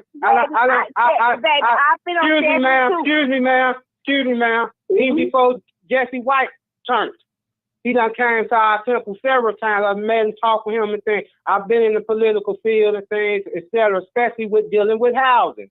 And I also experienced something with housing that I thought that I never experienced, and that's homelessness. And I look and I investigate and I see how they do our people, etc. So that's why I mean you a little testimony. No, it ain't good that our people come up in the projects and things like that. Some of our people live in the form of retardation so bad, they say, hey, they ain't never leaving. They want it back, the pissy elevators and everything. You know what I'm saying? We got to come up out that mentality. That's true. You're absolutely, brother. You're absolutely right. Right, it's the local government that we need to be focused on the local government. Okay, listen. Yeah, absolutely right. Go now, 470. Right I'm gonna close it out with you. You last person. Go 470. Okay, I'll be real quick. She's right about whoever said the guy came on and said the local government is what affects us. I'll give you a prime example of what happened in Georgia last week. We had a local election. Didn't no black churches talk about it. Didn't no black politicians talk about it. The election we had last Tuesday in Georgia affects everybody because that election was voting for the Public Service Commission, which regulates your light bills, your utility bills, the insurance commissioner that regulates the auto insurance, your homeowner's insurance. He asked about everybody. One guy said so many people get put out in Georgia. Yeah, because what they do is in Georgia, they probably do it everywhere, but they go by your zip code. Because they know black people ain't going to vote like they did because nobody pushed black people getting out the vote. They had 2% of black people in Georgia voted for the insurance commissioner, the utilities commissioner. So when my insurance went up over $3,000 and taxes went up, wow. I called your mortgage company and said, what's going on? She said, well, your insurance went up. Called the insurance company. She said, ma'am, your insurance commissioner voted that we could get a rate hike. The same way Georgia power bill. Your light bill is almost $1,500. You asking, well, what happened? Well, your public service commissioner gave us a rate hike. But see, everybody worried about what Trump doing when people getting put out their houses because they can't afford the taxes. They can't afford the homeowners insurance. So they lose their houses. Then they raise the rent up. So your house got foreclosed. They raised the rent up. If you couldn't afford the house, now they're gonna let you get a 2-bedroom apartment for more than what you was paying in your house. So the homeless rate is so bad in Georgia with blacks. And I'm gonna say this. The reason being, because we got black preachers, the black church take up $1 billion a Sunday. And I'm gonna keep on saying it. $1 billion a Sunday.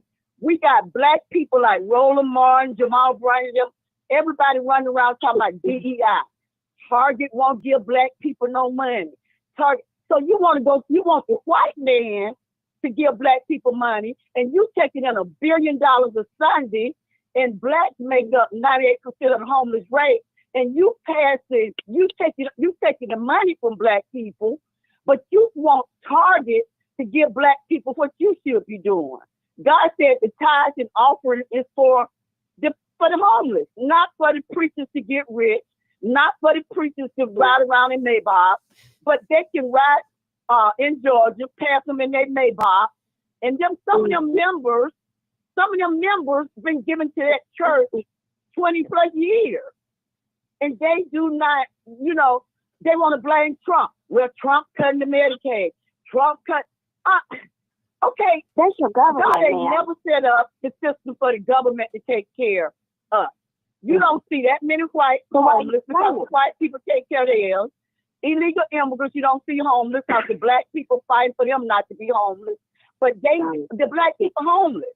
They getting set out in Georgia by the drove.